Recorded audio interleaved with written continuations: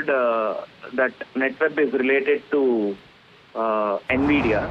Okay. US company NVIDIA. So the company's results are tomorrow. Mm-hmm. So could I expect some good levels in the coming 3 months, like 1700 or 1800 in the next 3 months? Okay. Okay. Got your query, Dheeraj. I'll take this up. Or else should I shift to any other count? Okay, got your query, Dheeraj. I'll take this up with Jatin quickly. Jatin, a very good morning to you. He wants to know the levels for something like a NetWeb Technologies for the next 3 months. What's the view like? Should he continue to hold or switch to some other counter?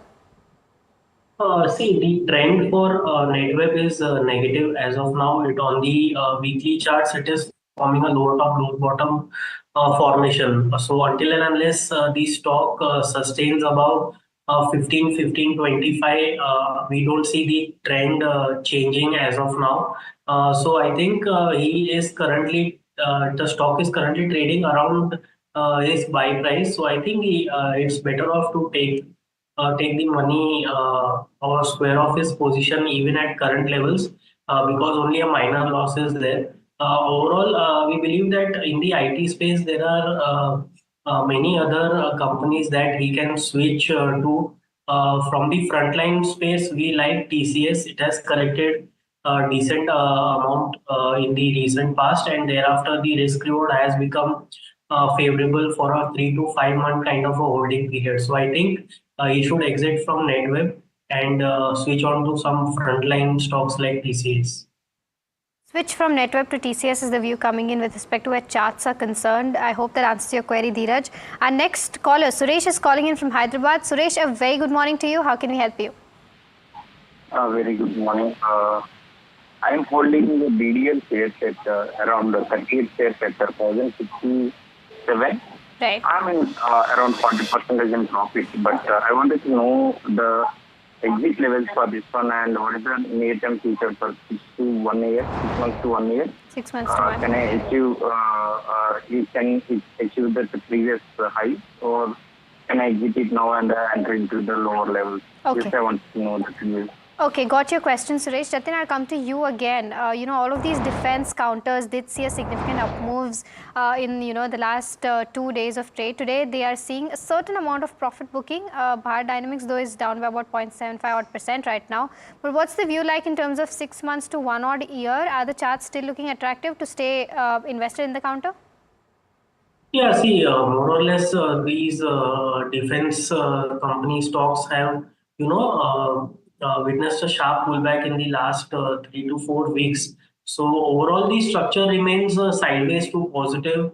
In case of BDL, the crucial resistance levels are 1795. That is the previous all-time high. So I think the stock is poised for a retest of the previous highs around 1800. So I think it should continue to hold. Having said that, he should definitely keep a stop loss of 1420 on the stock. So if the level of 1420 is breached on the downside, then you can again expect some range bound to price action in the case of BDL. Overall trend remains sideways to positive.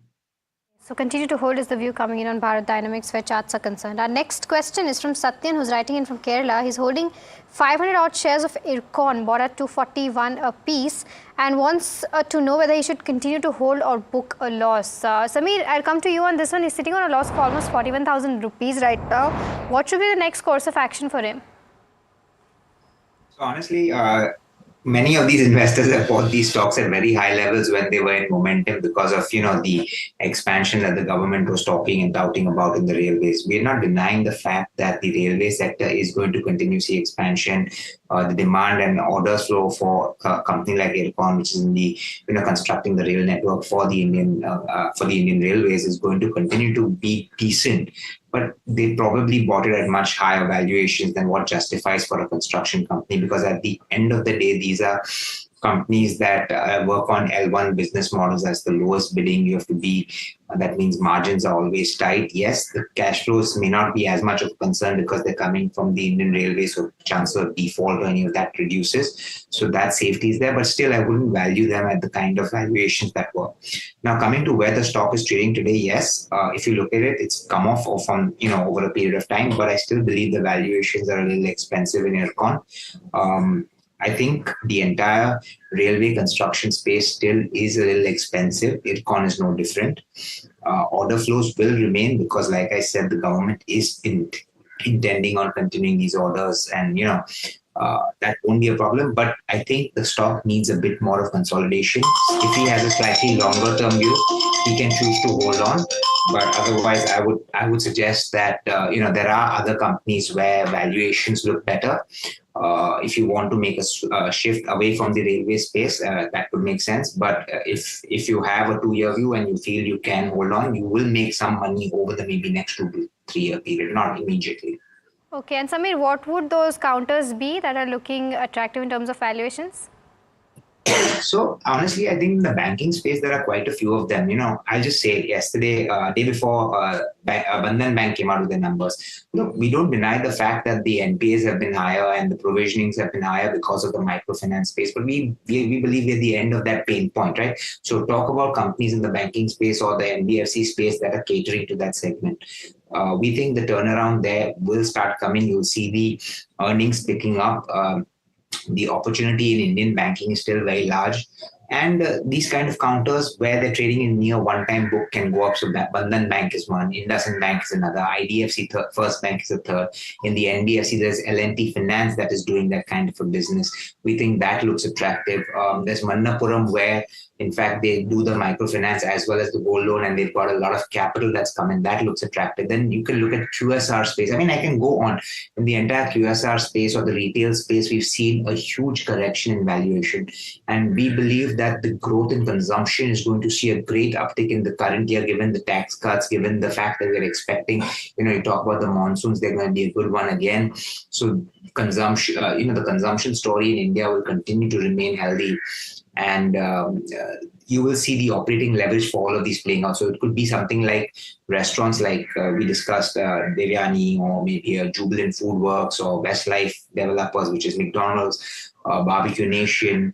Then in the retail space, companies like Bata, Metro Shoes, Manyavar, Trent, yes, valuations are very expensive. I'm not denying that fact. But, given the kind of reach that they have and the deep pockets that they have, given the parentage of the Tatas, I'm sure they'll be able to expand at a decent pace, get their SSSG going. And once that starts coming in, then the valuations need not look so expensive. So these are the kind of counters, I believe, where one can make more money than an Ircon at this point of time. Pretty comprehensive answer there, Samir. Thank you so much for that. Our next caller, Paramjeet, is calling in from Himachal Pradesh. Paramjeet, a very good morning to you. I believe you have a question on Blue Star. Yes. Good morning, ma'am. Good morning. Go ahead with your query. Having 400 shares of Blue Star at the rate of 1700. Okay. Want to know long term as well as short term view. Okay, I'll take this up with Samir then. Samir, what's your view like for something like a Blue Star and of course Voltas, because Voltas has been under pressure since quite some time now, since its Q3 earnings in fact. How do you compare the both of them and what's the view like? So, we believe the space in India where it comes to electronic and especially air conditioning is going to see a great uptake over a long term. So fundamentally, nothing wrong with the company. They will grow from strength to strength, no doubt. Similar with Voltas. Voltas has been going through a bit of a lull, but I think that you will see them being able to come back also as well. But the problem we face in the entire space, right? We are a value investor. We believe that something has to be bought at the right price, not just the fact that it's a good company and growth is there, so growth at any price. So it has to be growth at reasonable pricing. Sorry. So based on that, where we find the difficulty in a lot of these counters like Blue Star or Voltas, or the guys who actually manufacture the ACs, that your Dixon Technologies or your Amber Enterprises, is that valuations have run up far more than what fundamentals justify. We don't deny the fact that growth will be there. Every year you will see not only the replacement demand continuously increasing, but also new customers coming about. And like we talked about, the fact that we believe that consumption growth in India is going to see a good uptick, given the fact that we even crossed the $2,000 mark when it comes to your consumer discretionary, the per capita GDP. So once that starts seeing a bigger uptick, I'm sure these companies will do well. But your returns are going to be subpar. They're going to be under 15% CAGR return over a 2 to 3 year period. So if I were to do that, what is the point of investing in equities when you're going to get less than 15% return? So I would stay away from these counters, not because the fundamentals are bad, but because valuations are really expensive. Okay, so that's the view coming in with respect to where Blue Star is concerned. Our next question is from Natasha, who's writing in from Goa. She's bought Bajaj Housing Finance at 166 a piece and has bought around 908 odd shares. Wants to know whether she should continue to hold or sell. Jatin, I'll come to you on this one. What are the charts indicating for Bajaj Housing Finance?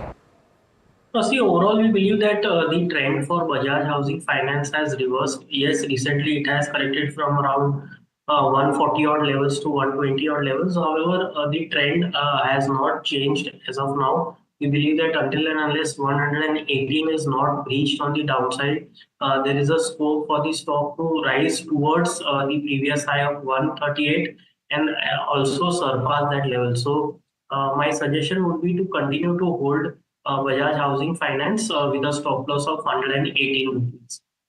Okay, so that's the view with regards to where Bajaj Housing Finance is concerned. Our next question is from Govind, who's calling in from Hyderabad. Govind, a very good morning to you. How can we help you?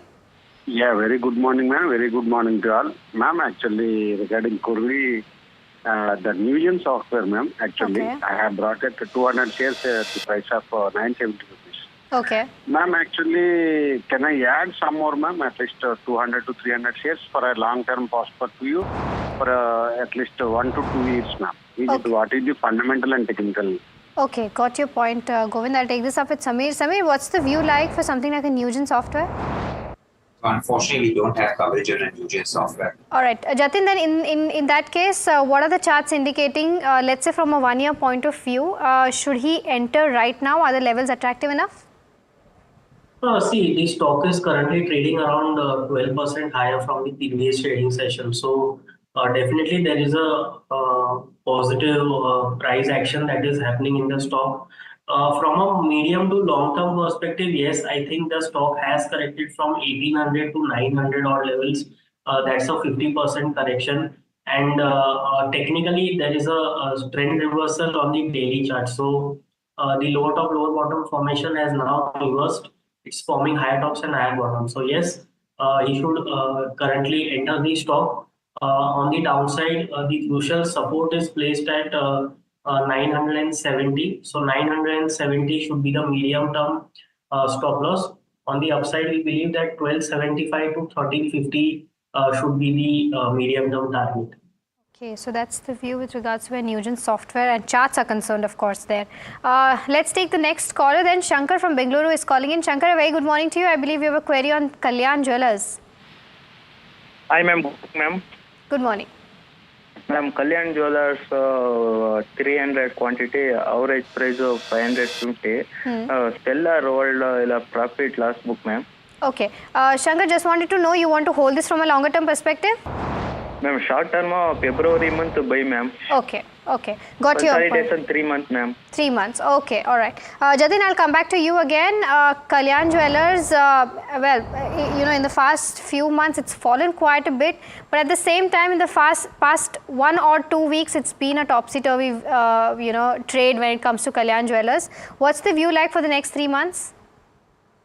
See, I believe that this bounce back that we have got from the lows should be considered as an exit opportunity. Overall, the structure still remains negative despite the rise from the lower levels. The structure is still negative. So this bounce should be considered as an exit opportunity. At current levels, the trader should exit Kalyan Jewellers. Okay, exit Kalyan Jewellers is the view coming in from Jatin. Well, Jatin, thank you so much. I believe we have to let you go. Thank you so much for joining us and sharing all those insights. Well, with that, it's time to slip into a very short break, but we'll be right back answering all your queries on the other side, so stay tuned.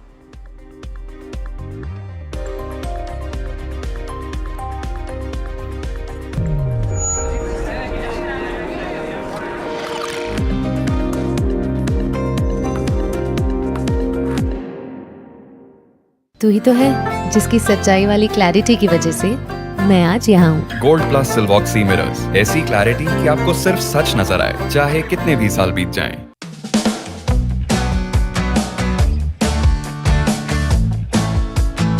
Let's start with the story of how Fasos began. You're working at McKinsey, and then you decide to start making rolls. Food was really always something very close. Food and football. You're painting a very stereotypical Bengali picture now, right? Yes. I was really missing the Kolkata rolls in Pune. Will you make a decent roll if you have? I can take a bite and say whether it's a decent roll or not. That's a very different skill set. We are not like Uber of India or Amazon of India. We are the first people in the world to do cloud kitchen at scale.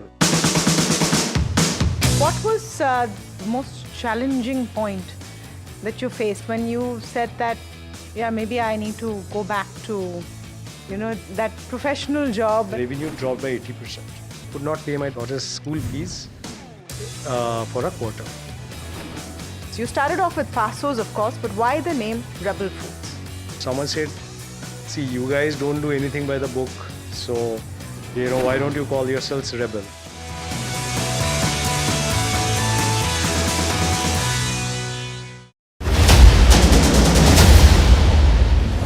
Apollo Tyres, now there's a buzz of a positive corporate development related to related to its European operations or European business that could come in.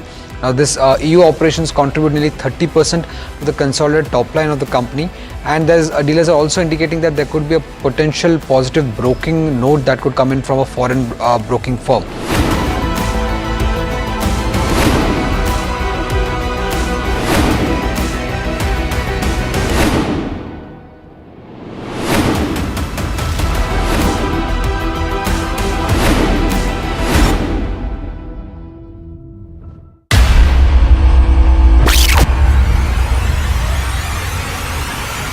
The last 1 month, if you see, the share prices of Genzol Engineering has fallen more than 58%. Why are the rating firms calling the debt payments as default? We have two credible credit rating agencies on March 4th coming and downgrading the stock to D. Statements are consistently being proven wrong, right. And transactions are being taken place which are different from what they were originally pictured to be. The company claimed it would roll out 6,400 electric vehicles. But what it has rolled out is a shocking scam.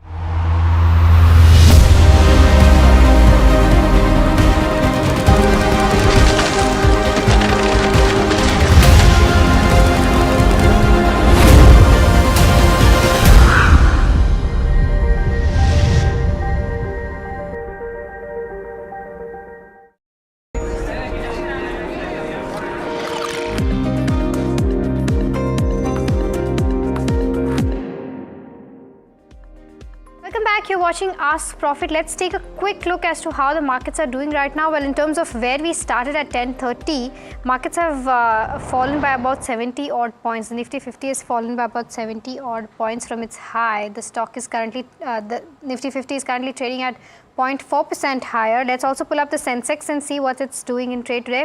Well, almost moving in lockstep with the Nifty 50, around 0.6% higher. The mid cap 150 is also losing some ground. It's down almost 84 odd points from its high, trading around 0.4% higher. The small cap 250, however, has upheld the kind of moves it had in the morning, up by about 0.6 odd percent. Let's pull up some counters that are really buzzing in trade. There's something like a Railtail which is up by 12 odd percent. Nugent Software also up by about 12 odd percent. Moil up by about 10 odd percent. Nuoco Vistas also up by about 8 odd percent. But let's shift to our queries then. The next query is from Sumit, who's writing in from Bengaluru. The stock that is bought is Dixon, bought at 17,800 a piece, and the quantity that is bought is 100. He wants to know that with respect to the current PLI scheme benefits given by the government, how is the EMS sector set to benefit, and Dixon in specific? Samir, I'll come to you on this one, and we're also joined by Sneha Seth, senior analyst at Angel One, also joining us now. Good morning, Sneha. And Samir, I'll come to you on this one. What's the view like with something like a Dixon, and of course your view on this PLI benefits given to EMS? So the BRI benefits is definitely a positive, right? At the end of the day, we want to increase the manufacturing in India and the exports that we do to the global world, global markets for when it comes to electronics, and not only global markets, but also cater to the Indian industry, right? So a huge chunk of the Apple phones and the Samsung phones that were manufactured internationally and imported are now getting manufactured in India. The problem lies in some of the components which are still having to be imported, right? So if the BLI can drive where we can do a bit of replacement of the not just the assembly, but also the raw materials, or not to say raw materials, but the products that go, finished components that go into assembling of a phone, I think that could benefit along with Wave. But PLI is not the only benefit that we have as of right now. So there's a huge benefit that will come to India, and especially companies like Dixon Technologies, which manufacture all of these EMS components, is that if China continues to have these higher tariffs, India becomes the next logical and best opportunity for all of these companies in the US to import of their products. So Apple is already talking of shifting their purchasing from India versus China, because that would reduce the cost quite significantly given the import duties. So India needs to act fast, and if we do, I think companies like Dixon and companies catering to that space could stand to benefit a lot. The problem again, simply, yes, we are factoring in a lot of growth, and these companies work on thin margins, like 2%, 3% margins net profit level. So these huge growth numbers obviously will drive some amount of operational leverage, but it will not be that significant, right, and valuations are high. So that remains the key risk, barring which I think these are great companies. Corrections are great buying opportunities, not at the current price. Right. Got your points. Thank you so much for that, Samir. Let's also shift focus to the Wave Summit that is being held in Mumbai, which brings together content creators, media houses, and the who's who of the nation's entertainment industry. Prime Minister Narendra Modi has called this an event to herald the power of India's orange economy. We have our reporters Agnidev Bhattacharya and Sanjana Chauhan, who's getting us all the action from there. Let's go across to them.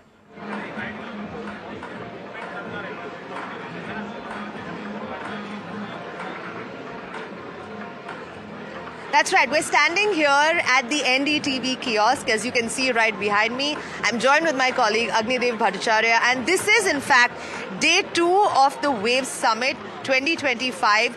Yesterday was a pretty important, powerful day with the Prime Minister kicking off and inaugurating the event. We also saw some star-studded appearances with Shah Rukh Khan and Karan Johar and Deepika Padukone, and we're also going to see a lot of key highlights taking place today. I'm going to quickly hand over to Agni to give us what's going to happen today, and then take it back to take you through the panel discussions that NDTV will in fact be moderating and are not to be missed. Agni, over to you. Right, so Sanjana, like you said, a power-packed day, so let me quickly take you through it. So first of all, today is the day we'll be seeing the Wave X platform being launched. Now, Wave X will be a platform for investors to meet businesses and startups in the media and entertainment space. Now, remember, this entire summit is based around the idea of creating a $50 billion economy by the year 2029. So do watch out for that. Second of all, the Create in India Challenge awards that are coming up today. Create in India Challenge, if you remember, was launched in August of 2024 by INB Minister Ashwini Vaishnaw, with challenges ranging across different sectors, including cinema, gaming, artificial intelligence, music, and more. 1 lakh participants and across 60 countries later, today we are here at Waves, where over 750 finalists are present. So the award ceremony is something you need to look out for. Lastly, the Global Media Dialogue. The Global Media Dialogue will see participation by of ministerial candidates from 25 different countries. Now, they will be exchanging best practices and ideas for driving the media and entertainment industry forward.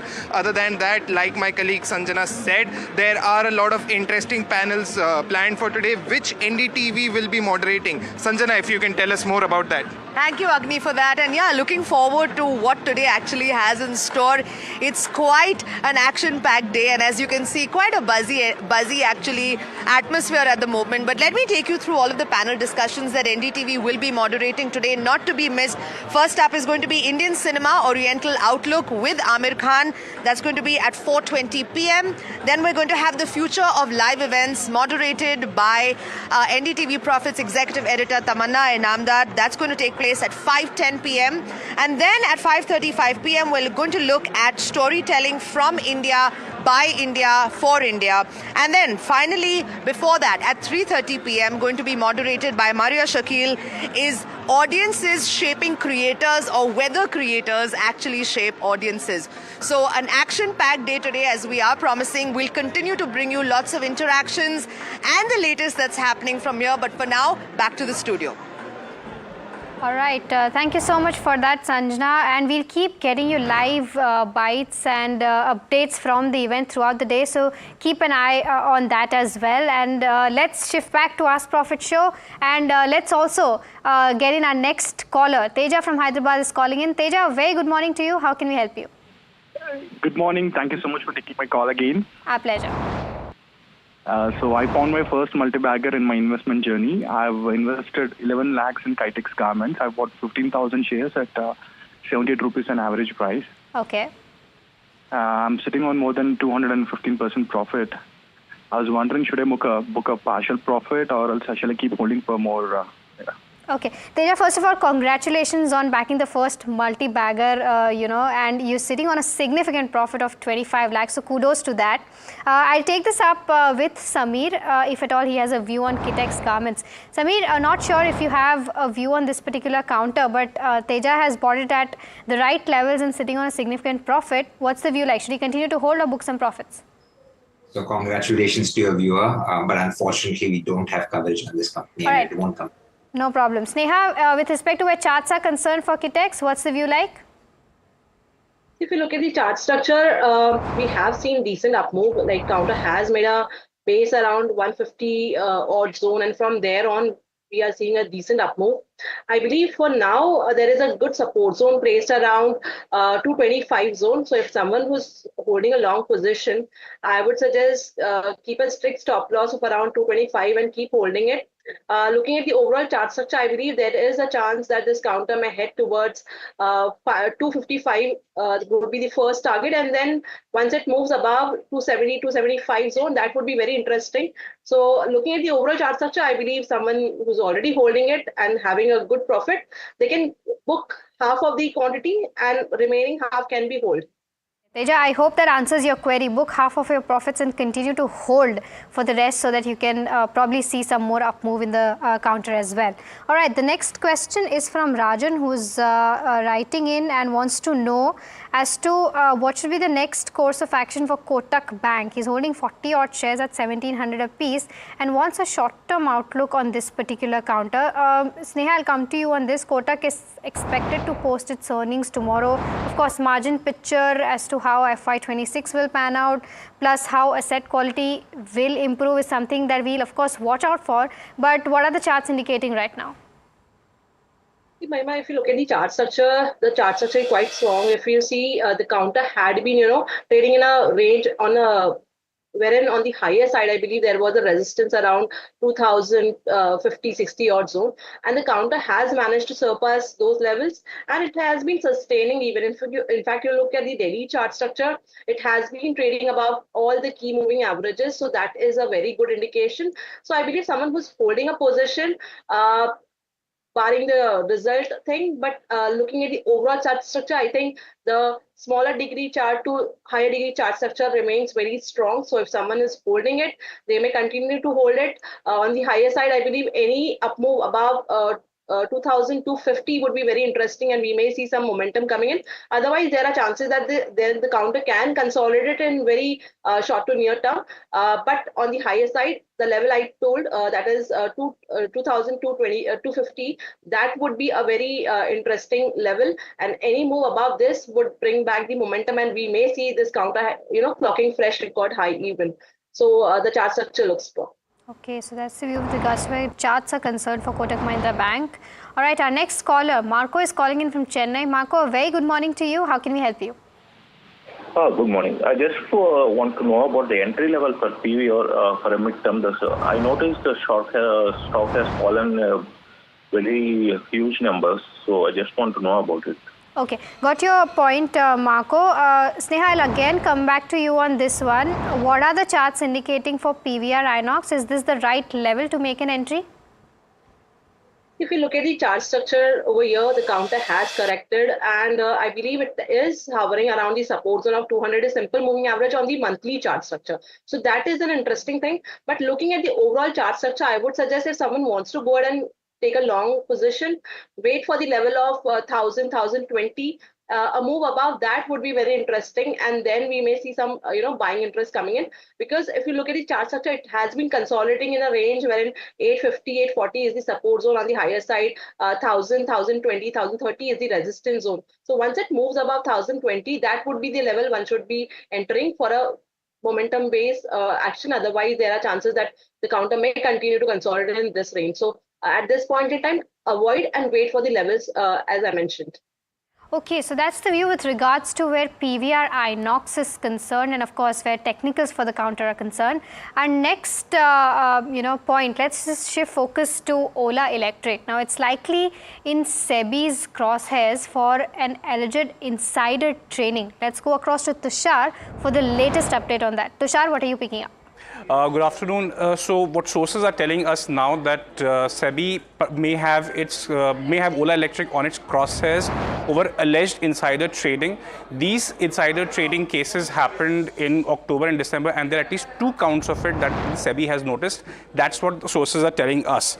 Apart from these trades, the SEBI may also be looking into related party transactions by the company, as well as the sales mismatch which was reported in the month of February. Remember, the sales mismatch or any kind of sales reported by the company is important to calculate revenue for that quarter, as well as the PLI benefits and the subsidy that the electric two-wheelers receive against the sales that happen. We actually looked into the insider trading data. Remember, it's actually not a crime for an insider to trade in the stock, but a non-disclosure is. So we looked into the data and emerged that the Ola Electric's VP, Claudio Zizzo, conducted 3 buy-sell transactions within a span of a couple of days between October and December. Zizzo also conducted a total of 5 buy-sell transactions that again split between only a few days in all since actually Ola Electric's listing in August last year. Again, this is a developing story. We have reached out to SEBI as well as Ola Electric for comments on the matter. They haven't responded yet. Whenever we have something more, we'll reach out. We'll actually let our viewers know. Right, thank you so much for giving us all those updates, Tushar. We'll keep an eye on the development for the same. Sameer, I'll quickly come to you on this one. The recent development indicates that the stock might see a significant amount of pressure if this is confirmed by the SEBI as well. What's your view with regards to this, and of course your overall view on Ola Electric? Okay, so let's put this. If one of the employees of a company trades and doesn't disclose or does something incorrect, that doesn't mean that the company is at fault, right? It just basically means that an employee either has no idea what he's doing or knows what he's doing and is still doing it, and then the company needs to take action against him. Does it mean that the company's sales are going to drop? No, it probably doesn't mean that. Now, when it comes to the other issue, so I'm talking about the SEBI issue. When it comes to the other issue of the reporting of certain numbers being incorrect in February, we need to wait for clarity that comes out.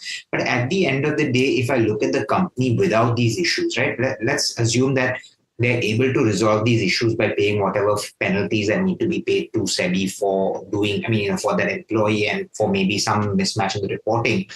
The company is actually poised to see a lot of growth. In fact, we are going to have our second pure play EV two-wheeler manufacturer list very soon, and that's going to kind of increase the market. So we've noticed that when 2 and 3 and 4 companies in a similar space list, the interest and the coverages increase in that space, and then people are going to try to extrapolate value and growth. And eventually, India is a growth story. I keep saying this, that growth is very important in India because that is where the money is really made. Value makes you the money as long as there is growth. So I believe Ola is poised for growth. I think a lot of the negatives are already factored into the stock price. The stock has seen a huge correction. I think after listing, it went up all the way to 140, 150 odd levels and is down to about $50 right now. So you're seeing a 66+% correction from the lifetime highs and even from the IPO price. They have their battery manufacturing capacity, which will come on stream, which will allow them to vertically integrate. They still are the market leader in the EV sales. They still have the largest market share, 23%. 3%. So, all the things that are positive should also be considered. And I believe over a period of maybe 3 years, there's good money to be made. All the noise will eventually die out. So for me, this is a buy. Yes, it could have hiccups in the near term because of these news flows, but barring everything, I think the company is poised to do well over a long term.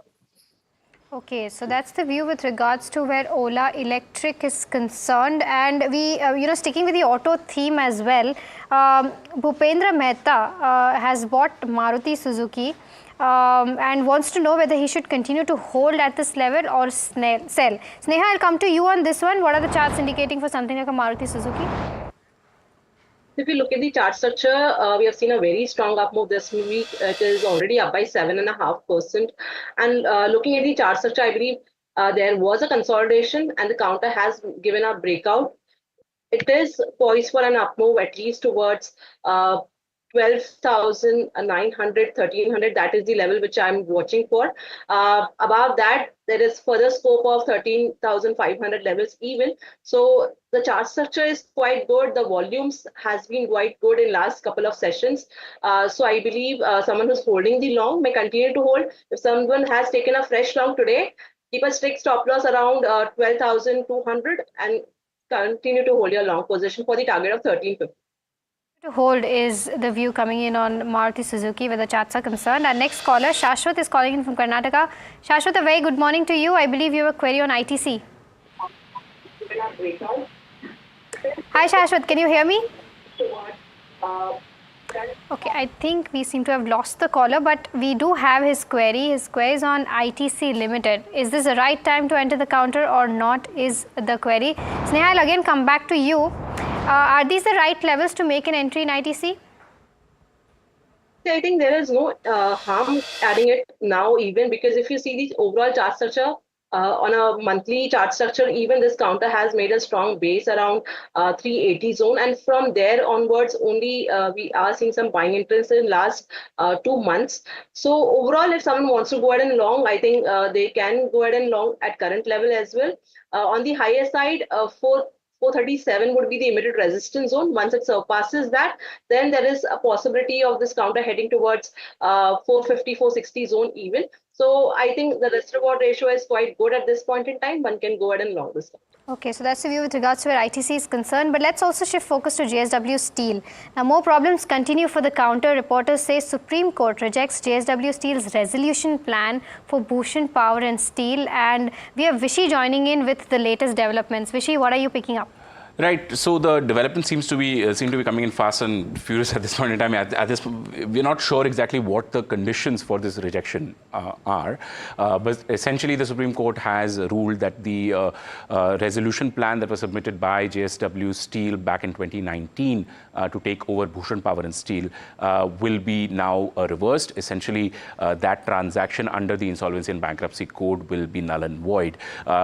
In 2019, the creditors had approved it, and then the transaction went through.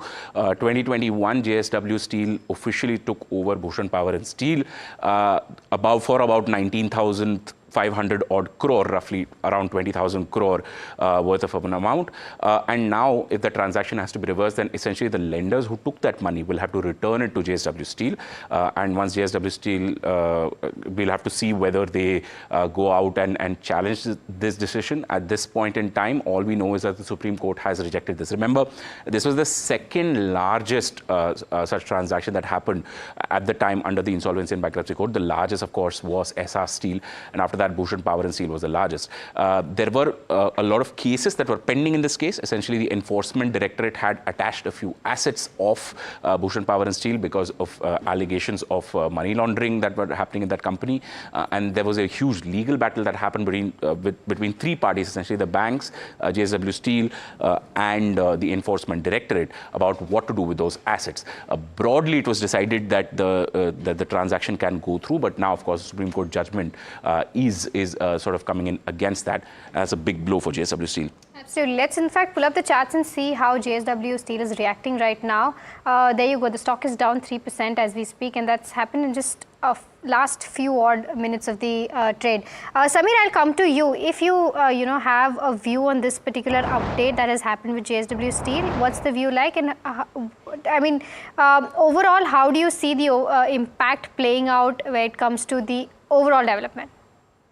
So Mahima, let's on this particular news development, is very difficult to give a view. But what I can say is, obviously, they're not going to take it sitting down. They will challenge it in the Supreme Court with a 3-judge bench or something else.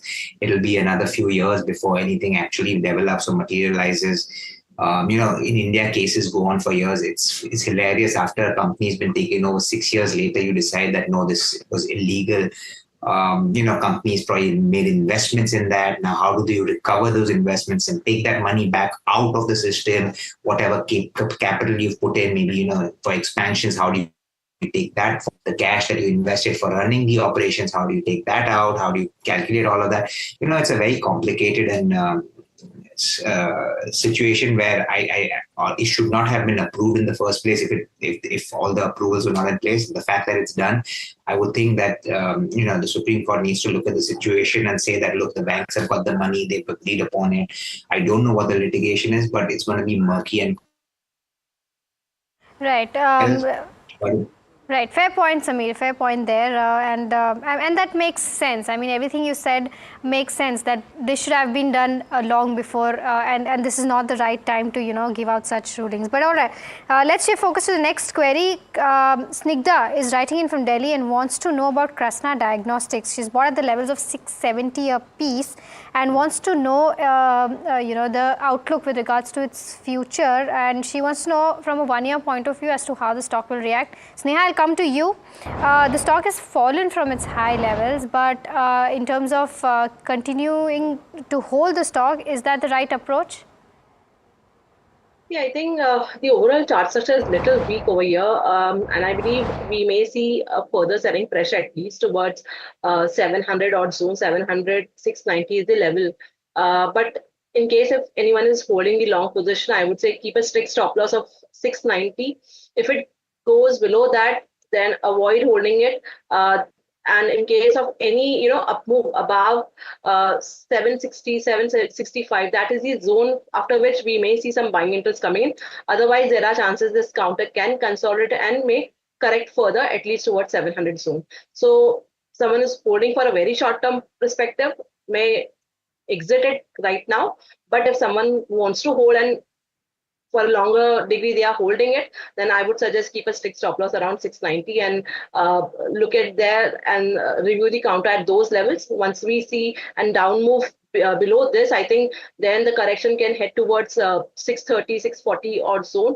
So at this point in time, for me, for a short-term trade, I would say that exit the long position. Someone who's holding and wants to still hold it for a medium to long-term perspective, keep a stop around 690 and so that's the view. All right, so that's the view with regards to where Krishna Diagnostics is concerned. Samir, Sneha, it's time for the rapid fire segment now. You both know the drill. Keep your answers as short as possible and I'll try to throw as many questions as possible at you. I'll start with the first query. Quickly, Samir, capital goods is something that our viewer wants to invest in from a longer term perspective. What are the top 2 stocks that you would suggest? Siemens is one of them, L&T is the other. Okay, Sterling and Wilson is the next counter. Prithviraj has bought 225 at the rate of 225 and 50 odd shares. Should he continue to hold? What are the charts indicating, Sneha? I think there can be further correction, so avoid. Okay, okay, all right. RI is the next counter, and what's the view like for the next 2 years, Samir? Pramod from Thrissur is holding 100 shares, bought at 1200 apiece. I think it's hold on. Stock has good momentum with it, and also the businesses will continue to do well. Okay, Tips Music is the next counter. Ajay from Delhi is holding 100 shares at a price of 201, sitting on significant amount of gains. What are the charts indicating, Sneha? Should he book profits? I think may continue to hold. Once we see an up move above 700, that would be interesting. Okay, Toms Varghese is holding 100 shares of Piramal Pharma, bought at 262 a piece. Wants to know as to what should be the outlook for the next 6 months. On the chart, Sneha? I think that the counter can be hold for the target of 1000, 1080.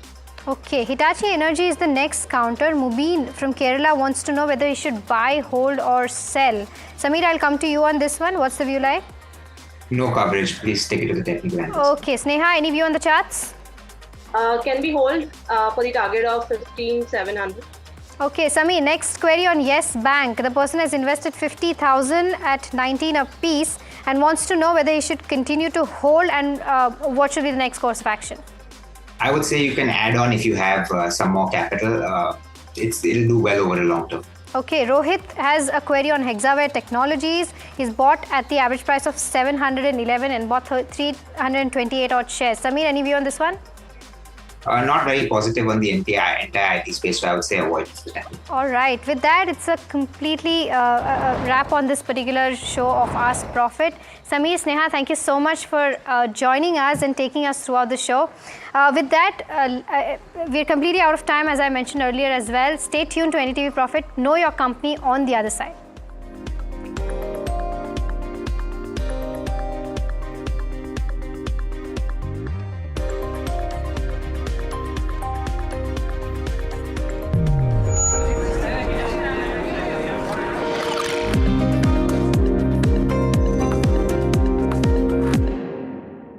That's huge. That is a biggie. It's on. Gold glass clear glass, पार हो या near, सब कुछ दिखे clear.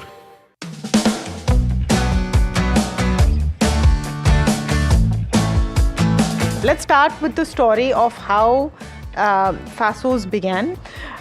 You're working at McKinsey and then you decide to start making rolls. Food was really always something very close. Food and football. You're painting a very stereotypical Bengali picture now, right? Yes. I was really missing the Kolkata rolls in Pune. Will you make a decent roll if you have? I can take a bite and say whether it's a decent roll or not. That's a very different skill set. We are not like Uber of India or Amazon of India. We are the first people in the world to do cloud kitchen at scale. What was the most challenging point that you faced when you said that, yeah, maybe I need to go back to, that professional job? Revenue dropped by 80%. Could not pay my daughter's school fees for a quarter. So you started off with Fasos, of course, but why the name Rebel Foods?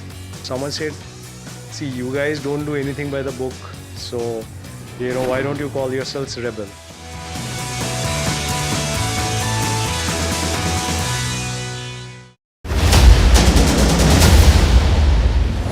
Apollo ties. Now there's a buzz of a positive corporate development related to related to its European operations or European business that could come in.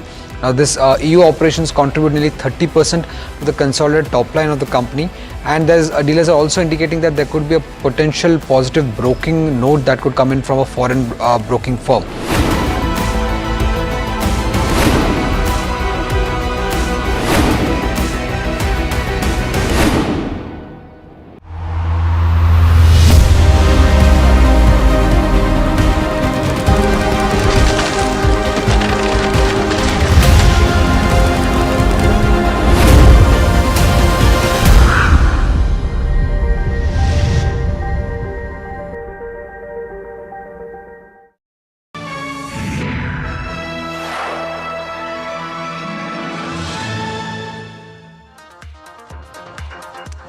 Hello and welcome. You're watching KYC and I'm joined by Puneet Javeri today, and we're going to take a look at one of the IT names, Hexaware Technologies.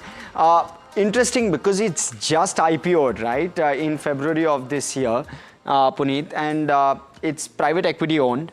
And generally, when it's private equity owned, they're here to create value. That's the perception. So let's try and get straight to it. Let's see if they're actually here to when it comes to Hexaware. One is they have a high exposure to quasi-US government agencies, and a lot of those are under the DOGE program, because of which there will be either some push with regard to spend timing, so the timing of the spend may actually get pushed, which could well impact the numbers for Hexaware, or you could see a squeeze with regard to spending altogether, which could impact the numbers for Hexaware. And that changes substantially in the 3 months and therefore warrants conversation. The second piece is with regard to impact of tariff delays in spending. Now, this likely has already been impacting IT companies this quarter as well as in terms of commentary. Also, the fact that that will impact what the Fed does in terms of rate cuts, and if that doesn't happen, will discretionary spend get impacted and will impact Hexaware Technologies in that sense. The third piece is with regard to slowdown in deal wins. We're already seeing that this quarter. There has been some bit of pessimism on this, and of course this is just an extension of my previous point. And the last one is the possibility of margin expansion. This could well be an upside trigger than a downside. Yep. But there is potential there with regard to margin expansion. Is that a possibility or not is something that we'll want to explore. And any of these could well impact the stock as well as the way in which one sees the business going forward. But with that, let's look at the business itself. What exactly does Hexaware do? It aids customers in their digital transformation. It embeds AI into every aspect of service that they provide. And we'll talk a little bit about their AI solutions as well. I've kind of listed down some of the products that they have, and we'll come to that. They have a suite of platforms and tools which enable the customer to embed AI into their systems and software. They have partnerships with enterprises and solutions which help customers accelerate the time to market and improve developer productivity. So both of those, we can come to the next graphic, both of those could well impact. So one is convert ideas into applications rapidly. So that's one big plus. And that is RapidX. That is what RapidX does as a product. Tensai is AI-powered automation platform designed to help organizations automate IT and business processes. And Amaze is for cloud migration. So all of these AI actually help each cohort of service that they provide to their clients and help optimize it through AI. So positive. Now, in terms of what their service offering offers and what kind of customers they deal with, that's the broad-based brush. And along with it is travel and tourism as well, and transportation as well, which they are well placed to serve in terms of their delivery and product. Last off, service delivery. How do they actually deliver service? They have 39 delivery centers. They have 16 offices in America, across Americas, Europe and APAC. And they have around 32,500 employees in 28 countries. So that's broadly the presence that they have, very much a global presence. As I did mention, they're Carlyle owned, and therefore no worries with regard to capital, even pre-listing. Carlyle has just sold some of its stake.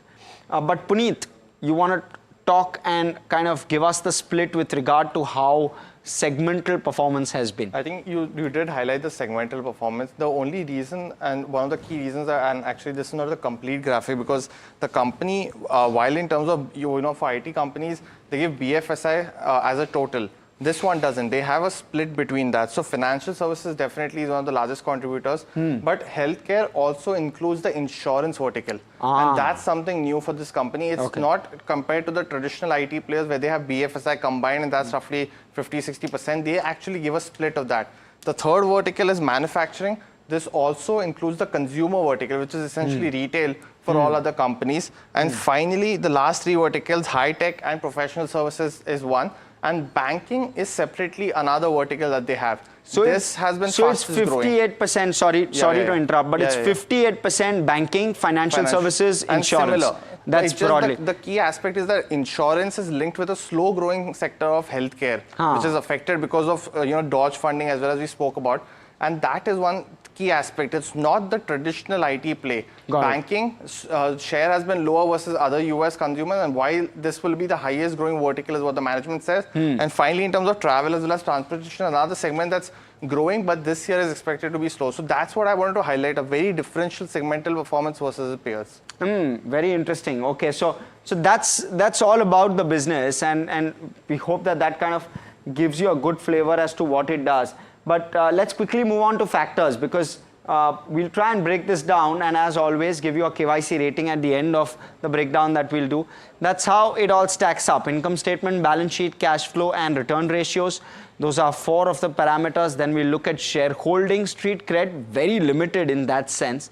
Street coverage, also limited, but we'll talk about it. And then Puneet hopefully gives us better perspective on the valuation to help us decide whether it's a good time to buy or not, or what kind of valuation to wait for, if at all that's the case. Let's look at the income statement, Puneet. Why don't you start with that? Well, definitely. It's a company that's recently listed again, but definitely the 3-year CAGR of the company has been growing at a 19%. That's a good rate in terms of growth. In September 2020, where the company delisted from the stock exchange, we had the transaction then come up in the next 8 to 12 months in that time itself. And then we've seen the last 3 years very strong for the company in terms of revenue. EBIT margins of the company has been at around 13 to 14%. That's largely in line with its mid-cap players as well. And profits have grown at a 16% CAGR for calendar year 24. And that's another thing. The company follows a January to December calendar timeframe in terms of financial performance. That between January to December 2024, the PAT was at 1174 crores. That's grown at a 16% CAGR over the last 3 years. So definitely we've given this a thumbs up. Strong performance over the last 3 years and expecting it to continue in this year as well, Harsh. Very interesting. So that's with regard to top line. While top line growth is good, Puneet, PAT is just 16% versus the EBIT growth of 20%. Would you reckon that there is some item which has seen a bit of a spike, which is why you're not seeing the 20% growth on PAT? So there are two things. One is the higher employee expenses, which has of course been recalibrated after acquisition. The second, you highlighted the AI part. That has led to investments by the company over the last 3 years. For TCS, just for example, they are investing 5,500 crores again this year. Last year also was similar. And that was double from FY23. So they have been investing in line with industry towards AI and incorporating that already with the current services they provide. So interesting. So that's where the company is putting in money and investing. And some of that will come up in the cash flow as well. But let's talk a little bit first about the balance sheet of the company. It's a clean balance sheet, as is the case generally with IT. There's equity shareholders funds roughly sits at around 5,700 odd crore. And when you're looking at the market cap of the company, it's around 43,000 crores. So in that sense, the price to book is steep. But look at the cash bank balances, around 2,000 crore of cash bank balance. There's a slight increase with regard to debt. There's a slight increase. It's around 500 to 600 crore, but nothing significant yet with regard to where the debt is concerned. And that debt is not even significantly impacting, frankly, the P&L account. The interest cost is super low. So a clear thumbs up with regard to that, and that's what you would expect from an IT company as well. Yes, definitely. Just some expenses in P&L like we spoke about, and cash flow as well. Essentially very clean. A 16% CAGR seeing over the last 3 years, 1,500 crores for calendar year 24. They will be looking to build on this in this year as well. And the net cash flow essentially, and that's largely because the cash flow from investment has seen an outflow of 600 crores. That's from investment that we were talking about. So they have been building on the investment side.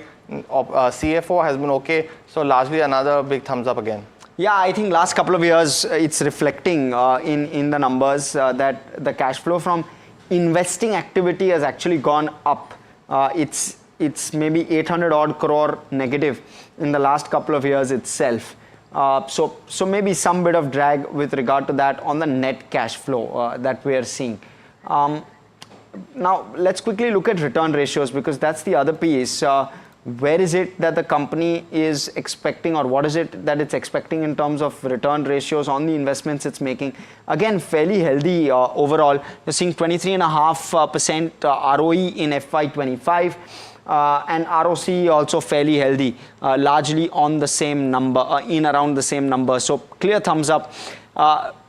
Please keep in mind that some of these ROE, ROC numbers improve very dramatically when it comes to IT companies, because you have, in comparison, a very low amount of investment that goes into the platforms and the businesses that they build. But you have recurring revenue which keeps coming in year after year, and you have new clients which keep utilizing the same services and the same platforms, and therefore your ROCE goes up. For example, a TCS has an ROCE significantly north of 40, ROE significantly north of 40, and therefore this has further legs to move up and move up quickly if growth were to kick through. Right, Puneet? Yes, definitely. You know, and that's reflected in the ROEs as well, as you rightly mentioned. Strong ROE numbers in this particular year as well. But you know, Harsh, what's largely been the shareholding like? Yeah, this is an interesting one. So delisting happened, and I'll take you through that journey a little bit. There was in 2020 there was delisting which happened. Hexaware delisted from exchanges. Baring Private Equity took over and bought Hexaware. Thereafter, we had Carlyle buy Hexaware from Baring Private Equity, and currently Carlyle continues to hold around a 75% stake in Hexaware Technologies. So Carlyle is currently the promoter of Hexaware, and Carlyle is what has helped Hexaware list as well, again on exchanges. Likely they have a pipeline to monetize the asset, but that's how the shareholding is playing out. Clearly a strong promoter in Carlyle. It's not an individual promoter or an promoter entity or a promoter group, and that kind of gives Hexaware that level of independence to operate, and gives it also the push and the recognition required to go global in a big fashion. So both of those are positive when it comes to how one looks at the shareholding. Definitely, and you know, the street coverage and the street cred, here's a little tricky part. I'll just take the street coverage first.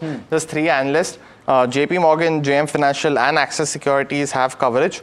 They are anticipating, if we can move on to the next graphic, they are anticipating, and all three have buy calls, of course. They are looking at a return potential of 22%. So that's definitely a positive. The only reason we've given it a neutral rating essentially is because of the limited analyst coverage, but the company has essentially, you know, in terms of, it's just been a very recent listing, just a couple of quarters in terms of results. So definitely a neutral is what we're giving. And also, the JP Morgan was also the banker for the IPO. So they have coverage. That's something that we see as a trend as well. But Harsh, overall, street cred, what do you make of it? Yeah, so again, not looking very pretty from a perspective that one, you already have a large private equity investor who has divested from the company in a big fashion. Again, I'll take you through that journey. September 2020, they delisted, their plans materialized, Baring took over. Thereafter, you had relisting, which happened on the 19th of February 2025, in around the price at which it's trading right now. So it's trading at around 700 rupees a share. That was the IPO price as well. The IPO opened at a slight bit of premium. So at 760 odd rupees is the IPO open. So return since listing, the stock is down around 7 to 8%. But so therefore very muted returns on listing and very muted returns even on IPO. And this is from February to now. When you have seen a reasonable amount of returns that we've seen, even generally from markets, given that we bottomed somewhere at the end of February and March, we started to see a bit of an uptick. Of course, April was the major one, but we've not seen that from a Hexaware yet. So no IPO returns per se for investors. Not much money left on the table is generally how one would look at it if one were to look at the kind of returns that we've seen.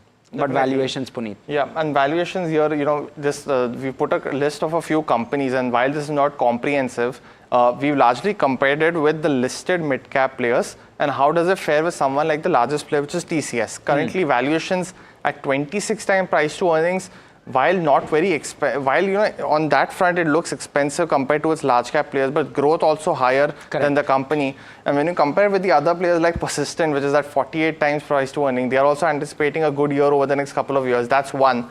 We've also added a couple of other players, Coforge, which is another big one in terms of, you know, a top mid cap company in the IT space. That's one, trading at 35 times price to earnings.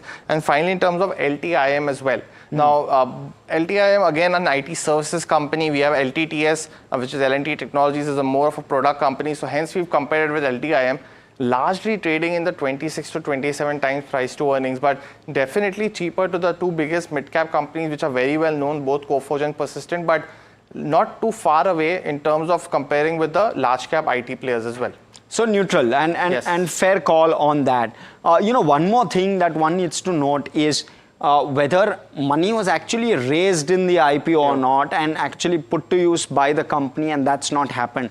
Something I just want to quickly flag off and clarify, because if it's an OFS, it means that the existing holder, which is Carlyle, has actually sold in the IPO. And that's something that you may want to bear in mind while you're making a decision on this company. Let's see how the rating stacks up actually as a result of all of this. You have 4 thumbs ups to start off. Clearly growth is decent on the income side of things. Balance sheet is clean, no doubt. Cash flow largely following the profit after tax. 16% growth on PAT, 16% growth on cash flow from operations. Return ratios also were fairly decent, 20% plus with scope for upside. We spoke about that. Shareholding is the other piece where you have 75% held by Carlyle, so thumbs up there. Street cred, nothing much left for investors, frankly, at least on IPO debut to now, you've not seen any returns for investors. Street coverage was a neutral and valuations are neutral because street coverage is low and valuations are largely in line with their larger cap peers and slightly at a discount to some of the medium-sized IT players. 6 out of 8 is what Hexaware Tech gets on our KYC rating. Now, in terms of outlook, Puneet, why don't you take us through what the company has guided for and what to expect therefore? Definitely, and this will be very quick because we spoke to the management as well on very detailed in terms of outlook, and the reason why I wanted to highlight is that the company actually has given a very detailed outlook in terms of both revenue and EBITDA. So if we can show that graphic as well, because in terms of revenue, they are anticipating in terms of Q2 to be moderate, but the Q3 is expected to be decent. This is again calendar year, so Q2 will be April to June, and post that will be Q3. They are expecting strong Q3 as well as Q4 for their company in terms of EBITDA as well. Very quickly, if I can highlight, they mentioned that in terms of EBITDA margin, and this is EBITDA, we don't generally see it, but they've given the guidance on EBITDA specifically. That is expected to be between 17.1 to 17.4% range. They're currently at 16.7, so not very far off. And essentially, I asked the management on this, and they've said that they will be starting to invest in terms of growth going forward as well. But largely, very positive guidance, Harsh, overall as well. Okay, so positive guidance overall, but let's quickly hear it from the management themselves. We spoke with the management of Hexaware. Here's a slice of that conversation. I'll say at a broadest level, it is a surprisingly normal quarter for us, right? Notwithstanding all the uncertainty that is happening, it was a normal quarter for us. Like you said, the revenue profile was as expected. We actually improved our margins. But the best thing that happened was we won a number of deals that positions us really strongly for the remaining quarters in the year. We also added quite a bit to our large deal pipeline. So between the two, there's just a lot of confidence about the future for us.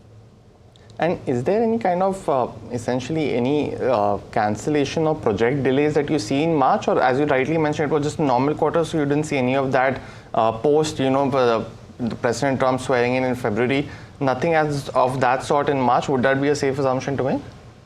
Well, I'll say actually we had two that, one happened at the end of Q1, one actually happened in early part of Q2, but since it's material, we already spoke about it. In spite of that, we will have a good Q2. Now, without that, we would have had a great Q2, but in spite of that, we will have a decent Q2. And actually, those quarter-on-quarter headwinds will go away in Q3. So actually, Q3 will accelerate growth. Now, just wanted to get into the segmental performance of the company. You have separately financial services, you have insurance, which is with healthcare, as well as banking as a separate segment.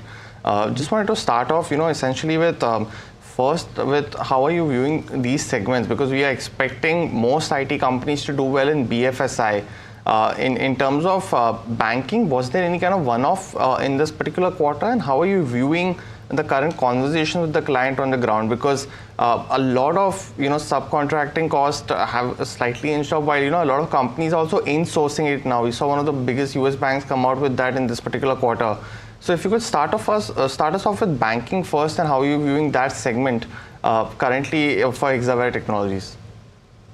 So we operate on a calendar year basis. By end of this calendar year, banking will be at a point where we are banking is outgrowing company average on growth. Now, this is in spite of having, like you said, a negative start. Now, the negative start is a consequence of a number of projects and programs that ended, but we have a fairly large number of deal wins here, and we have a large pipeline. So even as early as Q2, you will see a very sharp turnaround. We may actually end up having double-digit quarter-on-quarter growth for the banking sector. By end of the year, we will certainly be at a point where we are growing better than company average. That's in banking. Now, you mentioned earlier that a lot of companies in our sector are expected to do well in banking and financial services. That is correct, because these industries are not first-order impact from tariffs. And actually, between banking, financial services, and insurance is a part of another vertical, it's well in excess of 50% of our revenue. So, and these are not industries that are directly impacted by tariffs. And, sir, I just want to take the point forward. As you mentioned, it's not banking as well as BFSI essentially not seeing first order effect, but we've seen a lot of essentially some effect on the healthcare vertical for the IT space as a whole. We've seen some cuts for research organizations in the US because of DOGE, and those were essentially funding a lot of IT spends, at least for the mid-tier IT companies. I want to understand your outlook for it, because you also have the insurance vertical that, and as you rightly said, healthcare and insurance is roughly 20%. Banking being at 8% could grow faster, and that's a very positive outlook coming from you. But for healthcare and insurance, if you can just give us some separate commentary for the two. Seeing some pressure in healthcare because that's been something that's been echoed around, and insurance as well because the costs have gone up materially. How are you viewing these two segments, at least for this year? And I know it's a very uncertain environment, so in terms of guidance, you don't give guidance, but currently on the ground, what are you seeing and what do you expect for the next couple of quarters at least? So first is at an aggregate level between those two segments that we report together, we actually expect that we will have a decent performance for the year.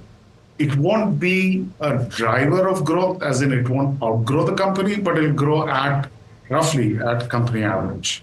Now, between the two, I think insurance will do better for the reasons you mentioned. Now, we don't have kind of work directly from agencies that get funding, but we do have life sciences customers. There is a general downward kind of sentiment on vaccines and drug manufacturers.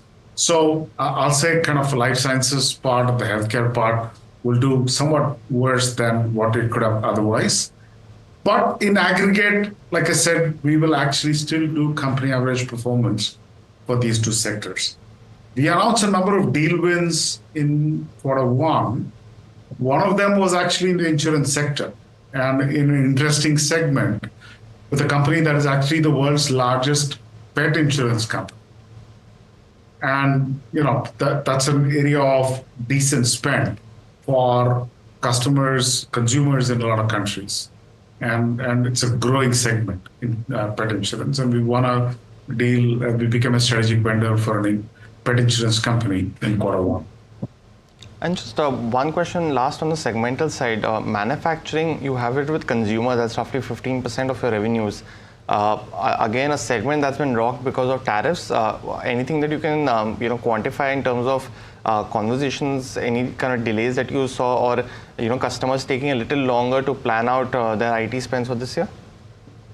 Definitely, yes. Unfortunately, it has already been kind of a segment that is not done as well as company average for us.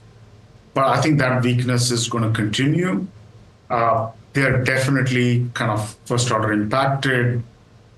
Fortunately for us, it's only 15% of our revenues. And so you've given a very detailed, in terms of not guidance but outlook as you're calling it, and I just want to get into that a bit, because you said that Q2 you're expecting to deliver reasonable but not sharp growth, but Q3 will have accelerated growth. What's giving you the confidence as of now? Because it's still some time away for you, but 6 months down the line in such an uncertain environment, what are you seeing currently? Is it the confidence of deal wins or something that you can tell us? So three things I'll say. First, again, I want to reiterate, we operate on a calendar year. So Q3 for us begins from July. So it's not 6 months away. Two, we had we called out specific headwinds for Q2. Now, actually, but for those, Q2 would have actually been a very good quarter. It'll still be a good quarter. Okay? And those kind of quarter-on-quarter headwinds will go away. So that is going to kind of be additive to the growth from Q2 to Q3. All right. So hope we've tried to, or rather we've tried our best to break this down as comprehensively as possible. Thanks so much for joining us, Puneet. And thank you, viewers, for staying with us. For now, it's a goodbye. Stay tuned. More action on the other side.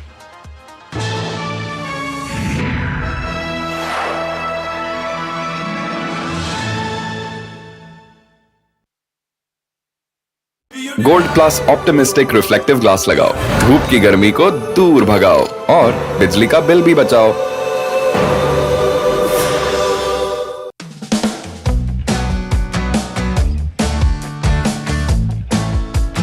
Let's start with the story of how Fasos began. You're working at McKinsey, and then you decide to start making rolls. Food was really always something very close. Food and football. You're painting a very stereotypical Bengali picture now, right? Yes. I was really missing the Kolkata rolls in Pune. Will you make a decent roll if you have? I can take a bite and say whether it's a decent roll or not. That's a very different skill set. We are not like Uber of India or Amazon of India. We are the first people in the world to do cloud kitchen at scale. What was the most challenging point that you faced when you said that, yeah, maybe I need to go back to, that professional job? Revenue dropped by 80%. Could not pay my daughter's school fees for a quarter. So you started off with Fasos, of course, but why the name Rebel Foods? Someone said, see, you guys don't do anything by the book, so, why don't you call yourselves Rebel?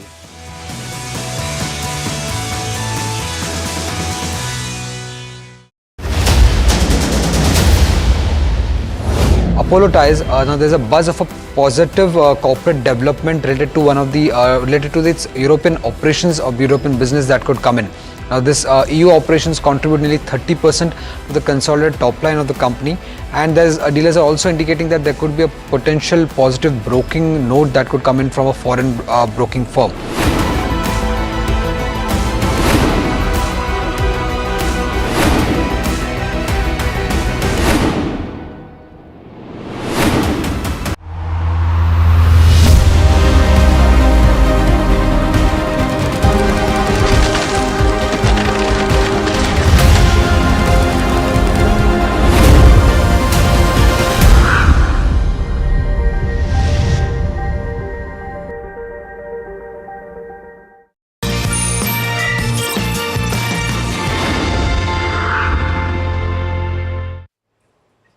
Hello and welcome to Markets at 12. I am Puneet Zaveri, and let's first look at how the markets are doing, because it's been a very interesting day after a holiday yesterday. Coming in at Friday, we spoke about the implied open being very minimal, just about 20-30 points, and while we did hit a high of about 24,589 on the Nifty, we've seen some pullback from those levels now, very close to the day's low. We did touch the day's low and now up just about 50 points from that at roughly about 24,350. Let's first look at the key contributors of the Nifty, because we've seen banking and IT mostly drive the Nifty both on the upside and the downside. Today we are seeing banking again with ICICI Bank being one of the key ones. in terms of contribution. Reliance as well is contributing in the green. And Adani Ports, after a stellar quarter for earnings, also providing positive pivot to the Nifty. On the other side, seeing some pressure on JSW Steel, and that's largely, because of, what's coming in terms of news flow affecting the acquisition after Supreme Court has, essentially rejected the resolution for Bhushan Power. That was seeing a lot of cuts right now in terms of trading and prices. Kotak Bank as well on the downside. We are expecting Kotak Bank earnings sometime this week, so that's another key aspect. Apart from that, let's look at the mid cap and the small cap as well. If it is outperforming the benchmarks or no. Currently, not so much. 0.25% down in terms of mid cap 150. The small cap as well, it's slightly in the green, so at least outperforming the mid cap index. And finally, in terms of BSE 500, let's see how that is doing in some key stocks, because again, it's been one of the markets where stocks are reacting heavily in terms of news flow as well as results. Sonata Software, another day of being in the green. The company post announcing that they'll see some pressure in Q4 in terms of revenue degrowth. It's taken off after the company's multiple deal wins. That's another one, another 6% on the stock. Credit Access also seeing something in the green today as well. Another one is Novoco Vistas based on earnings, and on the downside, seeing some pressure essentially on something like a Godrej Agrovet, Phoenix Mills, as well as Indus Towers as well. Let's also quickly pull up something like a Paras Defense as well, see how it is doing in trade, because the company did come out with its earnings. Earnings largely, were a decent set of numbers, and we have Anushi now joining in as well to talk about it, and we also have the management joining in. But before we go, Anushi, how were the earnings essentially for Paras Defense in Q4? Right, it's a strong growth numbers that we are looking at now. In terms of where the revenue was concerned, we are looking at a 36% of a growth, while margins have expanded to 26% as compared to the 15% mark that we are looking at last year. Other than that, the company has also approved splitting of each share into two, so that's the ratio that we are seeing. But it's the FY25 performance which is a standout. Now your revenue is up over 44%. Now in line with the this is again with the company's guidance of 40 to 50% of growth that they have targeted for FY25 and 26. But to discuss more, let's welcome in Amit Mahajan, the Director of Paras Defense and Space Technologies, to discuss how the quarter and how the year had gone by. Firstly, now, if you look at the FY25 performance, we are looking at a 44% of a growth. I want to understand the outlook from you for FY25. Is this the trajectory that we'll continue to see for the near term, the 2 to 3 years picture, the 40 to 50% growth? To talk to us about the fourth quarter and the outlook forward for the next 2 years. Good afternoon. Actually, thank you so much for having me on the show. Yes, the growth is something that we provided guidance for. We expect ourselves to continue with this trajectory for the next couple of years for sure, because this is primarily fueled by the order book that we have, very, very strong order book that we have, and a very, very nice developing, evolving and growing opportunity funnel that we see, which is today in excess of 2,000 crores. Okay, so if we see the last update on the order book, we are looking at an order book of around 835 crore. If you can just give us an update on what's the current order book standing like, what were the kind of inflows that you saw in the previous quarter, and what is the expected growth that you see from here onwards in terms of the order book which is there? So we, when you say 835, that was Q3. Post that, we also delivered in Q4, which was a good delivery from our side. And in spite of that, we are maintaining an order book of in excess of 900 crores. Now, moving forward, we will always have I would rather mention that it is 2.5x of the revenues that we will maintain our order book. We will cross 1,000 crores very, very soon, and we are looking at a 1,500 crores order book. So that's the kind of a steady order inflow is something that we are expecting. And the good part is the opportunity funnel is swelling. And it's, when I say opportunity funnel, these are opportunities which are largely more than 60%. We have an opportunity to get that business. So that particular is swelling now beyond 2,000 crores. So the opportunity funnel that you're talking about for this order book to reach to the 1500 crore level that you're seeing, most of it, if we see, is from the optical system, wherein you're eyeing at a higher market share. Talk to us about this segment. What is the kind of contribution that you expect going forward from the optic side of the business as compared to a defense engineering? Because even if we see in the fourth quarter, while we did see about a 22% of a dip in the defense engineering mix, it's the optic segment which has led to this kind of a strong growth trajectory that we've seen. So order book always is skewed in favor of optics and optronic systems. Defense engineering orders, they come in and they get executed much faster as well. So although the order book will be 60-40 or 65-35, eventually you are seeing that the revenue mix defense engineering catches up and takes it closer to 50% of our revenues. The profitability is largely influenced by optics and optronic systems, and that's where the company would always look at focusing. Moving forward, we would want to take the revenues in favor of optics and optronic system, going into a 55%, where 45% will come from defense engineering. And moving forward, the same trend will continue. The opportunities that we see are in the area of submarine periscope. They are in the area of border defense system, which actually is a defense engineering product. But space cameras, then Controp, the systems that we develop along with Controp, these are the products that will see a good amount of growth in the coming years. Along with that, the optical systems for space applications and high energy lasers for air defense applications. So these are the areas that we look at moving forward to give us the necessary growth that we anticipate. Amit, just a follow-up on this. Can you just give us an execution timeline now of this 900 crore also, if you're seeing, if you have to divide it between the two segments, which is the defense engineering and the optics and optronics segments, what is the difference in the timeline that you are seeing for the execution? Because as you mentioned, the defense engineering orders are executed more quickly. So if you can give us details on that, and what's the kind of optimal mix also that we'll be seeing for FY26?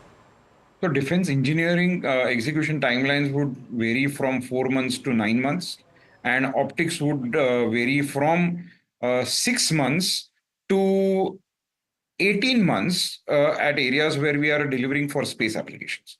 So because in optics, we are covering the whole gamut of not just defense, but also avionics and space. And that's where the range is very, very wide. Moving forward, the order book that we have on hand is on an average executable within a year's time. 1 year is the kind of execution period that we are seeing for the overall picture that we are seeing for the 900 crore order book. Also want to understand the margin profile going forward. Now this year we've clocked in about 26% of our margin. Want to understand FY30, is this the kind of number that we expect to maintain, or because in the past we've seen that you expect a higher profitability going forward. So what's the kind of margin profile that you see for the business? We would like to believe that we will, at the minimum, sustain these margins, because we are happy with the margins that we've been able to derive out of the business. At the same time, there are certain favorable conditions which we hope will improve our margins, because the quantity per system is increasing. So in the same particular order, now I'm delivering larger quantity of the same particular unit. Now this will have a positive impact on not just on the cash flow or the working capital requirements of the company, but will also result into an optimization of the manufacturing process, resulting directly positively on the profitability of the system. So we are looking at slightly bettering the profitability from here on. Now, Amit, this update, we've spoken about it before, which is the MOU that you've signed with the Maharashtra government for the proposed optics park, 10,000 crore of an investment required for the same. Want to understand, considering this development which is there, it's a long-term picture that we are looking at. So considering this development and other more project in pipeline, what's the kind of capex that you look at? And also, if you are seeing more of fundraising options as well from equity or debt, what's the kind of picture that we are building from that front? So I think the capex requirement of the company is going to be very, very minimal. Whatever capex, a little bit here and there, utilization or better utilization of assets that we already have, that those capex can be done by self-accrual purposes. But moving forward, the company can scale up to a 4-digit revenue without doing a major capex And that was evident from our last fundraising that we did. We did not put any of that fundraising for capital expenditure. We continue to do that because now we are consolidating. We are coming out with more value-added product, moving up the tier when it comes to our products and solutions. So that answers that. When it comes to optics park that we are looking at, we are working with the government of Maharashtra. Government of Maharashtra has been very, very proactive. I have to give a lot of credit to them. They're being very proactive in facilitating that for us. And there the capex requirements will have its own. It will depend upon the plan that we execute, how we gradually ramp up, what we gradually ramp up, what we take it on the priority, and what we do it later. That's something that we will have to work out that plan, and the capex requirement for that will be satisfied by the plan that we come out with. Okay, so that was quite understandable, and thank you for that detailed answer. But my final question to you is about the recent update on one of the reports that kind of stood out, which was the Cabinet Committee has approved the launch of 52 surveillance satellites, and this presents about a $250 billion of a program. Now, being in this space, this is a key opportunity that we are seeing for Paras Defense. So what is the kind of scale or development that you're seeing from this kind of an opportunity which is there? Precisely, as I told you, the 5 pillars of our growth revenue, one of that is going to be space programs. All the optical payloads that are going to be a part of these space missions that are launched, Paras will have a significant role to play. And we are hoping that, our value per offering only goes up from here. I have to again credit my customers and my partners, I would call it the space agencies of the country. Have been very, very supportive. They have handheld an industry like Paras and developed us into a more and more value-added partner of theirs. And we are hoping, today we are doing space cameras, we are doing space telescopes, we're doing a large amount of that. We would hope that we are doing more and more work for these agencies, and we are extremely satisfied with the opportunities that they want us to be a part of. This can be seen in our presentation, which is public, that the kind of programs that we are aiming to be a part of. Okay, well, thank you, Amit, for joining in and sharing your perspective on what the future holds for Paras Defense. Again, very interesting to look at. 900 crores kind of order book that we can expect over the company. But another stock which is in focus, Puneet, is something like an Adani Enterprises, right? Definitely, and the defense conversation, definitely something that, and Anushi, thanks so much for being part of that. Has been one of the key aspects for the private defense companies as well. But let's move on to Adani Enterprises now. It's gaining over 0.5% after the company announced its quarterly earnings yesterday. Net profit jumped almost 7.5 times versus last year to over 3,800 odd crores, which was boosted by a one-time gain from the sale of a 13.5% stake in Adani Wilmar. Now, Group CFO, Mr. Singh, breaks down the key numbers for us. Listen in. Good afternoon, everyone. Thank you for joining us today for Adani Enterprise results for the quarter and year ended March 31st, 25. The financial year 25 results once again validate AEL's position as one of India's leading business incubators, focused on developing large-scale utility and infrastructure platforms through timely project execution and consistent growth. AEL's portfolio is categorized into incubating and established businesses, spanning energy and utilities, transport and logistics, consumer services, and primary industries. Key incubating businesses include the Adani New Industries ecosystem, data centers, airports, and roads. The established segment consists of primary industries vertical comprising mining, services, metals and materials, commercial mining, and industrials. The consistent higher growth of incubating assets boosted overall consolidated results for financial year 25. Consolidated income up 2% to rupees 1,365 crore. Consolidated EBITDA up 26% to 16,722 crore. Consolidated PBT up 16% to 6,533 crore. In addition, AEL realized a gain of 3,946 crore from the sale of 13.5% stake in Adani Wilmar Limited, disclosed as an exceptional item. We are pleased to share that within just 2 years, the EBITDA and PBT of our incubating infrastructure businesses have surpassed AEL's consolidated 23 numbers. Incubating business financials for 25 and major updates. Income up 42% to 34,546 crore. EBITDA up 68% to 10,025 crore versus AEL's financial 23 EBITDA of 10,012 crore. PBT up 87% to 4,996 crore. This is versus AEL's FY23 total PBT of 3,607 crores. Anil Green Hydrogen Ecosystem EBITDA increased by over 100% to 4,776 crore. Module sales have consistently achieved run rate of 1 gigawatt per quarter, and expansion work has started for additional capacity of 6 gigawatt cell and module line. Wind turbine capacity has now been expanded to 2.25 gigawatt from 1.5 gigawatt per annum.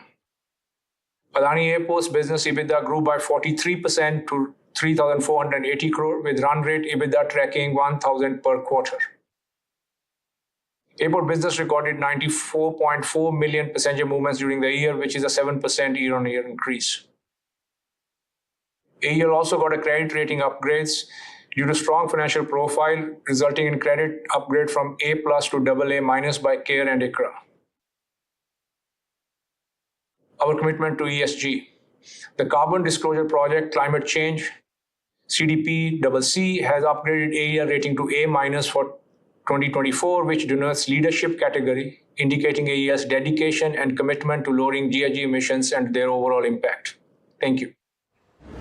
Well, that was the CFO of Adani Enterprises. But let's quickly look at the Nifty Auto and how the stocks are performing. Because we have seen the April auto numbers come in, and it's a very interesting trend now because within segments as well, like two-wheelers, we are seeing some key outperformers and some key losers, and that's prevalent across the four segments. So when you look at the two-wheeler space, as is on your screen, there are two key trends that prevailed in this particular quarter. One was definitely the scooter share outperforming the growth of motorcycle, and that's visible in the growth of something like a TVS. The other aspect is the export growth of companies, which has actually been higher in this particular quarter. Both TVS and Eicher benefit from that as well. The other key aspect is on the passenger vehicle side.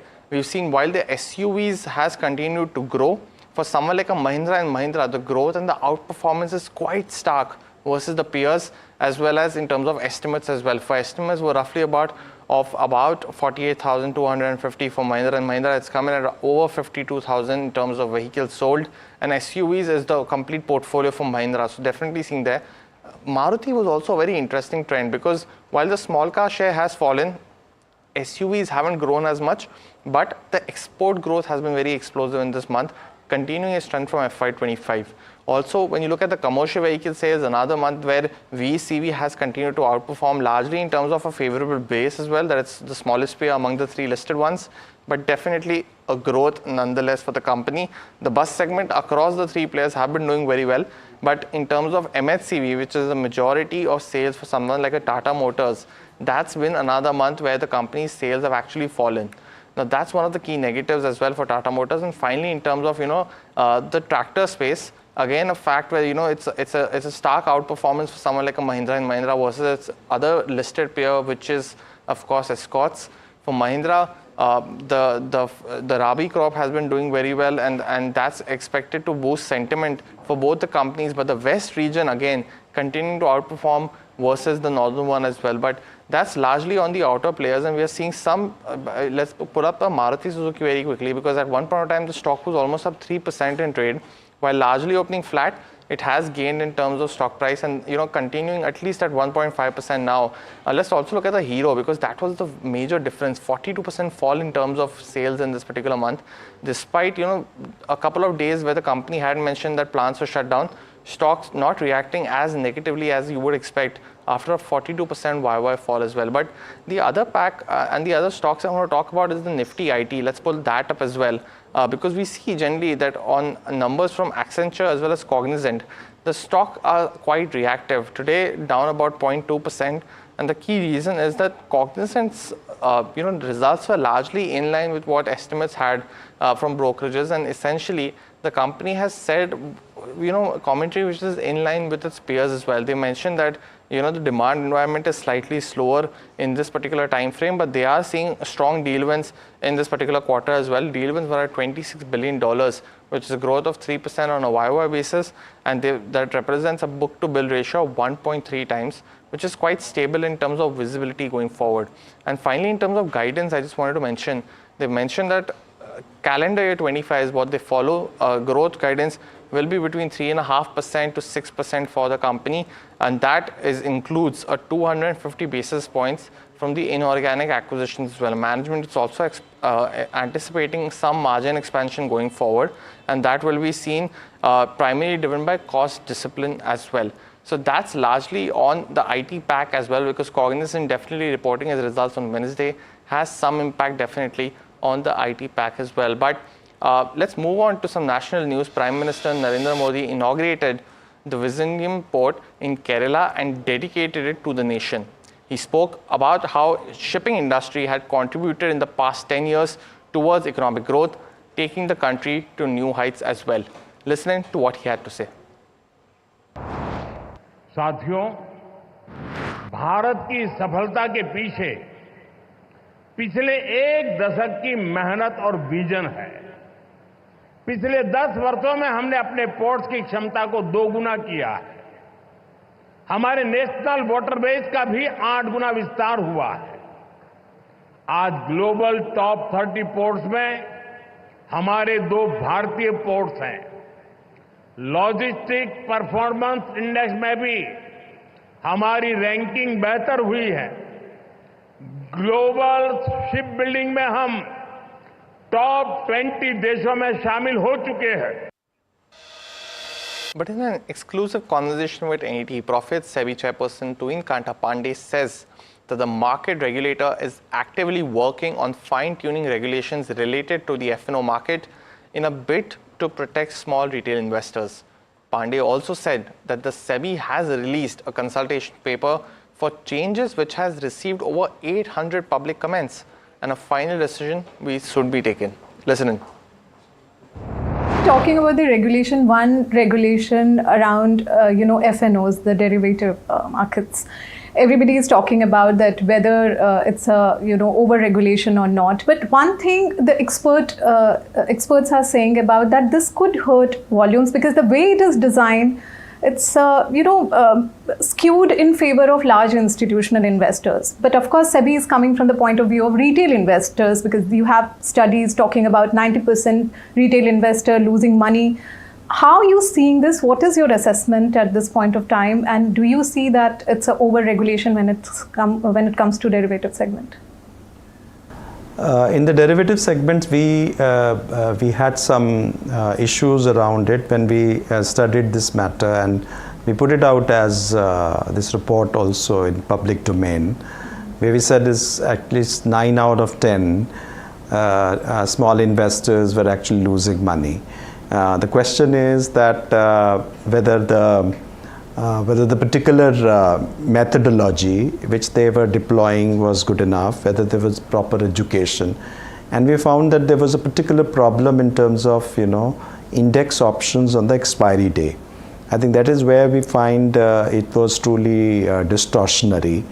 The purpose of F&O market, which is also a very important market, is to hedge risks and also help price discovery. So to that extent, I think the market does that job. The derivative market is really important market. But sometimes I think if the distortions come in form of a particular way that we are looking at it. So therefore, we put out a consultation paper saying that, when we need to change the metrics, the risk metrics, where for options, in terms of risk metrics, we were having apples and oranges issue. We were, summing up, different components like futures and options. They're slightly different. And options, we were not counting the delta. And that delta is now, we intend to bring in so that we know exactly, how the everyone understands what the risks are. But speaking on the Gensol scam, also to NDTV Profit, Mr. Pandey did say that the case of Gensol Engineering underlines an example of egregious behavior. He further said that in the market that warrants closer scrutiny by all stakeholders involved in the IPO ecosystem as well. The Gensol-like issues may happen if supervision are inadequate, even if there were more regulations and stricter guidelines. Pandey told NDTV Profit in an interview as well. Listen into that chunk. On the corporate governance part of it, when a Gensol kind of incident happens, it affects the sentiments of investors, particularly in the startup IPO. Perhaps, more than drop in a price after listing, it's more about the trust factor gets shaken after such instances. Do you think it's one of a case where, promoters are at fraud, or you think that there's some steps or measure has to be taken to avoid the reoccurrence of such instances? Well, I think it's a case of egregious behavior by a few.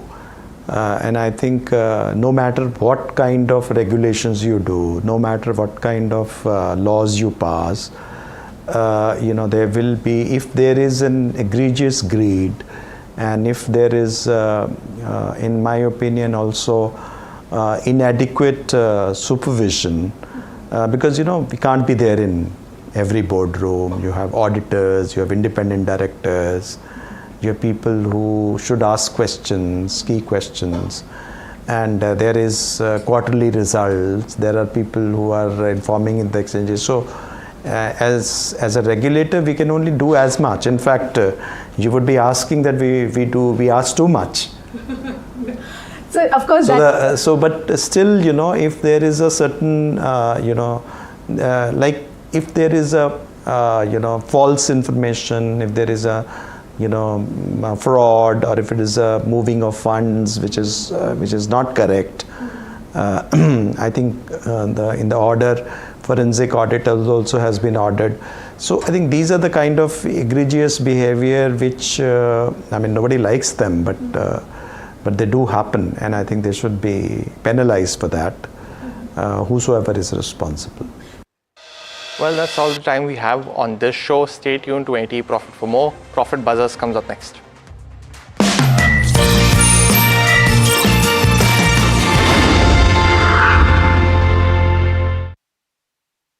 तू ही तो है जिसकी सच्चाई वाली clarity की वजह से मैं आज यहाँ हूँ। गोल्ड प्लस सिल्वॉक्सी मिरर्स, ऐसी क्लैरिटी कि आपको सिर्फ सच नजर आए, चाहे कितने भी साल बीत जाएं।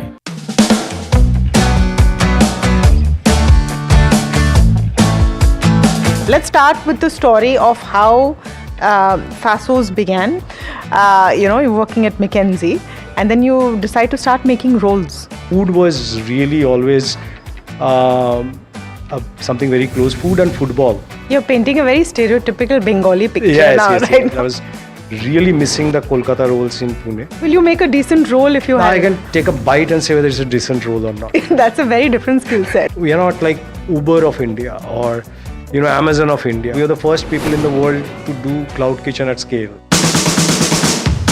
What was the most challenging point that you faced when you said that, maybe I need to go back to, that professional job? Revenue dropped by 80%.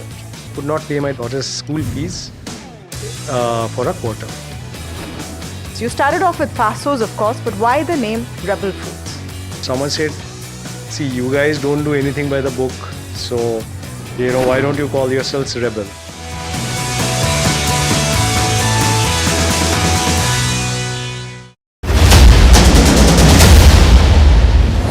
Apollo ties. Now there's a buzz of a positive corporate development related to related to its European operations or European business that could come in. Now this EU operations contribute nearly 30% to the consolidated top line of the company, and there's dealers are also indicating that there could be a potential positive broking note that could come in from a foreign broking firm.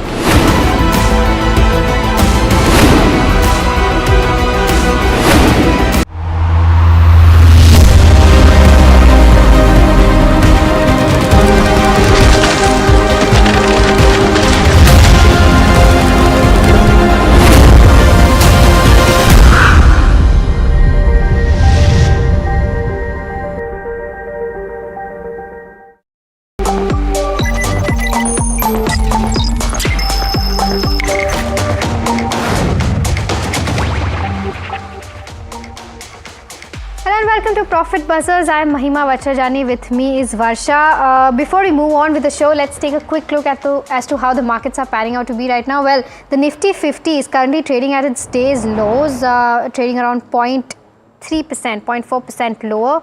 In terms of the Sensex as well, the Sensex also trading at its day's low point right now, down by about 0.06 odd percent. In terms of the benchmark indices, the charts for them also have kind of reversed. In terms of the mid cap 150, it's down by about 0.9 odd percent. The small cap 250 is down by about 0.3%. So all four indices, that's your benchmarks as well as your broader markets, are trading at its day's low point. In terms of the Nifty 50, let's pull up the heat map and see as to what counters are seeing a significant amount of moves. There you go. Pressure continues in something like an Eicher Motors, JSW Steel on the back of the update with respect to the resolution. Nestle down by about 2 odd percent. Bajaj also not doing very well, down by about 2 odd percent. Something that's doing well in terms of earnings, well, Adani Ports is the leading pack on the Nifty 50 today. There are counters like Maruti also doing fairly well in trade today, up by about 1 odd percent. IndusInd Bank seeing gains of about 1%. ICICI Bank also seeing gains of about 0.6%. Let's also quickly pull up the sectoral heat map and see as to how sectors are panning out in trade today. Well, the picture at the start of the trade today was that almost all sectors were trading in green, but today, right now in fact, the picture has reversed. There's Nifty Metal, which is down by about 1.3 odd percent, Nifty Pharma down by about 1 odd percent, Nifty FMCG also down by about 1 odd percent. Nifty Defense is down by about 0.5 odd percent. Nifty Realty seeing the heat, it's down by about 0.9 odd percent. Something that's only in green is Nifty Oil and Gas, up by about 0.18%. Let's also pull up the BSE 500 and see as to what stocks and counters are still upholding their gains. Railtel is something that's given off some of its gains, but still trading around 9% higher. There's Sonata Software leading the pack, up by about 7 odd percent. CRISIL up by 7 odd percent. Jubilant also upholding its gain by about 6 odd percent. But something that's not doing well, there's Godrej Agrovet down by about 12 odd percent.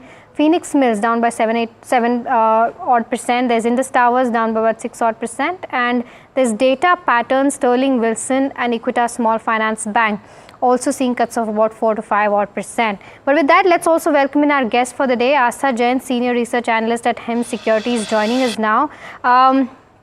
Asa, good afternoon and welcome to the show.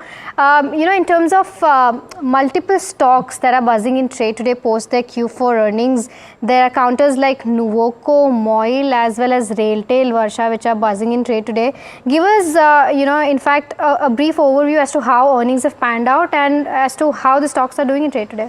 Yeah, so Mahima, let us start with Nuvoco Vistas. The stock is up almost 6-7% if I'm not wrong. This is on the back of Q4 numbers. There you go. The stock is up on the back of Q4 numbers. So if I were to give the key highlights, so you have top line growth on 8%. Which was led by volumes of 5.7% MMT, and EBITDA that you're seeing is helped by 12% lower blended fuel cost. For the capacity details, if I were to talk about, they have 25 MMTPA of combined installed capacity, and company is now the 5th largest cement group in India, and they are on track to achieve 31 MMTPA cement capacity by Q3 FY27.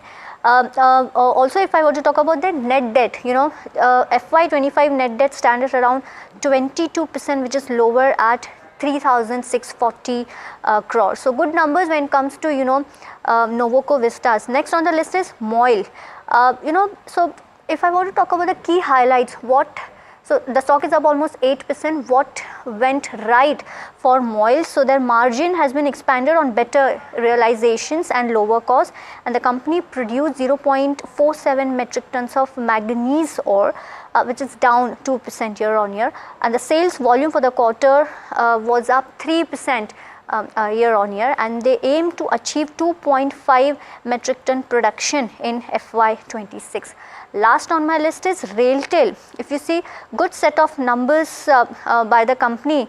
If I were to talk about the key highlights, the stock is up almost 10%. So good numbers when it comes to Railtel. Revenue was up 57%, EBITDA was up 54%, margins were at 13.7% versus 14%, and net profit was up almost 46%. So good numbers when it comes to Railtel. Let us speak to our guest Astha. So Railtel, MOIL and Novoco. All these companies have posted good results, and we are seeing these are buzzing on the back of it. Which one is your favorite pick?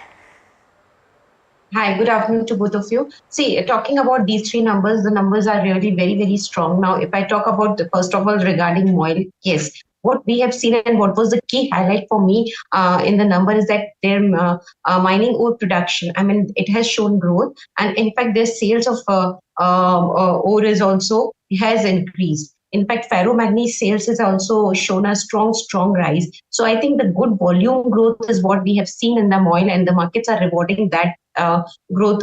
So MOIL results are looking fantastic to me, and right now it is quoting already 8% higher. But my idea here is that this stock has a potential to move still upside from here. And our next possible target on this counter is 370 to 375. So MOIL is looking good to us, followed by Railtel. In fact, Railtel is also one of the counter in which we were positive since the last few days. And hence what we have seen that the results which have come are according to our expectation. On this counter also, we believe that this counter has a potential to move move northwards from here.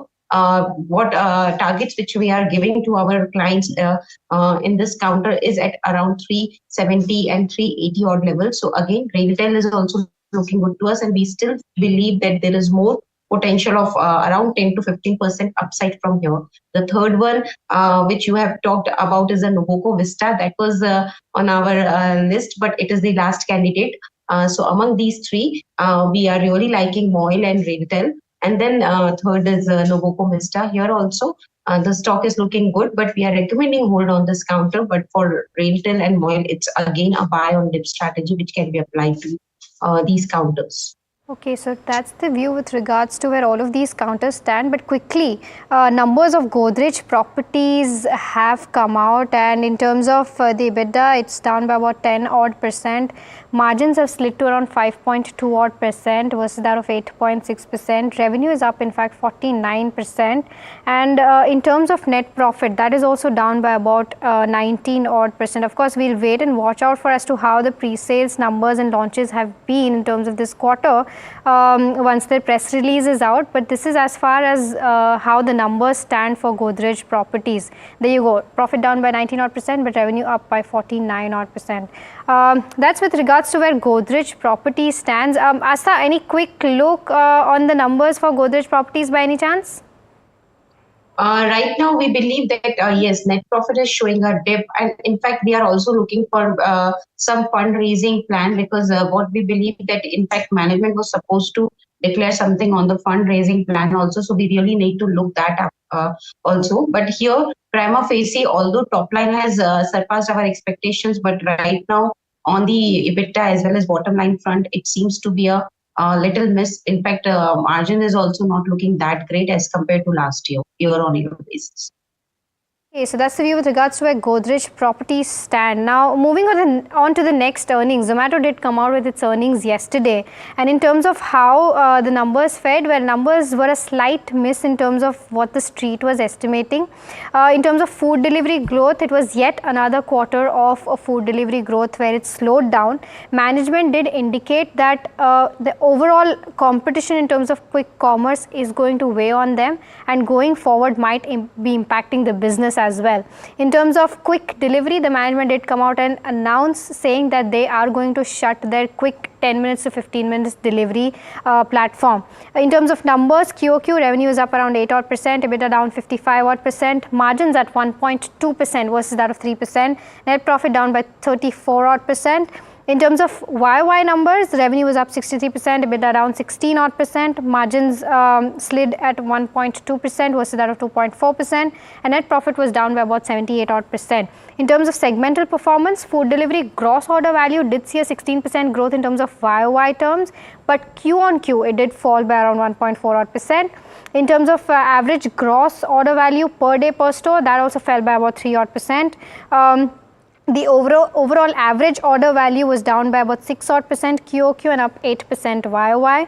The contribution margin, however, rose by 10 basis odd points, and this was despite of the kind of lower average value order as well. In terms of other businesses, the losses excluding food delivery and quick commerce stood at around 63 odd crores, and this was on the back of Bistro. In terms of management, they did indicate that innovation and investments will continue at these levels. In terms of key con call takeaways, the management, as I mentioned earlier, also expects competition to pan out in a pretty unfavorable manner, and it might intensify and also kind of impact their overall business. 1/3 of the total going out gross order value was transacted via the District app, but District app also saw an outflow in terms of working capital of around 400 odd crores. Cash was down to 188 billion rupees, and an overall long-term EBITDA margin guidance remained at 4 to 5% of the gross order value and 5 to 6% of the net order value. In terms of what brokerages are penciling in, Citi has maintained buy and hiked the target price to 290. Cash burn is likely peaked out is what they're saying. They remain pole positioned in terms of a large total addressable market, that is Zomato of course, and OPEX increases are largely focused on sustainable growth is what they are saying. Jefferies rates hold with a target price of 232, good Q4, but cautious outlooks is something that is making them cautious as well. They cut their EBITDA estimates by 5 to 15% and want to stay on the sidelines. Nomura retains buy but cuts the target price to 280. They expect food delivery to deliver a 17% YOY gross order value growth, which is not very far away from the 16% that they've done this quarter. And company is not overall burning cash at EBITDA level is what Nomura believes. JP Morgan maintains overweight but cuts the target price to 290. They are saying that they are expecting a sharp ramp up of profit in FY26, but QC losses will extend a tad further than what they were expecting. And overall monthly transacting users might go up by 17%. CLSA lastly maintains outperforming the target price of 295. They've cut EBITDA as well as PAT estimates by 25% and 36% respectively, and they believe that it's hitting all the right milestones, and this is with respect to where quick commerce is concerned. So that's the view with regards to where brokerages stand on Eternal, that is Zomato. Now, in terms of what the management said about the 10-minute delivery, they said that it's not viable for the business. That's one of the major takeaways from the Zomato con call post their Q4 results. Listen in as the management talks about what's working and what needs to change in the quick delivery space. Bring down the delivery time from the average, let's say 30 minutes for the platform to 10 minutes. Right. So I think what we've realized is, I think that is extremely hard, and we don't see any incrementality in demand if we do that on the business, given that customer experience is poor. Right. But of course, there's a wide range between 10 and 30 minutes. So I think our view is that we should try and bring that 30 minutes down to maybe 20, 25 minutes over time by sort of making our overall logistic fleet delivery system more efficient. And I think those are the gains we want to chase now, rather than trying to build an extremely quick service, which, without end-to-end control on the supply chain, we think is extremely hard to do. All right, so that was the commentary coming in from Zomato's management or Eternal's management. It's very difficult to keep a track of the name. Asta, I'll come to you on this one. How did you read the numbers for Eternal Limited, and do you still think that if one wants to make an entry right now in the counter, it's the right time? I think some dip can be seen before making an entry. This is what we believe, and hence we are recommending to buy on dip rather than at current point of time. Now, talking about the results were quite a mixed bag sort of, because what we have seen is their EBITDA margin, especially as a percentage of GOV, has increased by 10 bips. But now in the bottom line, what we have seen was a drop, and it is mainly due to the accelerated investments in the dark store openings and basically in the quick commerce business also. So I think these results are not very, very attractive, but yes, they are looking to be decent. And we believe that going forward, definitely the management will walk the talk and we can see strong numbers from them going ahead. So right now we are just recommending hold rather than buy. And our price target, which we are keeping for it, is around 260 odd levels. Well, let's shift our focus from Eternal to Vedanta, which is in focus. The company posted its Q4 earnings. The revenue is flat and the net profit also fell. We spoke to Ajay Goel, who's the CFO of the company, about the quarter gone by and the revenue and the growth guidance overall for the FY26. Listen in. See, in the current year, given the pricing environment, I will appreciate we are not giving any EBITDA guidance. But what we are right now managing and controlling is volume and the cost. So what we are guiding the market with in the current fiscal, overall volume growth by almost 10% and better off positioning in terms of cost. So 20% higher operations, it lead to same value in terms of profitability.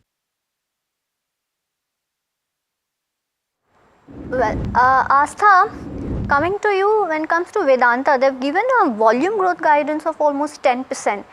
Any view on that? How are you tracking this? Good time to entry?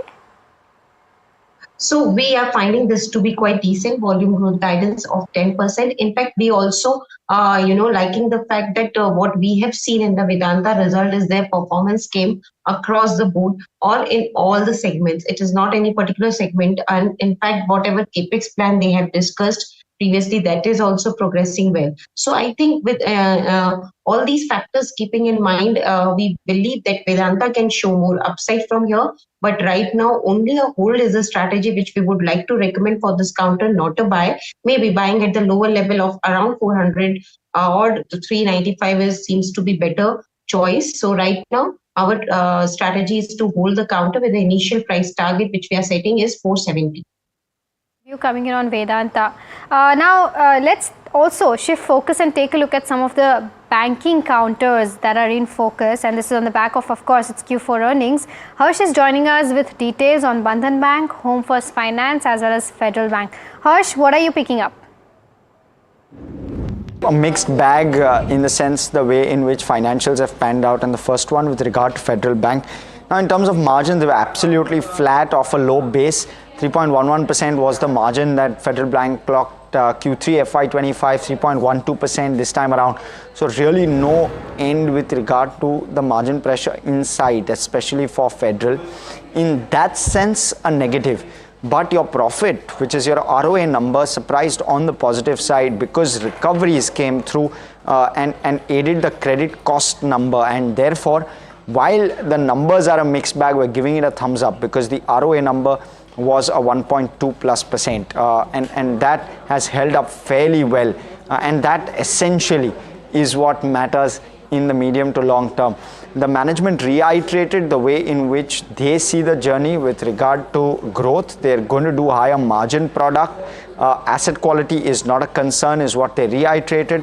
And some key positives are the fact that the ROAs are holding up. So the way in which they're seeing this, growth might taper a bit, but will be expected to be 1.2 to 1.5x of the system growth. So not bad on that count either. Growth expected, margins hopefully will pick up, but may take some amount of time given the kind of pressure that we're seeing from the rate cuts. Now, Bandhan Bank, this is where you're starting to see more pressure, higher credit cost, higher slippages, and therefore, again, from an asset quality standpoint, not seeing an end at this point. You're seeing muted margins because of the pressure that we're seeing with regard to margins. Another 21 bips fall, and going forward as well, the margin visibility doesn't look good at all.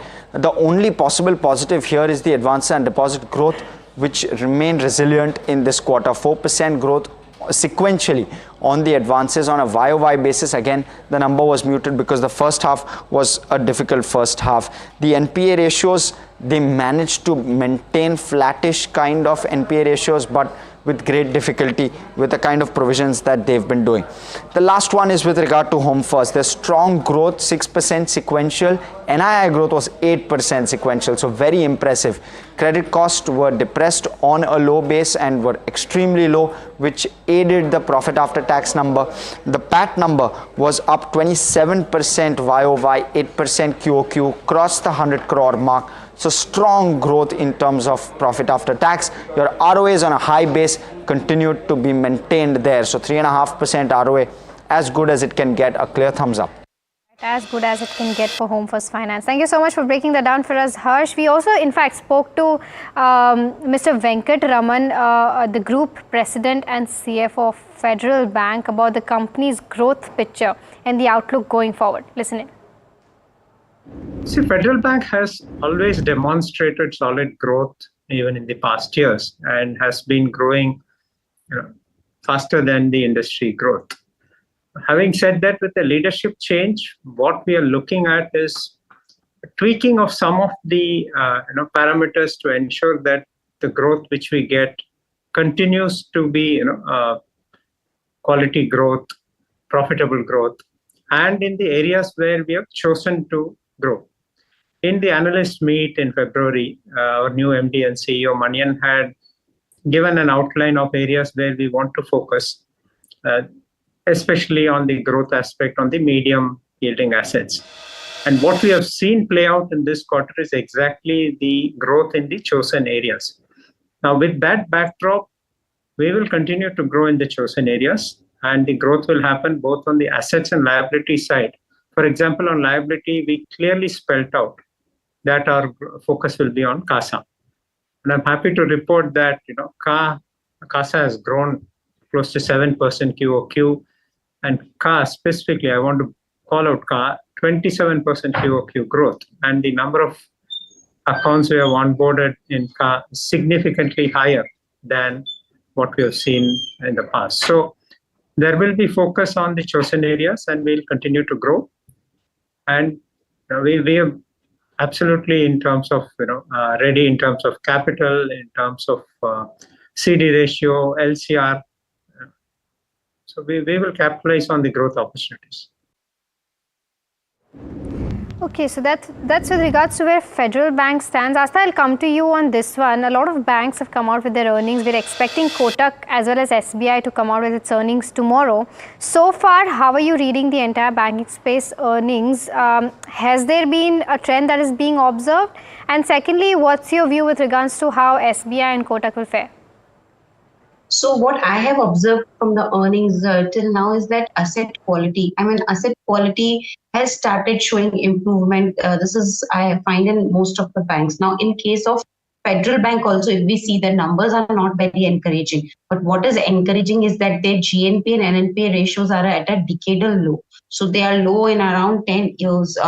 What we have seen such kind of a number. If I talk about NNPA, it is 0.44% and GNP is also 1.23%. So I think these ratios are looking quite strong for Federal Bank. But talking about the other banking counters like Bandhan Bank, we are still not very much convinced, because we all knew that there is a problem of the slippages, especially in their MFI segment, and asset quality was also of a concern, and still we are not able to get any sort of relief on those parts. So Bandhan Bank and Federal Bank, these two banks are right now not looking very attractive to buy.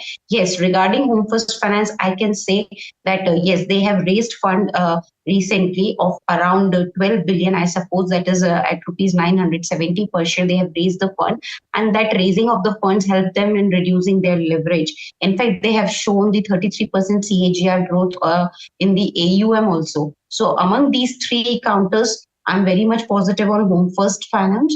But if I talk about banking space, we still would like to go with the leaders, which are ICICI Bank and Axis Bank.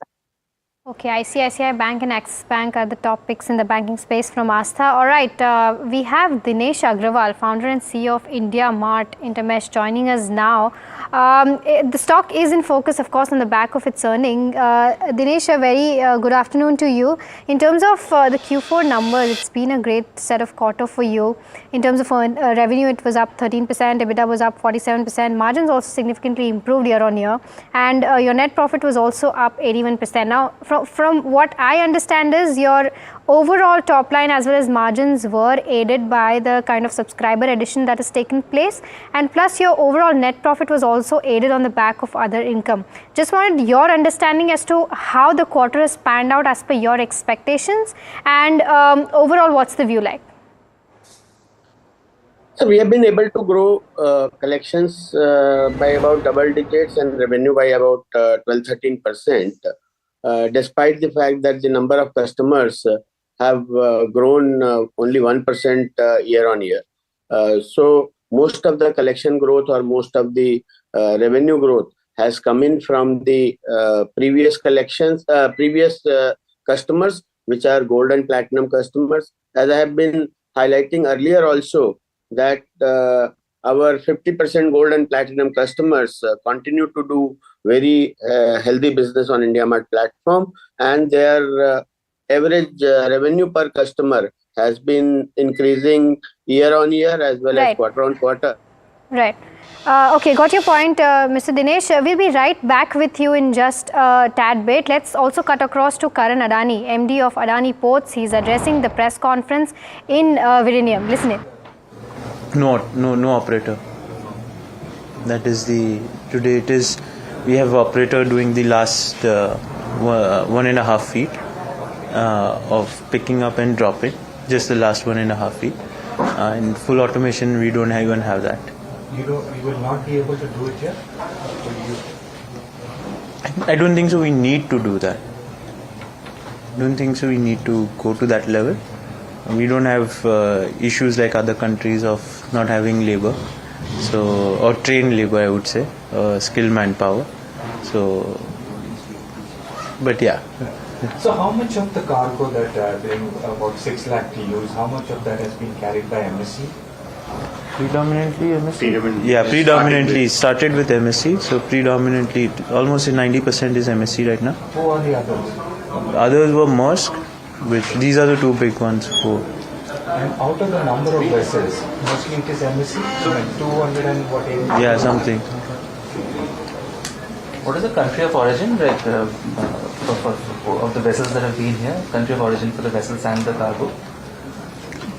So these are predominantly international transshipment. So basically, volume which moves from east to west. So basically from China or Southeast Asia to, I would say, to Europe and US. So predominantly that is the cargo. We also have started few feed rings from Indian ports coming into Vizhinjam and then getting onto the larger ships for the transshipment. But predominantly it's the international transshipment which happens. Is there some impact on the tariffs? Like what do you feel? What is coming as a result of the tariffs? In terms of trade? Yeah, in terms of trade, transshipment as well. So, any disruption in trade routes definitely impacts shipping lines and impacts the, I would say, the movement of cargo. In that way, some of the transshipment points actually benefit from disruptions, because end of the day shipping lines will have to reroute some of the cargo.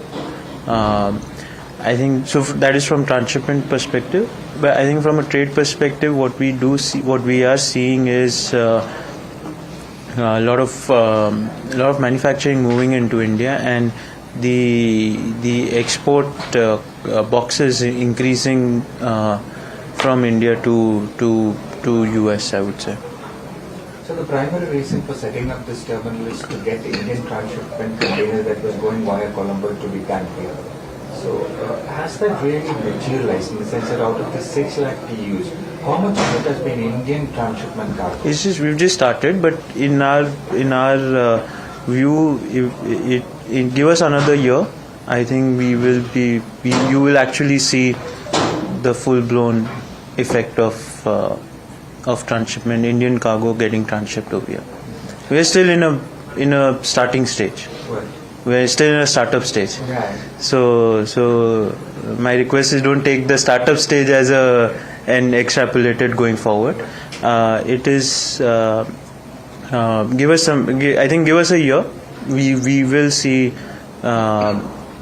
Actually, eventually, you will see that all Indian cargo will get transshipped over here rather than predominantly international cargo. What is the kind of capacity you're looking at? Like TUs in phase 1, phase 2. When it comes to 2028? So we are targeting 5 million TUs of capacity. By when? 2028. 28. And what is your plan future going ahead? What is your ultimate goal and what you're trying to achieve from here? Sorry? What is the ultimate plan for this port? And where do you see it? So our target is we want to reach not just the capacity but the volume to hit that, and I think more importantly we want ultimate goal is it has to help in terms of reducing the shipping cost for the Indian exporters and importers, and that is our ultimate goal. That how do you help in reducing the transit time? How do you help in terms of reducing the logistics cost for the end consumer? Because once that happens, the volume will keep increasing, our competitiveness in the global scale will keep increasing. So that's the ultimate goal.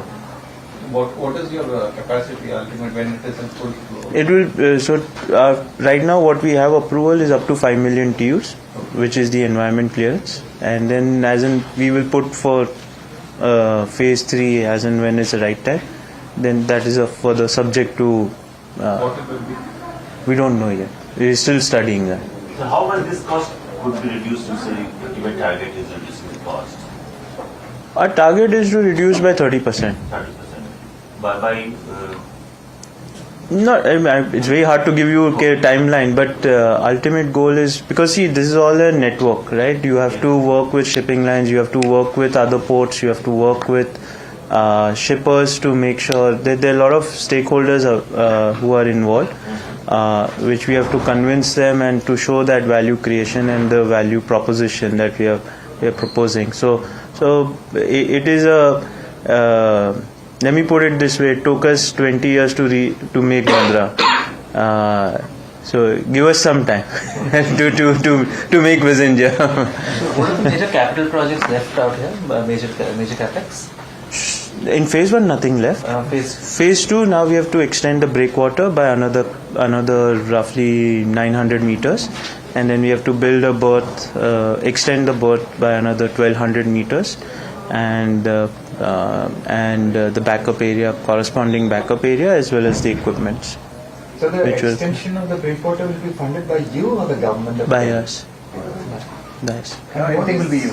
Yes. No, government, state, Kerala's done. And it's from internal accruals, or are you borrowing this? Internal accruals. So what is the average cost of calling up a ship in Birmingham at the moment? So roughly it would be what if I have to divide this by, let me just work it out. I'll give you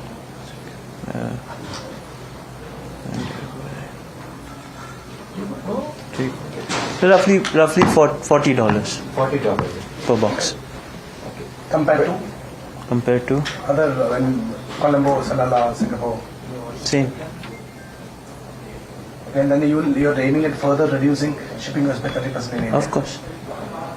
By 2028. It's not. It's reducing cost for the shippers can happen through better turnaround time, better efficiency, less stay for the ships, and indirectly it is because from the same vessel, if they are able to give a better throughput, it automatically helps in reducing. So that is what we are aiming. So just to give you an idea, if a ship is staying 24 hours. Our target is how do you bring it down to 12 hours.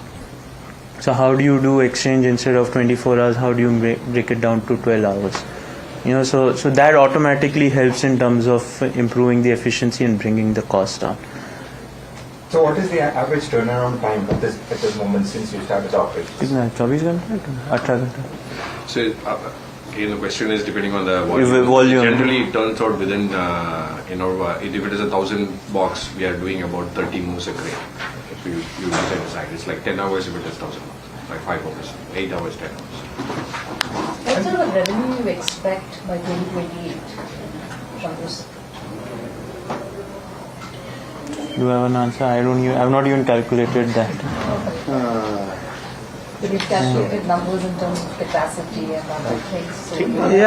So So our focus is not revenue. Okay. End of the day, we have to look at how much. I would say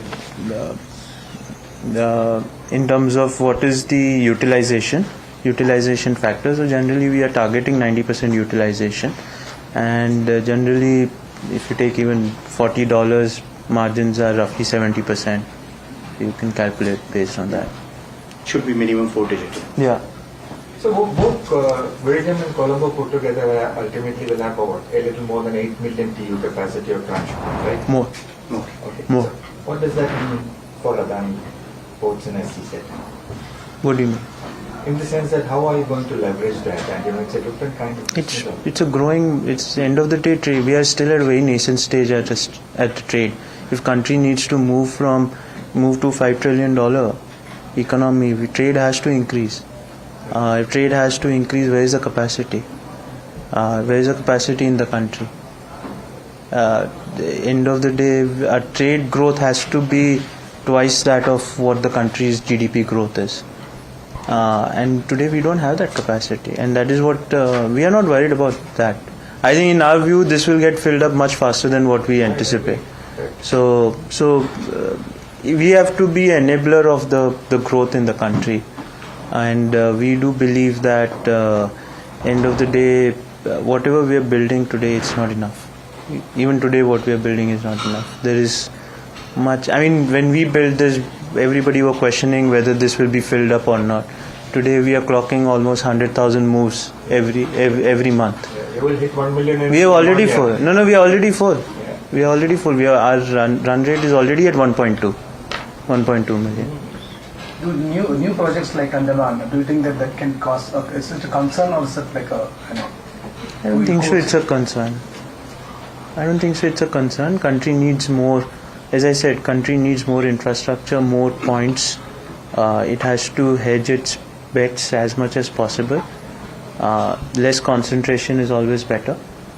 I always believe that. So I think it will all of this will enable the growth of the country, help in reducing the trade cost, and that is what we have to aim for. You were at the board meeting yesterday. What is the capex that you have for the year? 12,000? 12,000. 12,000. 11,000 to 12,000 is the guidance. 12,000. And this will be broadly be used for what? So first is ports, where we are talking about 6,000, but ports mainly capacity expansion in Mundra, Colombo, and Dhamra, all the major ports where we are doing the capacity expansion. Then we have second pillar, which is the logistics. In logistics, we are investing, of course, in the rail network and so on, but most important, trucking and the warehousing. The third pillar for us is the marine, which is now a very distinctive business unit. So we are going to invest in marine. And the fourth one is what we have started is technology and decarbonization. So approximately 1,380 crores will be on technology and the decarbonization, which includes renewable energy and what you have seen technology here. We would like to copy paste these kind of technologies in our ports to improve the efficiency and effectiveness. This will not include inorganic expansions. This 12,000 Sorry? crores will be over and above that if at all you identify a target company and all that. So that will be opportunistic.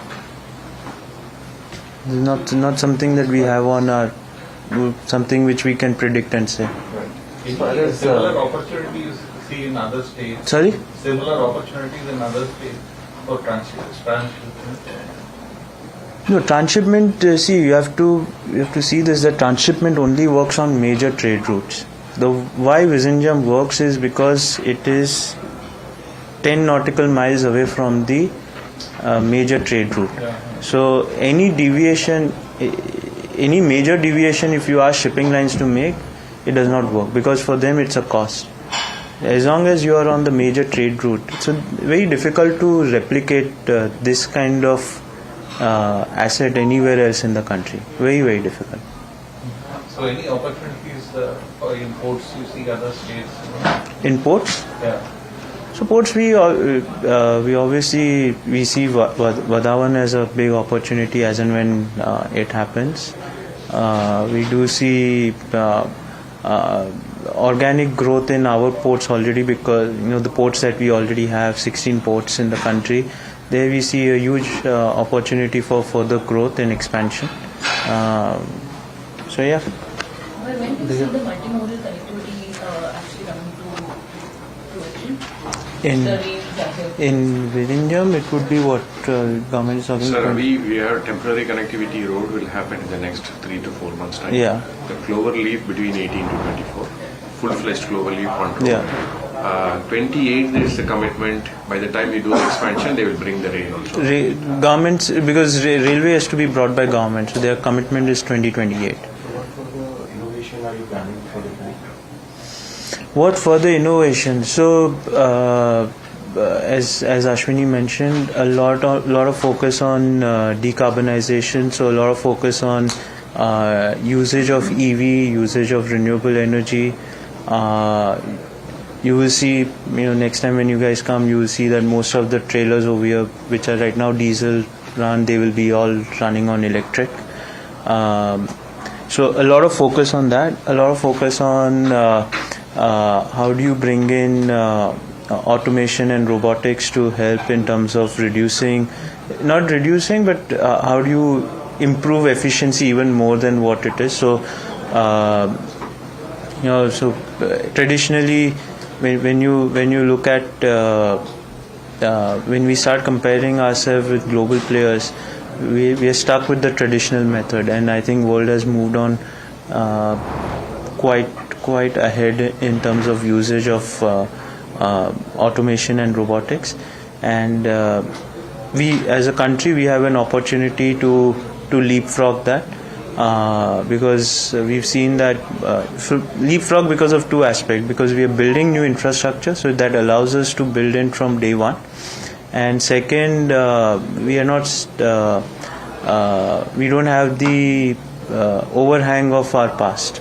So that allows us to move quickly on adoption of these technologies. And I do believe that that will help in terms of drastically improving the productivity, efficiency, cost at an unimaginable level. Mr. Adani, what is the total investment done so far, and out of that, how much is your part? And when do you plan to recover that investment? So roughly, we've invested 7,000 crores right now. Or what? Oh yeah, total invested is 7,000, right? 7,000 by government as well as by us, and by government of India as well.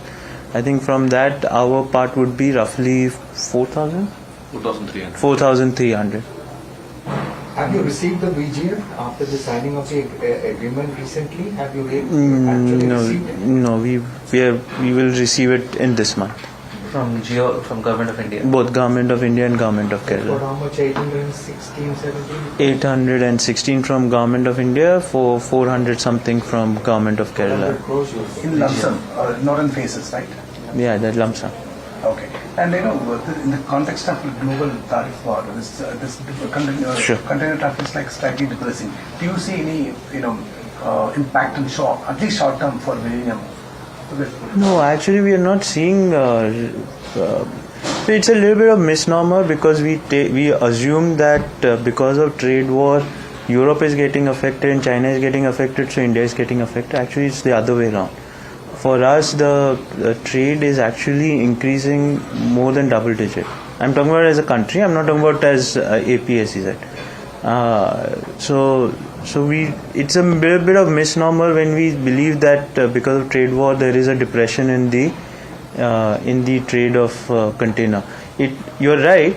It is a little bit of depression when you look at from Europe and from China perspective, but for India is in a very sweet spot in that way. Sir, Yeah, please. तो government की जो IMEC project को बढ़ा रहे हैं आज boring चीजें भी इसका जिक्र किया, आपकी कंपनी इसको किस तरह से अपॉर्चुनिटी के तौर पे देख रही है? So IMEC again, it's a great opportunity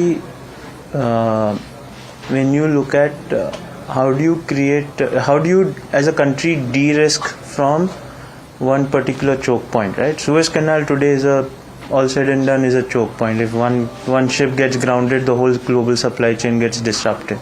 So end of the day, it is all about self-reliance, right? So how do you create alternate routes possible? And I think IMEC is one of the great opportunity of creating that alternate route. That being said, I'm not saying it is going to be easy. You have almost 4 countries which are involved in this, so there are practical problems of customs, there are practical problems of paperwork, but I think if governments put their mind to it and if there's a will, I think there's definitely they will find a solution. And in our view, from our perspective as a company, we have Mundra, we have Vizhinjam, so all our western ports that can be a gateway to the IMEC corridor, and then the exit of the IMEC corridor, which is Haifa port, again in Israel, that is also operated by us. So we believe that we are in a good position to try to find a solution, giving end-to-end solution to consumers, to give them one-stop solution of the total transport of the total logistics movement on the IMEC corridor. So for NQST acquisition, do you have any roadmap in place, like how you plan to utilize the savings? Thank you. I think at first our focus is to unleash all the potential we have in NQXT, right? So we are doing 37 million metric ton. At first we have to go to 50 million metric ton with the new customer acquisitions which are already in the pipeline.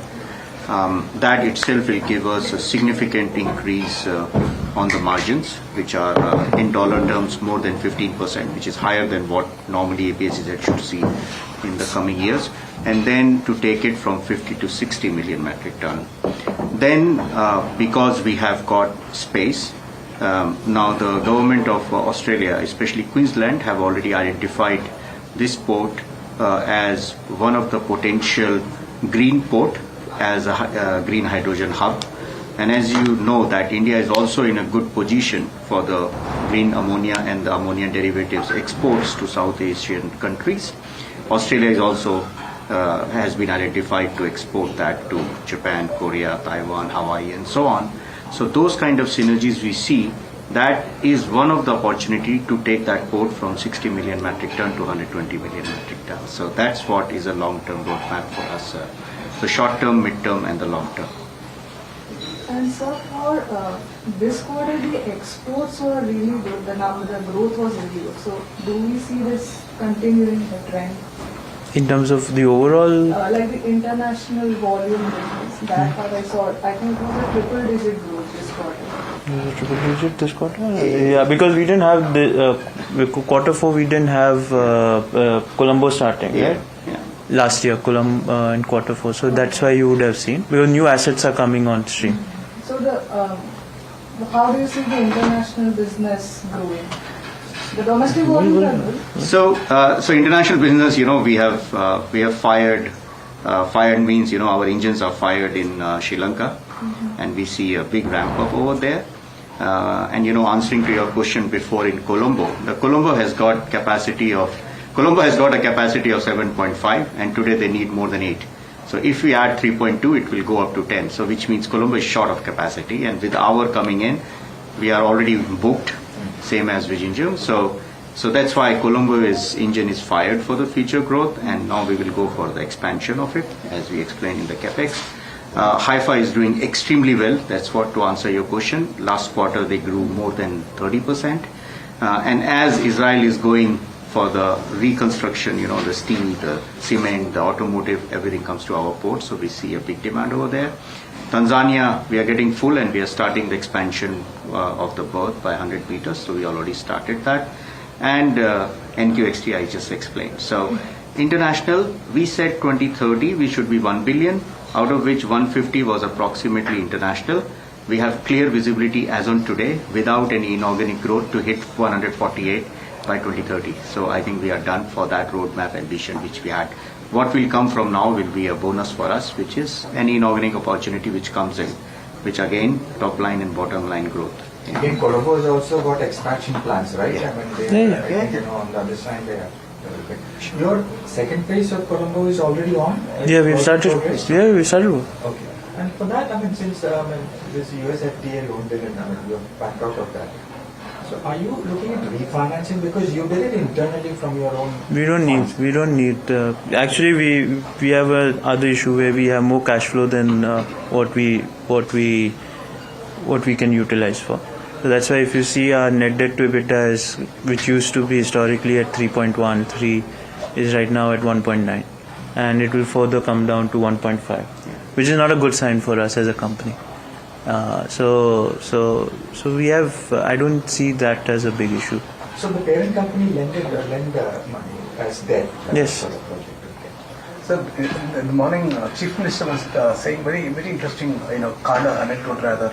All the fishermen community, women are crane operators. And when we met last time, also you said you will ensure that. Have you guys got a chance to see the crane operation below? We could not even go inside. So that's a different story. So we should take you guys downstairs, and you will see live. You don't need to ask me that question. You will see there are 5 women operators right now operating the whole backup yard.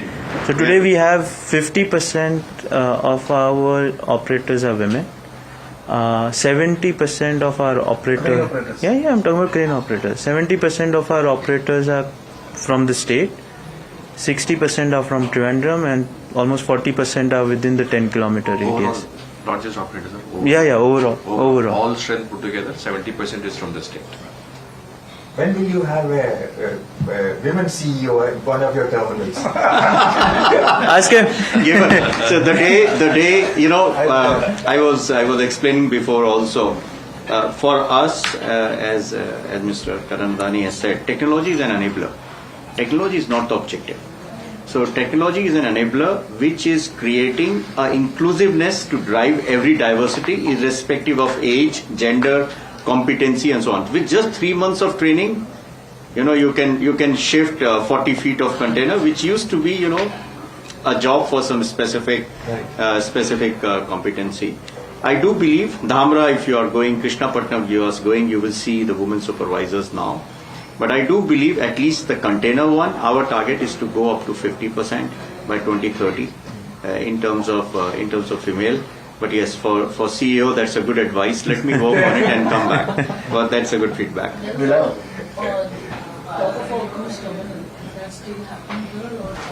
Cruise terminal का क्या? Cruise terminal का? There is some discussion, right? I don't know who. Last time that's what was discussed. By? Last time when we visited, there was a possibility for cruise terminal. There's a possibility. Yeah, because environment clearance allows us to do a cruise terminal. Right now we have not planned. So, what is the capital outlay for the second page? Roughly 13,000 crores. 13, roughly. 12 to 13,000 crores. How much will be your part? That's 100% our part. There's nothing from government. So the factory is in Panama in the near future? No. As I said, we have more high cash generating than what we know what to do with. So, huh?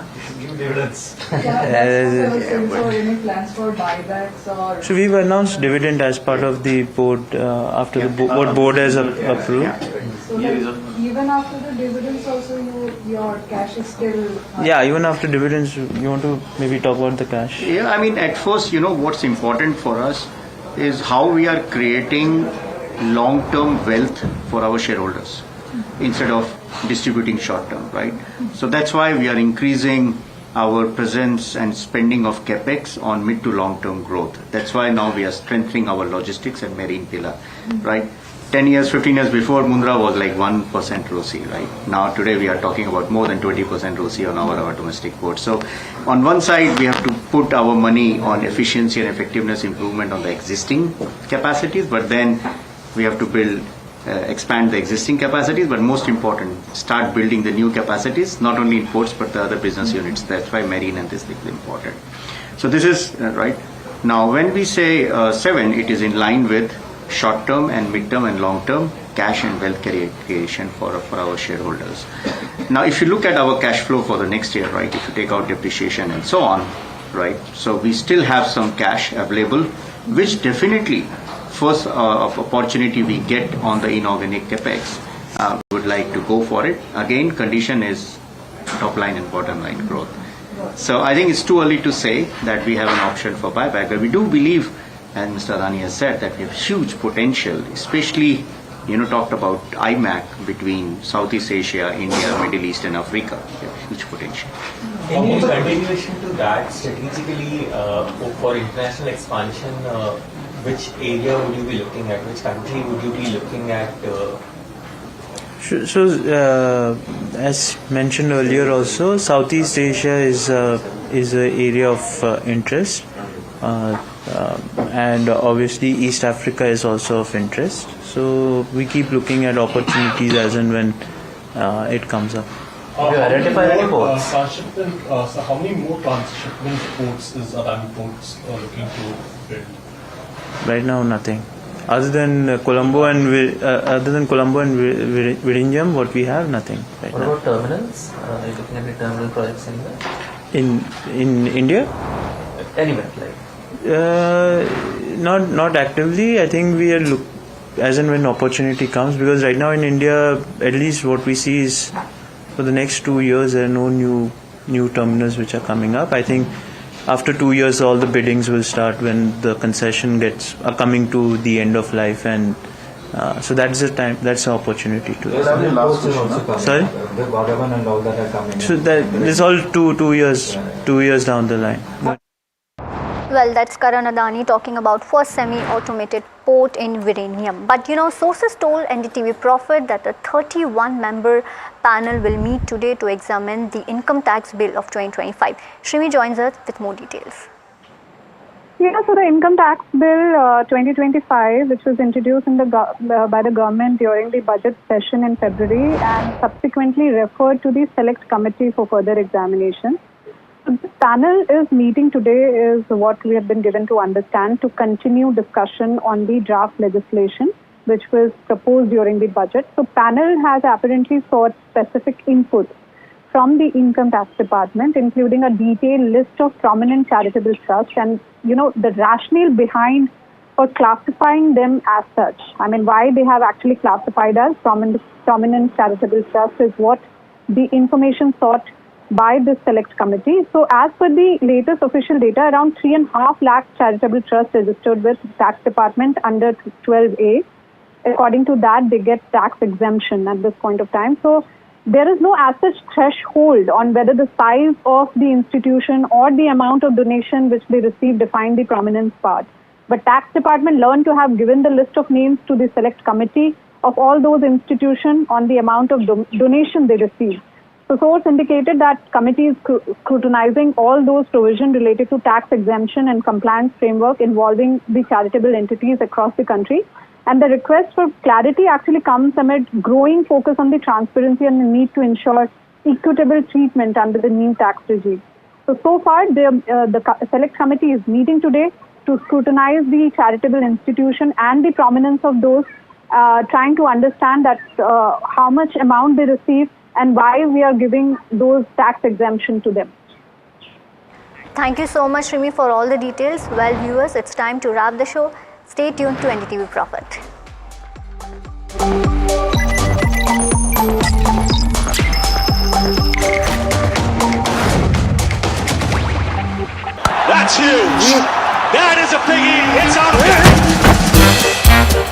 Gold plus clear glass, पार हो या near, सब कुछ दिखे clear.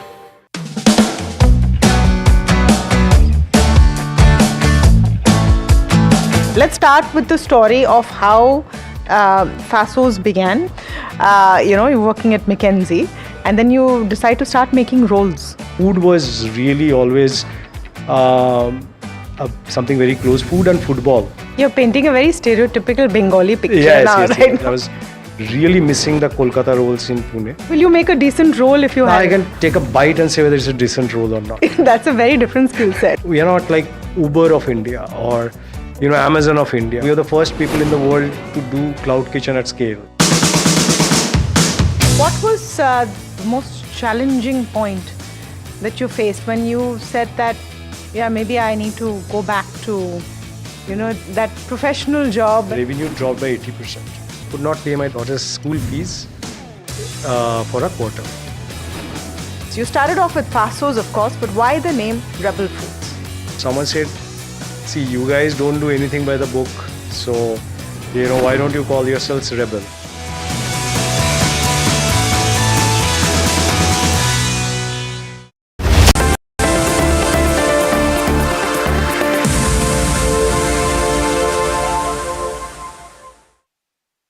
Do you know where is India's largest single location air conditioning system? Well, it's not in an air conditioning plant. It's at the cell plant of Vari Energies. And join me as I enter that facility, the newly started facility, and speak to the promoter, Mr. Hitesh Doshi, to try and get a sense of the company and the enigma that is Vari Energies.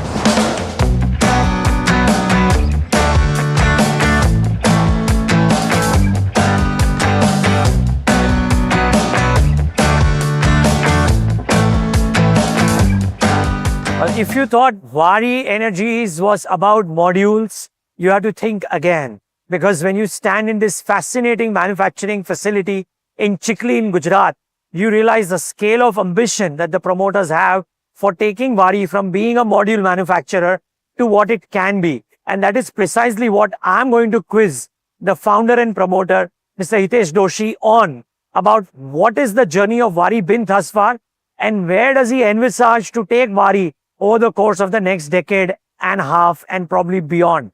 With me on this very special show is Mr. Hitesh Doshi. Mr. Doshi, thank you so much for being with us today. And thank you for having us here. First of all, thank you very much for coming and giving your time. It takes long time to come and visit. But thank you. Thank you very much and welcome to the latest technology solar cell factory in the country. Oh yeah, it certainly seems cutting edge for sure. But Mr. Doshi, let's start with the basic question, right? What is Vari Energies? Could you describe Vari to us as it stands now and as you see Vari to be like, let's say maybe towards the end of the decade or maybe 10 years from now? Vari started with the mission, I will say, can we change the energy we are using? And that has from normal electricity to solar way back in 2007 with that idea. Can I use a solar power? And this what I saw 16, 17 years back, and today it is alive. Now, the technologies are coming up constantly. The new things are coming up.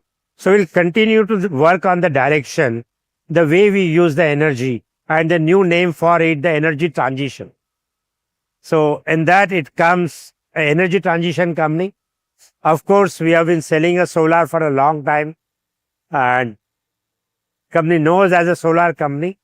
But internally, we are not a solar company. Internally, we are the energy transition company and will continue to work in that direction. And that is a vision for the company. That how we keep on changing the way the people are using the energy in this transition. Okay, so Mr. Doshi, the belief is that Vari or you are executing a long-term strategy to be both a vertically and horizontally integrated company. Right. Could you describe or could you tell us about it? See, to answer like on the horizontal side, solar panels, batteries, inverters, right? Hydrogen electrolyzers. And if you go vertically, to make a solar panels, we'll need a glass, aluminum, solar cells where we are today now, solar wafer, solar ingots. Same things will come up in a batteries, electrolyzers and other products.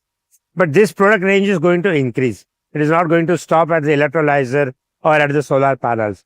So product will increase. Same way, vertically, downward side and upward side.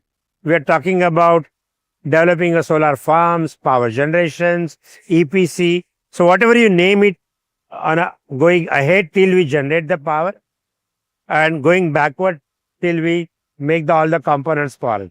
This will continue in entire business chain. Okay, so as I understand, sir, the main product right now is modules. Right. And on modules now you're going vertical, wherein you do, let's say, the cells or the ingots, etc. and stuff like that. You are adding more product lines, you are saying?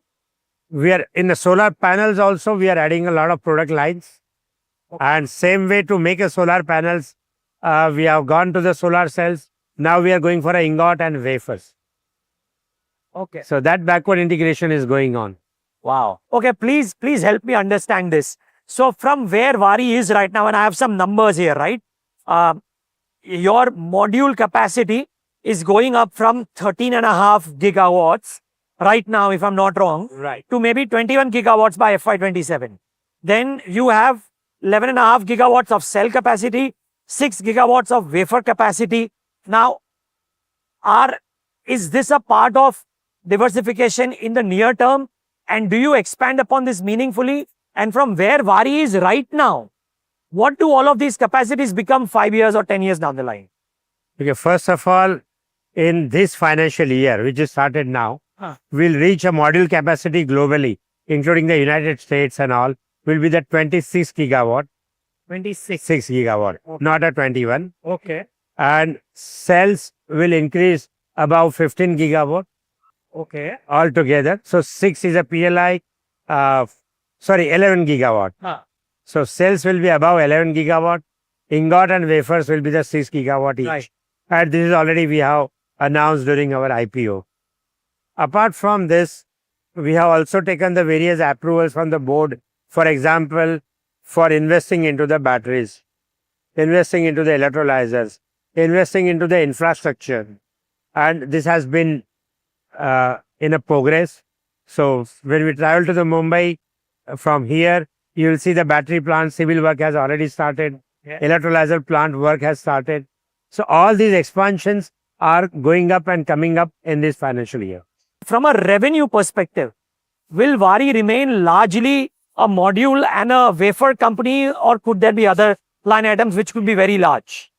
Well, a larger perspective, Waaree will be an energy transition company. Okay. What are the products will require in that transition? We'll try to manufacture them.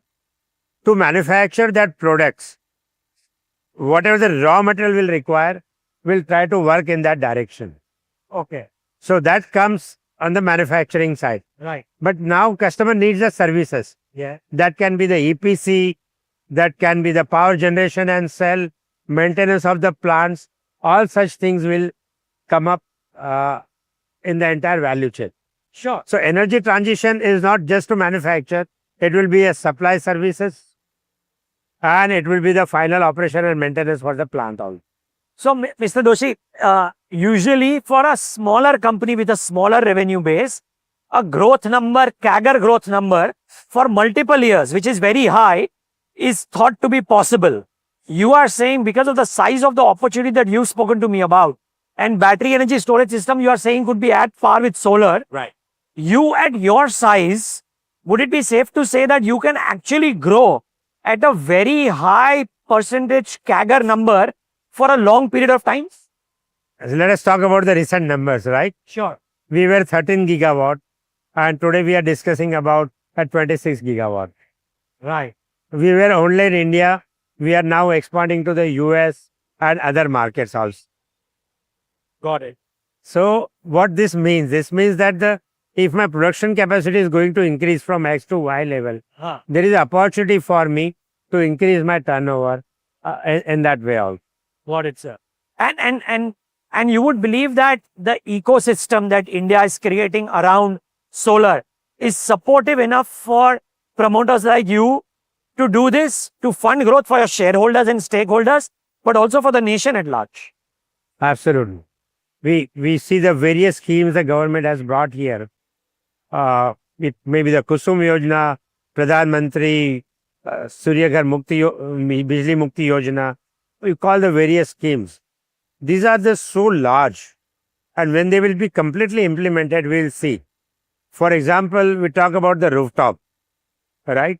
And any rooftop, wherever we are using the power under that roof, it can be a potentially solar power generator rooftop. Okay. You go to the any terrace and you will see not even a 5% roof anywhere in the country are not covered. Agree. Right? Now it comes why somebody will put it. Solar is the cheapest solar power. Government is giving you a lot of facilities, right? Banks are financing it. Even the solar installers or the suppliers are financing it. So why the user will not go? And if we go from 5% roof, which is not there today, but let us say there are 5% theoretically. If we go from 5% to even 10% roof, we are talking about doubling the market size for the rooftop. But this massive capex for the next couple of years that you are undertaking, right? Would you undertake it via the internal accruals and the cash on books, or would you pile up on some bit of debt in the near term? Because I saw projections from some analysts that for the next 2-3 years, after FY27, your free cash flow really zooms. But until then, right, it does go down. As a company, we have been always a conservative for debt. If you look to last 35 years of the company, right? But same time, we have the bank limits available with us. If it is really required, on the need base, we'll use the debt. We are open to take a debt. With the grace of God, so far the need has not arisen. But if it arises, we will go for it. Now, I have some near-term questions, Mr. Doshi. And viewers, I'll explain this as well. But one of the notes stated that a shift from moderate margin ALMM modules to high margin DCR modules will lift realization and margins.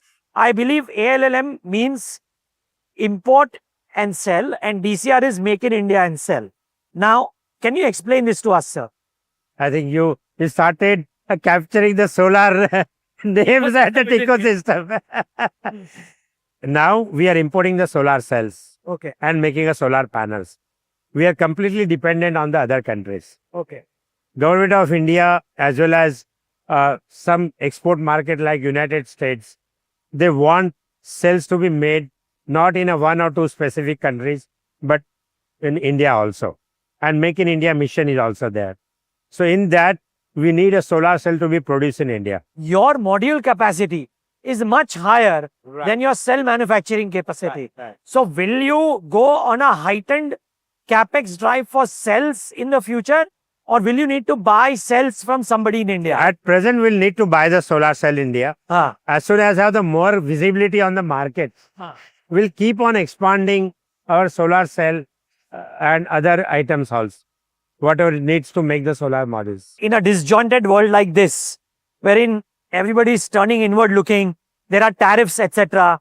What are the risks to the Waaree business, sir? So globally, the tariffs or incentives or IRA or you name it, that will come and go. But last 10 years or 15 years, I'll put, the use or installation of the solar power has been constantly growing at least by 30% globally year on year. Till we have something different to meet our growing energy demand globally, I don't think the solar power demand will come down. If I were to fast forward the time to 2035, what percentage of your revenues will come from India? Maybe, ballpark. Right. And what percentage would be export driven or global? What we aspire, that I can tell you, because future nobody knows, our aspiration will be always a 50-50. Okay. So as a company, we believe in a lot of de-risking. It may be the product manufacturing, it may be the supply chain, it may be our sales and distribution, it may be the geography or market or application. So when you look to the entire portfolio, we believe in that how much we are getting from the retail business, how much we are getting from the large market. And that will implement straightforward to the export also. My question to you would be, how does a large company like you, which will become larger and will have a large global presence, Right. compete or get that technological edge? We'll need to let this robot go, I presume. So let it go on its own way. Off you go. But yes, please give me the answer to that, sir. China is definitely the largest in the manufacturing. Companies like us, we aspire how we became a competitive by technology, because price game doesn't work longer time. The product and services. And that has helped the Wari. Not only today, for last 35 years, and if I take the solar from 2008, so we are talking about 17 years. So 97+% market share is with the Chinas, right? Sure. Still, the company like Wari has not only survived, but constantly made a profits and grown. Sure. And increased the capacity. Sure. And that differentiation we could do for last 17 years, and we'll continue to do that with our technologies, product and services. But would this require a very large investment in research and development, etc.? And a lot. And Indian corporates are gearing up for that? As Wari, I can tell you, we have been constantly expanding our investments in R&D, and we are increasing our budgets more and more on the R&D side. Today, due to that, we have the largest range of the products globally for any solar manufacturing company have. Or we talk about the applications. In number of the applications, probably we are the largest number of applications we have to do. Oh, interesting. Okay. Now, there are some reports which speak about, like say, there is a Nuama note, it's a brokerage, which has brought out some risks for your company, which they call imponderable risks. And they say that there are eventual import tariff cuts, technological upgrades, and potential modules over capacity. Could you dwell on these? Any industry, when it comes, a lot of people jumps in. Right. And this, you must have seen in last 30 years in our country, in many industries. And naturally, this is going to happen in the solar also. So more and more people will jump in. But setting up the capacity is not like you will get a success immediately in the market. Because the customer is buying the product for 25 years. Bankers are landing for 25 years. All right. So the bankers or lenders or the customers, they want to make sure that what are the products they are buying, this product will work for 25 years. Sure. So they need a lot of approval, they need a lot of certification, they need a huge on-ground performance of your product. So I can set up my manufacturing facility today, but can I give the 5 years, 10 years performance of my panels for last 10 years? I cannot give that. So overcapacity will come, but whether the customer will get a product with a large, I will say, the track records, certification, quality, bankers approval, I don't think they will not get for 5 years. Got it. Okay. Now, coming back to the technology risk, the business we are in, I have seen now this is a 6th cycle of change in technology. So we believe that any technology we are today, the shelf life is maximum 3 years. 3 years. And that is the reason in a Wari's balance sheet, we depreciate all our machineries every 3 years. Okay. All right. Because we are ready for the new technology, new machineries to get in all the time. And our R&D team continuously works on what will be the next technology and where we have to work on that. Very interesting. Okay. So you told me about the modules overcapacity risk. You don't believe it's that big a risk. But if there is overcapacity, does it impede operational metrics for the near term? And near term, there will be some competition. Okay. But as I said, that if you want to buy the solar panels, and you'll definitely see you are buying a product for 25 years. So what is the 5 years, at least generation data of this company? I buy the panels, and after 1 year, if my generation degrades, or if I don't get the, I will say, the required power generation, why I will buy it? So you think winners will survive and a lot of other companies which are setting, some companies which are setting up capacities may not be able to thrive. That has been happen across the industries in 30 years, right? We have seen only a handful companies have survived. Yes. It may be you name any large industry today. Yeah. And that will continue in the solar also. Got it. Any thoughts, sir, on this whole set of tariff regulations that have come in, and what does this do to your ability to perform on the global arena? So during the COVID, what we learned and understand that every country now they want energy security. Every country wants to stop the export of the job. Right. And naturally the United States was a top on that.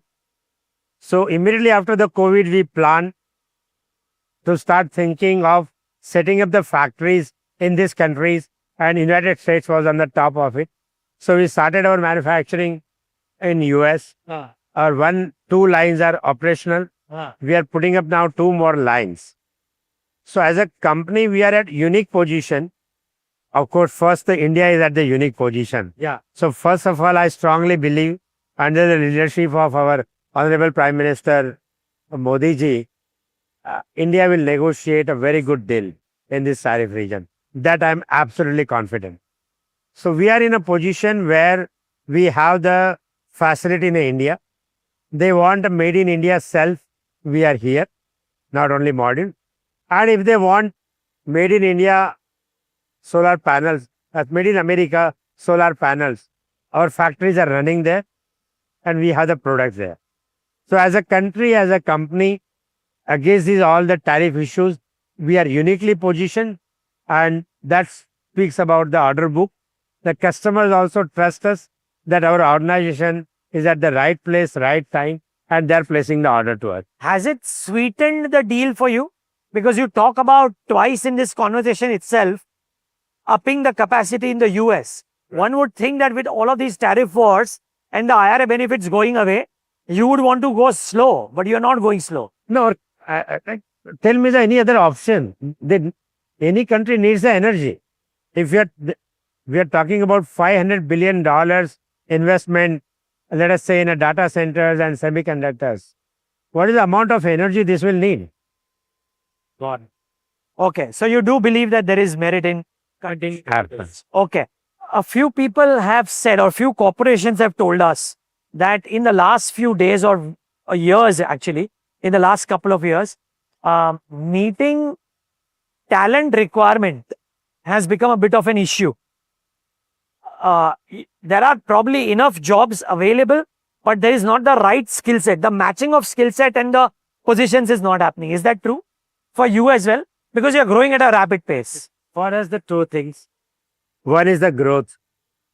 The other is the industry we are in. For example, TopCon technology or other technologies or batteries, these are all new in the country. So we don't have the people who knows this industry or who has some experience on this. That's number 1. Number 2 is you need a talent who is ready to accept this growth speed. And third is the style, moving from the family-driven, family-managed organization to the professional. So here again, you need a talent who understands this, the transition. So the position we are, I think there is a lot of scarcity of the talent which we are looking for. And I agree what you asked, that when you have 3-4 things which are completely different than the large pool available in the market, and you are looking for a very niche talent, there is a shortage of them. Got it. You already told us how do you imagine Vari to be like in a few years. Multiple business or multiple product lines within this same ecosystem and growing vertically and horizontally as well. Do you reckon that with technological changes or other, because you are an energy transition company and not a solar company, that you might also move into some other power source businesses as well? There is wind, there is nuclear, there's a lot others. Would you want to do that as well, or is solar giving you enough opportunity? No. We will continue to focus on the energy transition.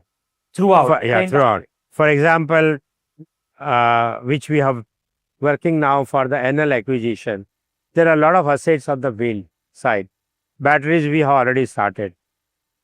Our team is looking to the opportunities if there are any good for the nuclear power also. Okay. So we will keep on seeking the new opportunities, new technologies, because we strongly believe that the energy source, way it is done, manufacturing, distribution, uses, this is going to change. And what will change, how it will change, we have to just keep on seeking, just keep on looking, and whatever we feel that this is a right, we have to get in there. My final question, sir. What excites the young promoter in you now? You achieved so much in the last few years. Right. You made a name as being the pioneer or the front runner in energy transition.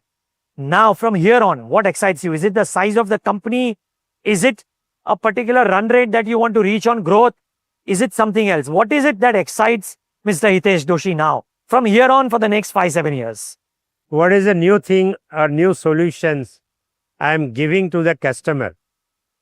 And that is not helping only the customer, but global impact in terms of environments or whatever you name it, employment, R&D, anything. It's whether it is giving a proper impact to all the things what I can imagine.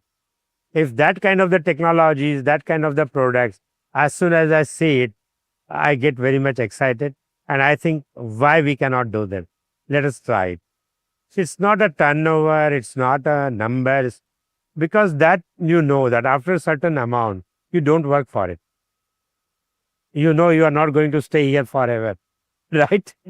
So the excitement is always about the product, technology, solution, which really gives the impact, overall impact. Fascinating.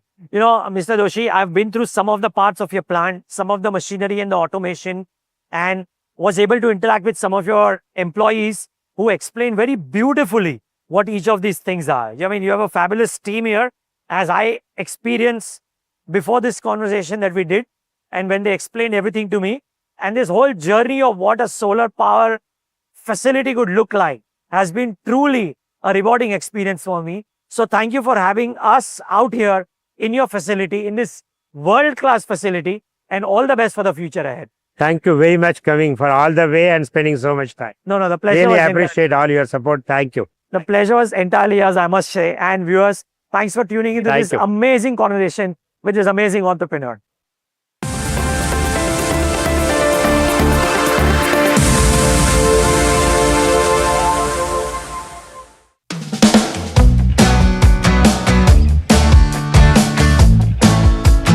Let's start with the story of how Fasos began.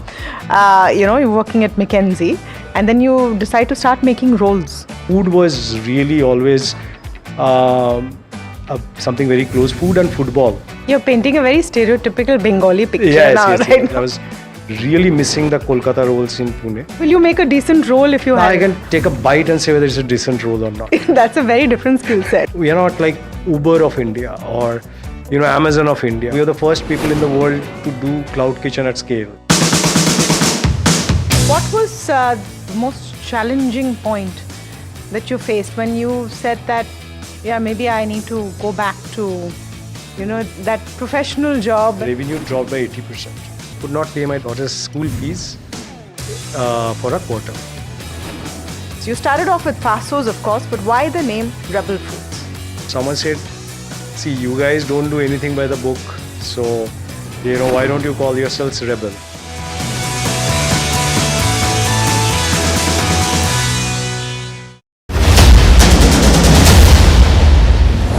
Apollo Tyres, now there's a buzz of a positive corporate development related to related to its European operations or European business that could come in.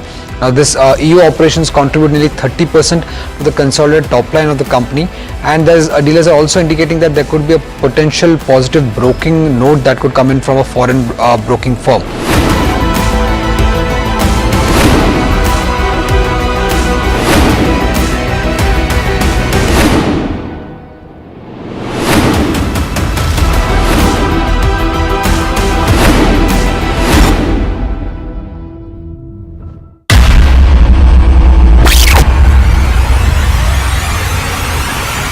the last 1 month, if you see, the share prices of Genzol Engineering has fallen more than 58%. Why are the rating firms calling the debt payments as default? We have two credible credit rating agencies on March 4th coming and downgrading the stock to D. Statements are consistently being proven wrong, and transactions are being taken place which are different from what they were originally pictured to be. The company claimed it would roll out 6,000.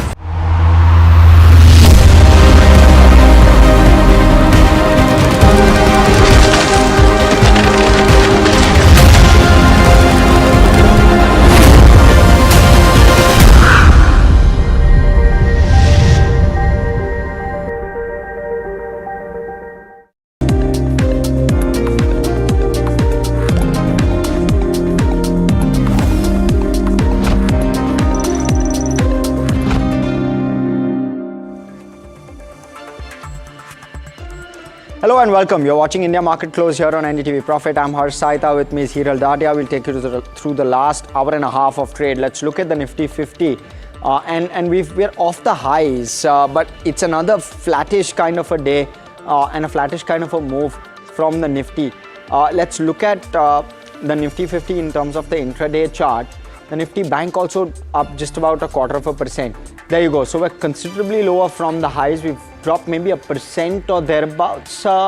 Broadly, maybe 220 odd points from the day's high. So that's how it's playing out. Let's look at the heat map on the Nifty, and you'll see a couple of names really standing out. Adani Ports on the back of those very solid numbers that they clocked in Q4. Bajaj Finance doing well. IndusInd, but then Maruti shining on the back of or after the auto sales numbers have been disclosed. So some names from the auto pack, Eternal up 1% as well, despite the kind of difficult set of numbers that it saw. So some of those pockets doing well, and SBI will be in focus. Kotak will also be in focus as they declare their numbers tomorrow, and you'll also have an Avenue Supermarts which will declare numbers. JSW Steel down 6% on the back of that Supreme Court ruling on Bhushan Steel. Stock taking a knock in trade today. But outside of that, again, auto, Aisha, Bajaj Auto, some bit of FMCG, Nestle is there, Hero Moto as well from the auto pack. The numbers were disappointing where Hero is concerned. Let's look at the sectors which are the sectoral heat map and how is that one shaping up. And we've spoken a little bit about some of this. IT up around 0.25%, bank just flattish, maybe slight positive bias. You have Realty, Metals, Pharma. Again, no major losers, no major gainers, and that I'm not sure whether you should take that positively or not, but that's how it's playing out at this point. Let's look at the breadth of the market, the advanced decline, and how that one has shaped up. Choppy, very, very choppy, as has been the case for quite a few times this week. And at the moment, it's even Steven with regard to the breadth. Let's look at the mid cap and small cap because that's where some of the action is. 0.5% lower on the Nifty mid cap, well off the highs. The Nifty small cap as well. Absolutely flat on the Nifty small cap. It's as flat as you can get. And fairly range bound as well for a better part of the last couple of hours or so. So the Nifty small cap largely flat. Last off, I want to zoom in to maybe a sector or two.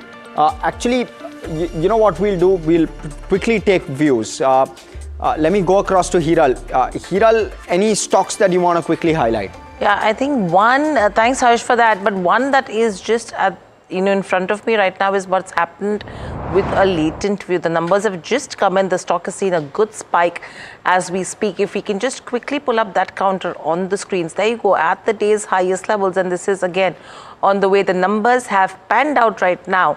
So a strong one coming in there. The revenue number is at around somewhere around 230 odd crores.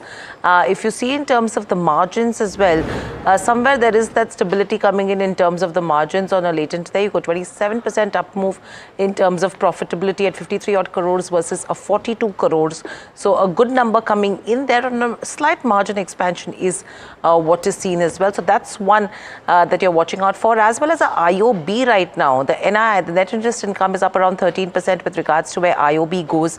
overall. That stock also on the back of earnings is seeing a short spike. Net profits have seen a growth of around 30% at 1,051 odd crores. So two stocks that are on my radar right now, and this is mainly in terms of what's happening with regards to where earnings go. Apart from this, Godrej Agrovat is another one that has also been an interesting counter so far. So let's just quickly pull up a Godrej Agrovat on the screens. 11 to 12% is the kind of cuts that you're seeing on this one, and this is again reacting to numbers. Phoenix again reacting to a weak set of numbers, trading under pressure. Indus Tower again on a weak set of numbers is trading with cuts in trade. JSW Steel, that's a stock we should be talking about as well on the back of the NCLT details, data patterns. Over 6% is the kind of cuts in today's session. Force Motors, 13% up move is what this counter is seeing, and this is again on the back of the auto sales numbers that have trickled in at the day's highest levels. Go Colors, we will be speaking to the management soon, 8.5% up move on the back of numbers.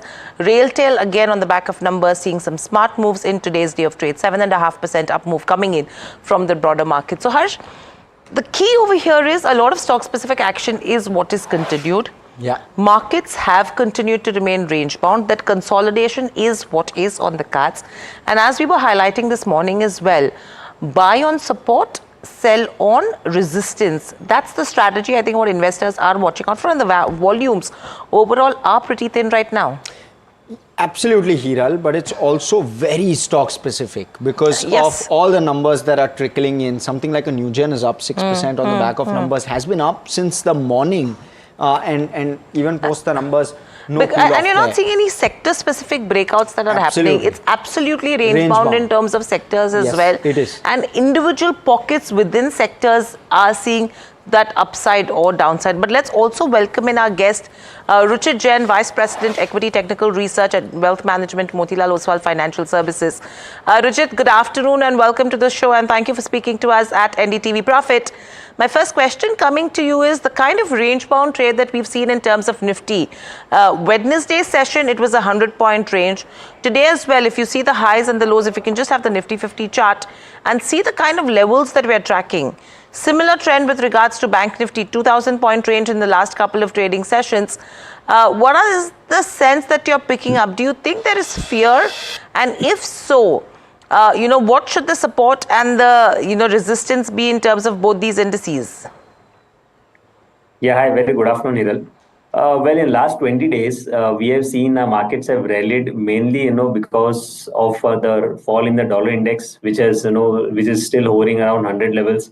FIs turning buyers in the cash segment. Even INR has seen good appreciation. So I think the factors, which were negative for a market since October to start of April, I think those factors have now turned positive for our markets, and hence we have seen this recent up move. But at current levels, the market breadth is giving some sort of divergences because two things are there. One is if we put retracements on this entire previous correction, when Nifty made all-time high and corrected towards that 21,700 mark. So if you put retracements on that, then 61.8% retracement level is coming around 24,550. So ideally, there is a major hurdle for the markets right now, which is around 24,550 being that important retracement level. Secondly, if you look at the market breadth of NSE 500 stocks, Nifty 500 stocks, last 5 trading sessions, although index has consolidation, as you say, have consolidated, as you said, but in last 5 trading sessions, only one day was there where the market breadth was very healthy and in favor of advances. Otherwise, 4 out of 5 trading sessions, market breadth has not seen any kind of significant positivity or any much advances over there. So we believe that since overall trend remains positive because the factors which have contributed to the recent up move still remains in favor of our equities, FIs buying, whether you see dollar index, USD, INR. But because of the divergences of market breadth, that to around the 61.8% retracement level, this means that market may see some pause before starting the next leg of up move. So I think 24,550, 24,600 remains an immediate hurdle until today's high exactly around that zone. So until we see this range getting surpassed, I think better to wait on the sidelines for the index as the risk reward ratio does not seem to be that favorable for fresh longs. But certainly because the overall trend remains positive, so it is more of a buy on dip market, where in the index front, if we get any dip towards 24,200, which is the first support, followed by 23,800, 23,900 range. These are two immediate supports going ahead. So I think if we get dip towards the support level, then the risk reward ratio could become favorable to take fresh longs again. So Ruchit, for now, we are advising to focus more on a sector or stock specific way. Point taken. Ruchit, quick follow up. So what are those factors you're looking for to basically understand whether we're going to break the levels which you're already looking at, 24,200 and 24,600? Any material break either side, what are the factors that you're looking for? So I think major thing should come with price breakout supported by healthy advanced decline ratio. So if you look at, if we manage to surpass at 24,600, along with the broader market participation, last few days the markets have been moving up mainly because of few of the heavyweights, such as if you see Reliance have moved up, a couple of other heavyweights such as Maruti and others have moved up, but the broader markets have not done that well when we see such kind of up move. Sure. So I think a breakout above 24,600, if accompanied by a broad market participation, then those would be signs that we are going to continue this trend. Correct. Got it. And what are the levels you're looking at on the Bank Nifty, Ruchit? Yeah, so overall the banking space has done quite well in this leg of up move, where it has shown more of a relative outperformance. Now on the higher side, 56,200 is the immediate hurdle for Bank Nifty index, and on the lower side, 54,400, which is the swing low, remains an important support. So if you look at last 7 or 8 trading sessions, the banking index has rather seen a consolidation within this range only. So let's wait for a breakout on the either side for banking index as well. Right. So Ruchit, that's the level that you're tracking in terms of Bank Nifty. What would your top picks be, taking into consideration it's a Friday? Any calls? Yeah, so I have a couple of recommendations on the long side. Now, one thing is that we are not yet open for any short positions because, as I said, the broader trend is not negative, right? So stock specific approach, when you have to look for relative outperformers where volumes are good. First name would be IOC, where we have clearly seen when the numbers are posted day before yesterday. After that, a follow buying is quite strong. The volumes are quite good, and also the stock has surpassed the 200-day moving average after a long period of time. So I think this should result into a good trended phase for IOC in the short term. Short-term traders can still buy at current levels with stop below 137 for potential targets around 154. And a bit low beta name, Sun Pharma, within the pharma space is looking positive to us. The stock has given a breakout from a falling trendline resistance. Last 3 or 4 trading sessions, the volumes have started gradually picking up. Although price-wise, we have not seen much action still. But looking at the volume, I think it's good to preempt at current levels till the risk-reward ratio is favorable. So Sun Pharma traders can buy with stop below 1780 for potential up move towards 1920. Ruchit, just tell us this, give us perspective. Would you square off or suggest that the traders square off today, or would you be okay with waiting till Monday also for hitting some of these target prices? How would you strategize it? So what we would look at, if you are looking for more stock specific positions, if anyone has, then one should look whether the stocks are participating now in this leg of up move in the last 4 or 5 days or not. So last 4-5 days where the index is consolidation, if any stock that you are holding from a trading perspective, if that is participating in this up move or that is showing a good strength, then it's better to hold on and take that risk that if we get a breakout on the index as well. But if the stock is not participating along with the up move in the market or a relative underperformance is there, then I think that should be a good sign to cut off those positions. So that's with regards to what you should be doing ahead of as well, whether squaring in or not. Thank you so much, Ruchit, for joining us on the show and sharing your views so far. But let's shift focus to some corporate action. You have Go Fashion India. That's a stock to focus on, and this is on the back of earnings. 8.5% up move is what you're seeing on the counter. Joining us on the show to discuss more in terms of what's in store, Gautam Saraogi, Executive Director and CEO at Go Fashion India, joins in. Gautam, good afternoon and welcome to the show, and thank you for speaking to us at NDTV Profit. Overall, I mean, clearly the fourth quarter was something where expectation was the demand would be muted. However, we've seen a beat that's come in terms of the company. You've piloted new categories as well during the quarter. What's the sense that you're picking up for the coming quarters? Is this kind of trend expected to continue? Yeah, so thank you for having me on the show. So Q4 was a decent quarter for us. I think from an SSG perspective, for the last 6-7 quarters, our SSG has been flat, and Q4, after a very long period of time, in Q4 we delivered about 2.1% of SSG on a YOY basis. So I think there is some recovery of demand we did see in quarter 4, and we are hopeful that probably this kind of recovery should continue in the coming quarters, so we can have a good FY26. As far as new categories are concerned, yes, we have ventured into new categories of ladies everyday wear, but we yet to launch the category yet. So probably in the coming months, we will be launching it in some of our existing stores.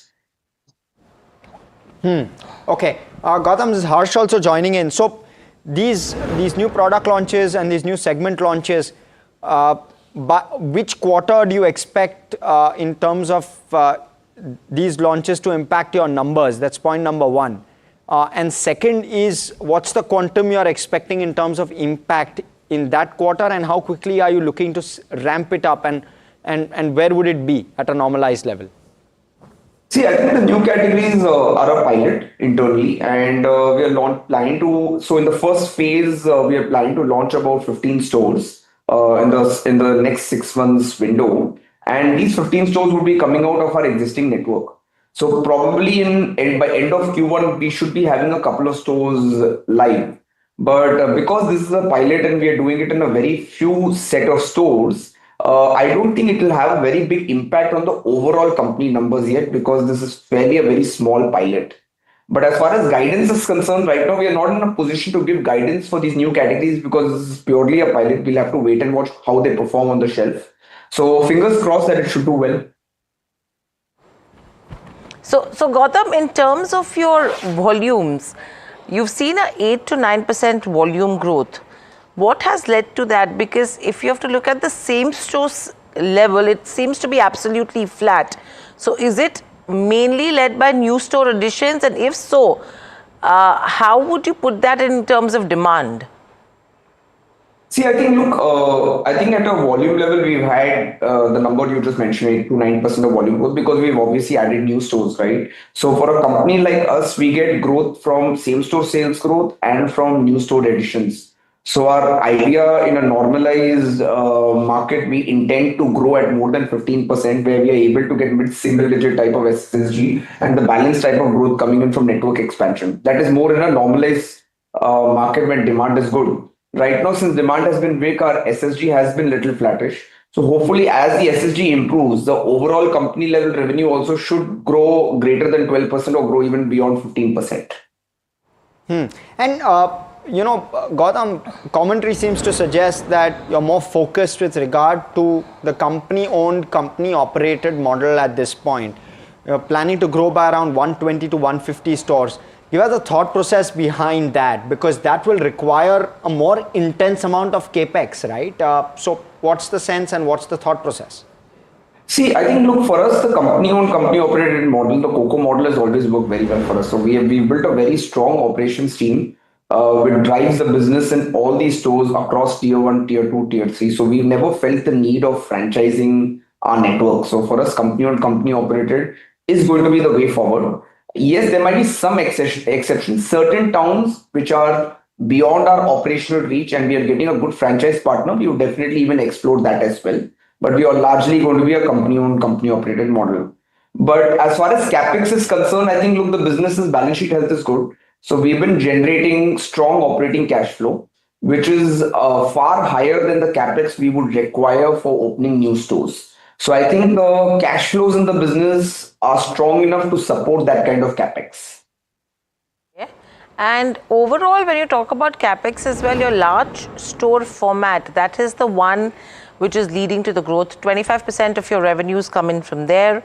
Are you expecting a change in mix, taking into consideration the 120 to 130 new store additions that you will be seeing in FY26? No, I think in FY26, the channel mix will be very similar to what we delivered in FY25. 71 to 72% of our business we see coming from EBOs, and the balance 24-25% coming from LFS. That's because as we are adding 120 plus stores in EBOs, we are also going to be adding good number of large format stores also in the coming in FY26 as well. So I think from a channel mix perspective, I think the channel mix is going to be very similar to what we've had in FY25. And Gautam, just with regard to the outlook for FY26, how are you seeing demand trends play out? December was a tough quarter for you. What's the likelihood or risk of this not sustaining this kind of bounce back that you're seeing? See, I think, look, the bounce back, what we've seen also has been very gradual, right? I mean, we were flattish SSSG for many quarters. We reported a 2.1% SSSG in quarter 4. So it's obviously recovering slowly, right? So I'm very optimistic and I'm hopeful that this continues. I mean, look, it's very difficult to predict the future, obviously. But I'm hopeful that this gradual improvement continues, and probably by the end of FY26, a lot of recovery should have happened compared to how FY24 or FY25 was. And Gautam, is there a plan to change the mix in terms of sales mix? So currently heavily skewed towards EBO. You've suggested that you want that strategy to continue to play out. But what about online? What about MBO? Are those other opportunities and pockets in terms of distribution working well for you? And how will that mix change? Or more or less, you're expecting that mix to be as is? See, I think very interestingly you asked, right? So online and MBO have been doing really well for us. So on a YY basis, the growth what we see in online, what we see in MBO has been very encouraging. But having said that, because the absolute numbers of online and MBO are still small, they won't really impact, those two channels wouldn't really impact the channel split as such, because EBOs and LFS also are continuing to grow. So yes, online and MBO are very important channels for us. But from an overall scheme of things, because EBO and LFS also have been seeing encouraging growth, the mix is going to be very much skewed towards EBO and LFS from a contribution perspective. Okay. And in terms of everyday wear as well, you mentioned about, I mean, that's the new category, right? Overall, no margin picture that you can share, but what's the kind of price point and what's the kind of revenue expectation out of this category? So I think from an average selling price perspective, I think we see ourselves anywhere between 800, starting from 800 rupees a unit to going to even 2000 rupees a unit, depending on the style and the product. From a sales perspective, it's very difficult to give a guidance yet because we haven't even opened our first pilot store. So that's a little difficult for me to comment on. But from a average selling price perspective, we see ourselves pricing the product starting from 800 and going up to 2000 rupees a unit. Okay. One quick question, Harsh, I have with Gautam is on the margin picture. You've mentioned about stability in FY26. What would that number be? Are you saying it will be stable as per what you've seen right now? Because FY25, we were at around 17%. So where are you seeing 26 numbers stabilize at? I think FY26 should be in the lines of FY25. I think we would maintain margins at a gross margin and EBITDA level. So I think from a margin outlook perspective, I think we are going to be looking at probably delivering similar type of margins what we have delivered in FY25. And Gautam, you know, these new products that you're looking to grow, I mean, very encouraging, right? Because you've always done bottom wear, you're now moving up the chain likely. What about competition there? You know, you have the Zudios and the like which are competing. All this time you've been saying that, you know, they aren't really competition for you. What do you make of that? And how are you going to try and compete against them?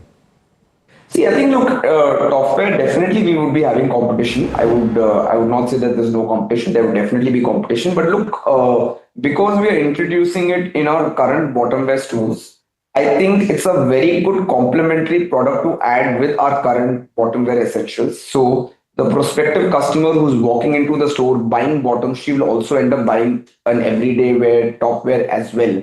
So I think we are basically tapping into the existing footfalls in our stores and under the same brand umbrella. So I think our first target and aspiration is going to be to really capitalize on our existing customer network. So I think from a competition perspective, yes, there is competition and we have to be very careful. But our first priority would be to capitalize on our existing customer network through our existing stores. And despite all of this, you expect margins to be range bound in that sense. Don't you believe that this opens up better margin opportunities in terms of gaining or? Yeah, I think because this is a pilot and this impacting the overall company margins might not happen in FY26 because this is solely a pilot. See, because if you're going to be introducing it, right, we will be introducing it in 15 stores in the first 6 months and probably 10 stores in the second 6 months. So if you're doing it across 25 stores where we have a network of 776 stores, so I think 26 stores making a really big impact on the overall company margins, I don't think so yet. We'll probably have to see how FY27 plays out, but that's some time away. From an FY26 perspective, I think we'll end up maintaining decent margins. Right, so decent set of margins, maintaining at levels of FY25 is what you should be watching out for. But thank you, Gautam, so much for joining us on the show and sharing the views. So that's the management of Go Fashion. Harsh, interesting moves in today's day. Stock, I mean, almost, 8%. I mean, you can call it's an upper circuit, though it's not an upper circuit because it's maintained those kind of levels since the time the numbers have come in. But there you go, 8 to 9% kind of up move coming in on that count. Yeah, in fact, Hiral, sorry, I was just quickly looking at the graph as well. The 1 month, stocks up 21.5%.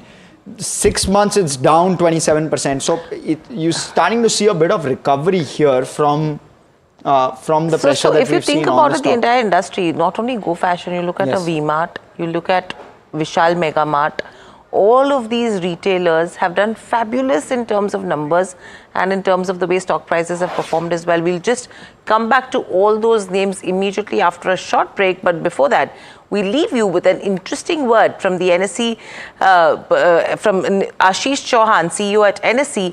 He spoke on the sidelines of the Waves Summit about the newly launched Nifty Waves Index. Let's listen in and then we'll be right back. Waves Index is an index created to represent the creative industry in India. And there are, when the Waves conference was being conceptualized by the CM's office, they had at that time called us up saying, would you be able to launch a Waves Index because it's going to be a growth industry? And we said, yeah, we have many types of sectoral indices and we will also be able to create one. That is where we had promised them, and today we have fulfilled our promise of launching the Waves Index. The way I look at it is the Waves conference has kick-started the thinking about how big the creative industry in India can be. But at some point in time, Waves conference will get over. But Waves Index will remain forever, and that's where it's going to be a legacy of this conference, where you will highlight only on the creative industry of India, which is going to go up leaps and bounds, and this index is going to anyway give people an idea of what kind of performance those companies have done over last 1, 3, 5, 10 years.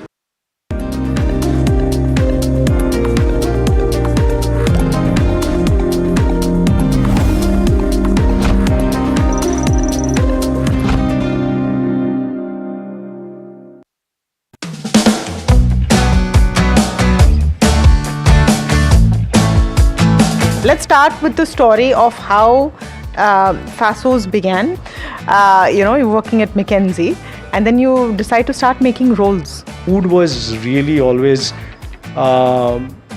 something very close. Food and football. You're painting a very stereotypical Bengali picture yes. right? I was really missing the Kolkata rolls in Pune. Will you make a decent roll if you have? I can take a bite and say whether it's a decent roll or not. That's a very different skill set. We are not like Uber of India or Amazon of India. We are the first people in the world to do cloud kitchen at scale. What was the most challenging point that you faced when you said that, maybe I need to go back to, that professional job? Revenue dropped by 80%. Could not pay my daughter's school fees. for a quarter. So you started off with Fasos, of course, but why the name Rebel Foods? Someone said, see, you guys don't do anything by the book, so, why don't you call yourselves Rebel?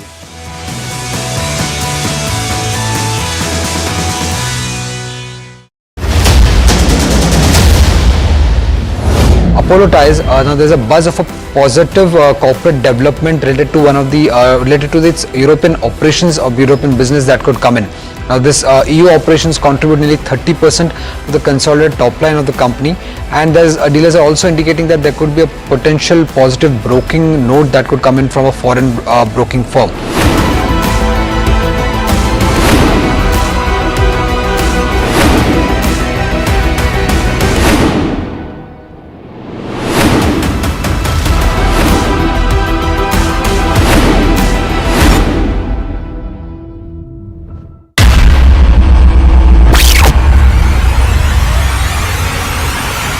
The last 1 month, if you see, the share prices of Genzol Engineering has fallen more than 58%. Why are the rating firms calling the debt payments as default? We have two credible credit rating agencies on March.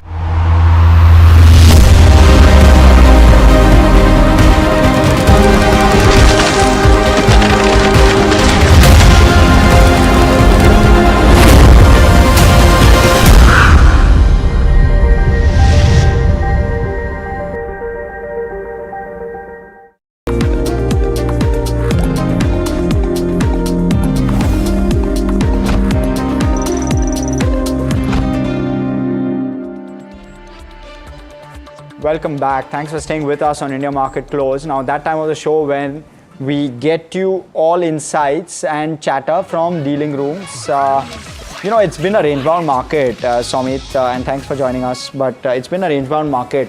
What's the sense like?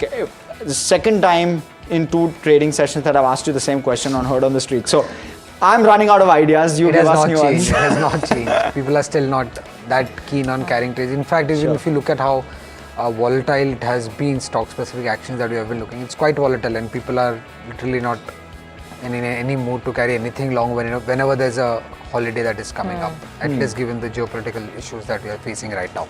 Correct. But stock-specific action in multiple names. Firstly, it's Avenue Supermarts. The company will be reporting its numbers tomorrow, but dealers are indicating that large HNIs have been selling this counter just ahead of the numbers, which is coming on May 3rd. So keep an eye out for Avenue Supermarts.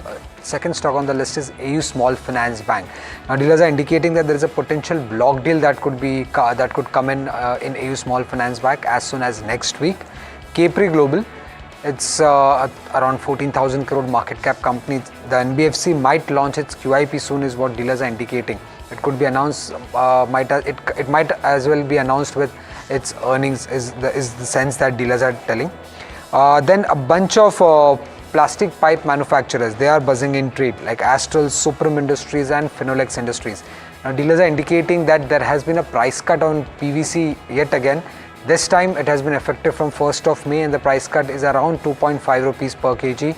Since the start of 2025, prices have been cut by around 12 rupees per kg, and since the start of this quarter, prices have been cut by around 6.5 rupees per kg. And the current prices are is the lowest that we have seen since May 2020, and these kind of price cuts could impact the margins, and there could be inventory losses for plastic pipe manufacturers like Astral, Supreme Industries and Finolex Industries. Keep an eye out for these stocks. This is an interesting one because there's a full possibility taking into consideration crude is sitting at 60-61. Right. So if you have to take the average price of the last couple of in fact, they're also indicating there could be another price cut of around 2 to 3. Absolutely possible, because PVC prices are directly linked to the way crude moves, right? And they average it out in that perspective. So an absolute possibility from what Somit is mentioning. So these Pull up three a names. Chemplast as well on the back of that, because directly on PVC, Chemplast and Mark. If you can guys have a Chemplast on the screens and see what that stock is doing, as Harsh is indicating, they go 0.5% cut. Can we have a 1 week chart? Because these are things which already get priced in much earlier in anticipation of the cut, because that's usually the trend. If you can just have a 1 week chart or a 5-day chart for Chemplast, there you go, 6 to 7% is the kind of cuts that you've already seen. But interesting names here. I think these are companies we should be calling as well and understanding as to what's the trend that they're picking up. If there are any further price cuts that could be on the annual as well from all of these names. And Avenue Supermart will be something we should be watching out for. But Soman, that you're with us. OMCs, again, what are you looking at? Because crude, we just spoke about $61 per barrel. Singapore GRMs are also interesting right now. Where are you seeing OMCs move from here on? Because a key positive. Well, yes, multiple analysts whom I spoke to are suggesting that these are kind of key positives coming in for the oil marketing companies. Firstly, they reported a very strong fourth quarter numbers.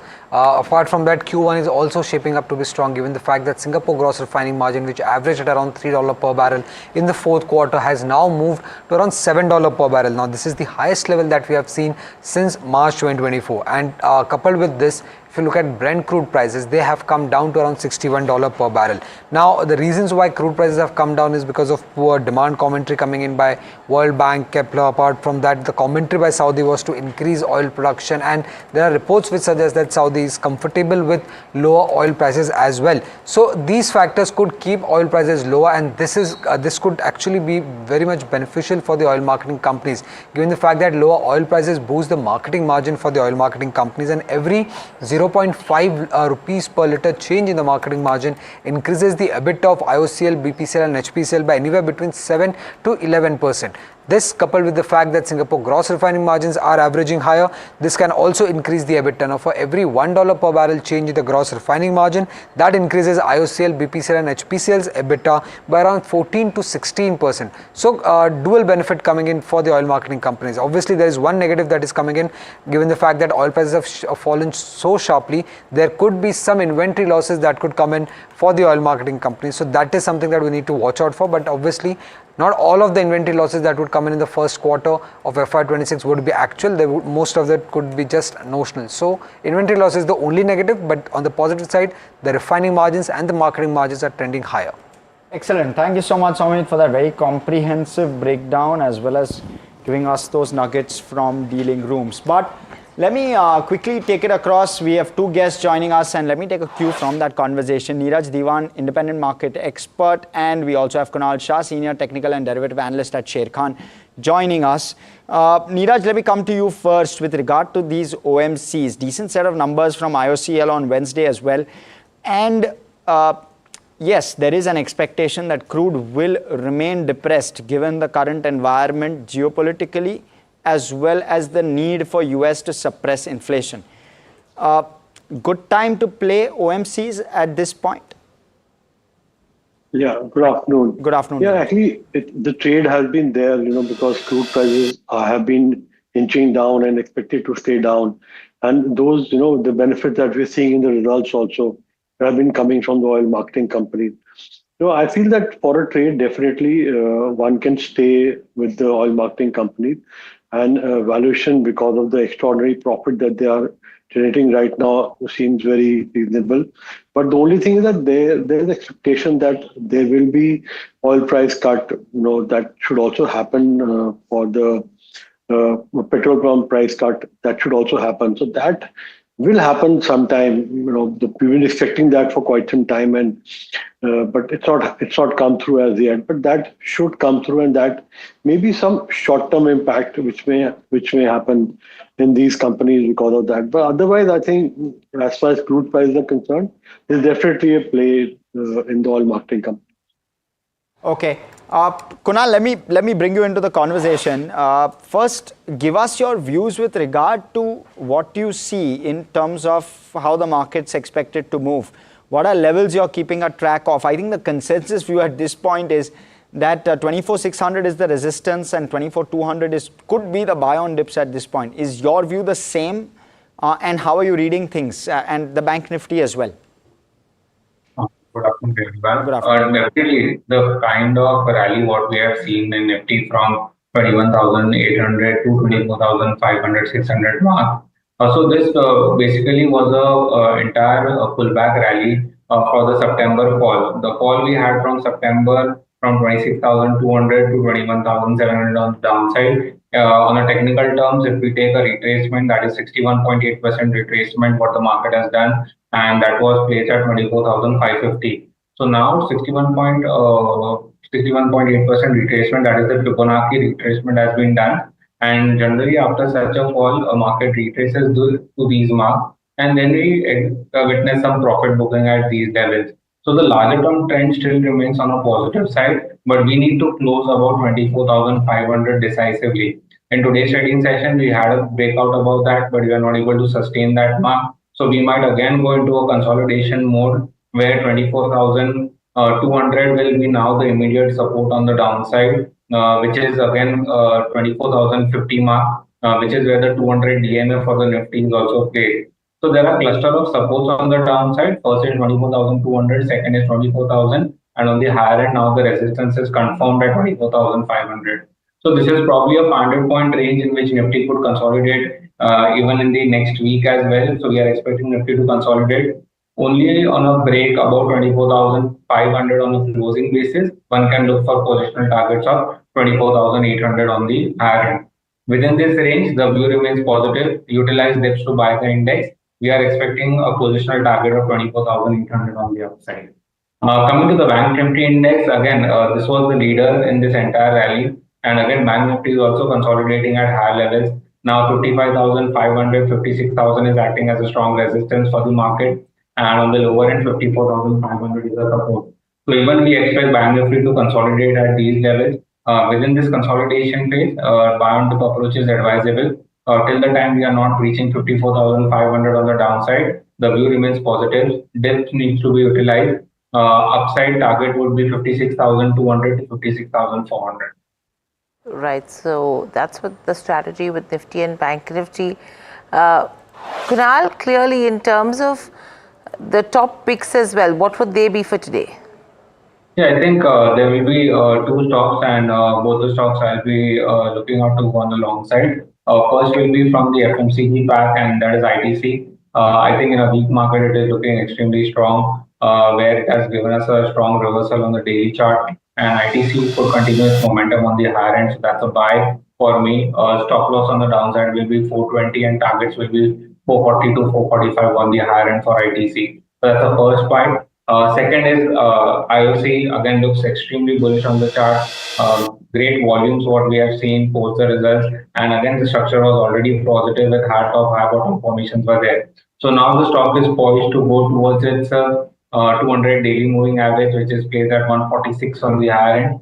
So we expect this momentum to continue. Keep a stop loss of 139 on the downside, and one can expect targets of 146 to 150 on the higher end. Kunal, that's with regards to where the strategies go. In fact, let's also welcome in Neeraj Diwan, independent market expert. Neeraj, good afternoon and welcome to the show, and thank you for speaking to us at NDTV Profit. Firstly, let me talk to you about a couple of stocks that are in focus today. Somit, our colleague, just got to us names like Finolex, Supreme, all your pipe companies, that PVC price cuts is on the anvil. If that is the case, what would your view be on all of these pipe companies? Yeah, good afternoon. Yeah, I think because the stocks had corrected over the last 4-5 months, the valuation is also not expensive now. If they're going to get this benefit because of raw material prices coming down, definitely it is positive. Plus, the other thing would also be that, we are positive on CapEx, we're positive on infrastructure, we are positive on real estate. So all that also augurs well for these kind of companies. So I think if one is looking at a long-term investment, I think they should be looking at investing in these companies. Plus, you get this added advantage now with the raw material cut, which may also happen. So I think it's positive for the sector as a whole. Stock of the day, one which has been doing very well in trade on the back of its numbers, Adani Ports. Anushi here with a heads up on what the quarter was like, and also how Adani Ports has commenced operations at the Viranium port today, which is a major positive. First, Anushi, first off, with regard to the numbers itself. Right, so let's talk about the quarter which went by. Now it's a robust set of numbers that we are looking at for the fourth quarter. Key highlights, some of them, the fourth quarter in the net profit we saw a significant growth which was aided by higher profit from their joint ventures along with the lower exceptional loss that it had incurred. What was a standout for the quarter was the FY25 revenue and the revised EBITDA guidance. Now the company beat the revenue guidance which was around 30,000 crore as well, and even revised EBITDA guidance, it crossed that mark as well. Now this revenue growth that we are seeing was led by the company's logistics and marine revenue, wherein in marine revenue they expect a 2 to 3x growth going forward. Even if you look at the market share of the company, that has improved to 27% as compared to 26.5% of last year. So that is something that we can see forward. Along with that, for FY26, now the company expects a 16 to 22% of a revenue growth in FY26 pictures. Quickly walking through the numbers, if you look at how the numbers have shaped up, revenue was up around 23% in the quarter, while margins saw about a 33 basis points of an improvement to 59%, and net profit, as mentioned earlier, saw about a 48% of a jump. Now, if you talk about the FY26 guidance which is given, it is a steady sort of a guidance that we are looking at in line with what FY25 also saw in terms of how the growth numbers have panned out. So 16 to 22% is the kind of revenue growth that is expected over next year. Along with that EBITDA, we are seeing around 10 to 16% of a growth. Do note that the company had revised its EBITDA guidance for this following year, which had exceeded. Capex is now expected to be in the range of 11,000 to 12,000 crore, while net debt to EBITDA, which improved to 1.9 times this level, is expected to remain below the 2.5 times of level that is seen next year. Now coming to some of the key operational metrics that is expected over FY26, port cargo volume, if we see, that is expected to rise 12 to 14% for the year, while trucking revenue is something which should be in focus, especially after the kind of for growth that the company expects in trucking revenue, which is seeing about a 3x to 4x jump over FY26, and marine revenue expected to grow over 2 times. Now, what is also important to note for the company is how it has commenced its operation at Viringham Port. Of course, the inaugural in focus today as well. Now, this is India's first fully automated shipment port that we are looking at, 8,600 crore worth of a project. That is what we are looking for this port, and it is expected, it's already crossed the milestone of 1 lakh monthly TEUs, that's 20 equivalent units in March itself. So something that is in focus in trade today. So it's a good set of Q4 numbers, FY26 steady guidance that we are looking at, along with the operationalization of this port is that we are seeing. Right. Thank you so much, Anushi, for that. That very comprehensive perspective with regard to Adani Port. Stock perked up 4%. One of the top gainers on the Nifty today. Neeraj, let me come to you with regard to Adani Port's numbers. You believe this one, are you positive on it, given the kind of growth guidance that they have, the kind of pipeline that they have, and the kind of aspiration that they have? Yeah, actually, I've been positive on Adani Ports. I think that they've been delivering whatever number they've been saying and whatever guidance they've been getting as far as the debt is concerned. So they've been very conservative there also, and they've been trying to, stick to the guidance even on debt. Plus, they've been outperforming the EBITDA guidance for the last couple of years. So now again, if you're looking at a further upside of, 10% odd on the EBITDA for the coming year. What's your view? The stock is not really expensive, but 2,70,000 account market cap, and they are talking about 22,000 of EBITDA. I think it's even on valuation. This is attractive. So I think one should be investing in this stock if one is a little long-term investor. Clearly positive. Kunal, your view? Yeah, I think technically the stock looks good. The stock in today's trading session had given us a breakout about the 200 DMA, which was placed at 1289. And we expect this momentum to continue on the higher end. Overall, the chart setup on the long-term chart also looks attractive. And I'm looking for positional targets of 1400 on the high. Okay. Kunal, quick take on Maruti, because that's the other one that's buzzing in trade, up 5%. So Maruti again, from that resistance zone, what it had around 12,000, it has given us a breakout. On the higher end, the resistance is now placed at 13,000. So this is probably a 1,000-point range in which the stock is stuck. Within this range, the view remains bullish. If you get around the mark of 12,100, that would be an ideal opportunity to go on the long side. Okay, apologies, I have been seeing the wrong number with regard to Maruti. And Neeraj, view with regard to auto sales, do you have a view as to how you would play auto at this time? Discretionary is the one space and one basket which everyone has their eyes out on, given that 1 lakh crore has been freed up. Would auto be that, that sector where you'd like to place your bets? Yeah, as far as the numbers are concerned and performance is concerned, two auto companies have really stood out for the last few quarters. One is Mahindra and Mahindra, and other is TVS Motor. I think these two will continue doing well because TVS Motor, even the numbers now are good. Mahindra and Mahindra have been able to do a very good acquisition. Tractor sales are doing well. Plus, there's a good monsoon forecast, so that augurs well for Mahindra and Mahindra.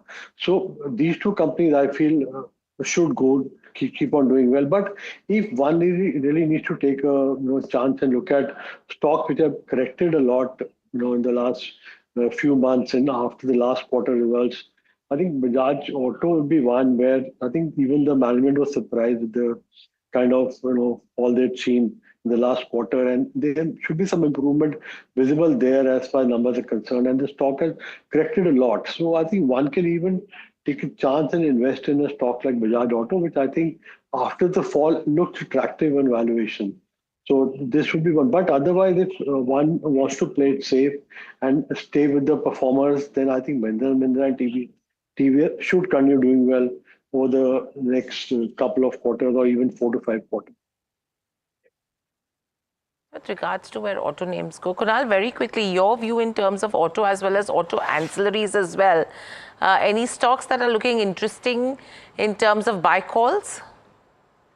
Yeah, I think Nifty Auto as a sector has witnessed a sharp correction from the level of 27,500 towards the mark of almost 19,000 on the downside. And now we have witnessed a pullback towards the mark of 22,300. Now this is where today we are not able to surpass the resistance of 22,600. A break above that will help the index move higher towards 23,000, which is the gap area on the technical chart. So on stock specific, I think M&M still looks attractive to me. Even at the current levels, the chart structure has been positive, and this could continue the momentum on the higher end. So M&M continues to be on the buy list. The resistance which was placed at 2850 has been taken out, and we need to just sustain above this mark. So any dips towards that support of 2850 would be a good opportunity to go on the long side. You can expect targets of 3,100 on this side. Okay, now, all right, let's switch focus. We earlier spoke to Sharan Bansal, Director of Skipper, who talked about the company's growth outlook going forward. Stock is perked up 3-odd%. It's a strong set of numbers as well, I must say. Listen to a slice of that conversation. Yes, we have achieved 41% growth in the year that just ended. And the previous year, FY24, we had delivered a 60% plus growth. And of course, the market remains extremely buoyant. The company is having an order book of 7,000 crores plus, and bidding pipeline is plus of 20,000 crores right now. So all of it definitely point towards better and better market scenario. We are at about capacity utilization of roughly 85% as of now. So most of the new growth from here on is going to be coming with the capacity expansion that we have taken on last year. And of course, we will be having further capacity expansion in this year as well. So that's something which will be a continuous feature in the company. So we believe that achieving 20 to 25% growth, even on this elevated base, is very much possible. It's possible, but so I'm guessing it is under promise and over deliver. Quick answer, is that the case or no, FY26? Well, that's always the objective and that's always the intent. Definitely be conservative while promising, and certainly hope to achieve more than that. Okay, so let's talk about the improvement in margins which you've managed to do. And that seemingly is because of the mix and both exports as well as the increasing transmission and distribution mix. Last few years, the margins have been in a range 9.7, 9.8%. Does that continue? Does that change? How does that work with the new capacities and the new investments that you're doing?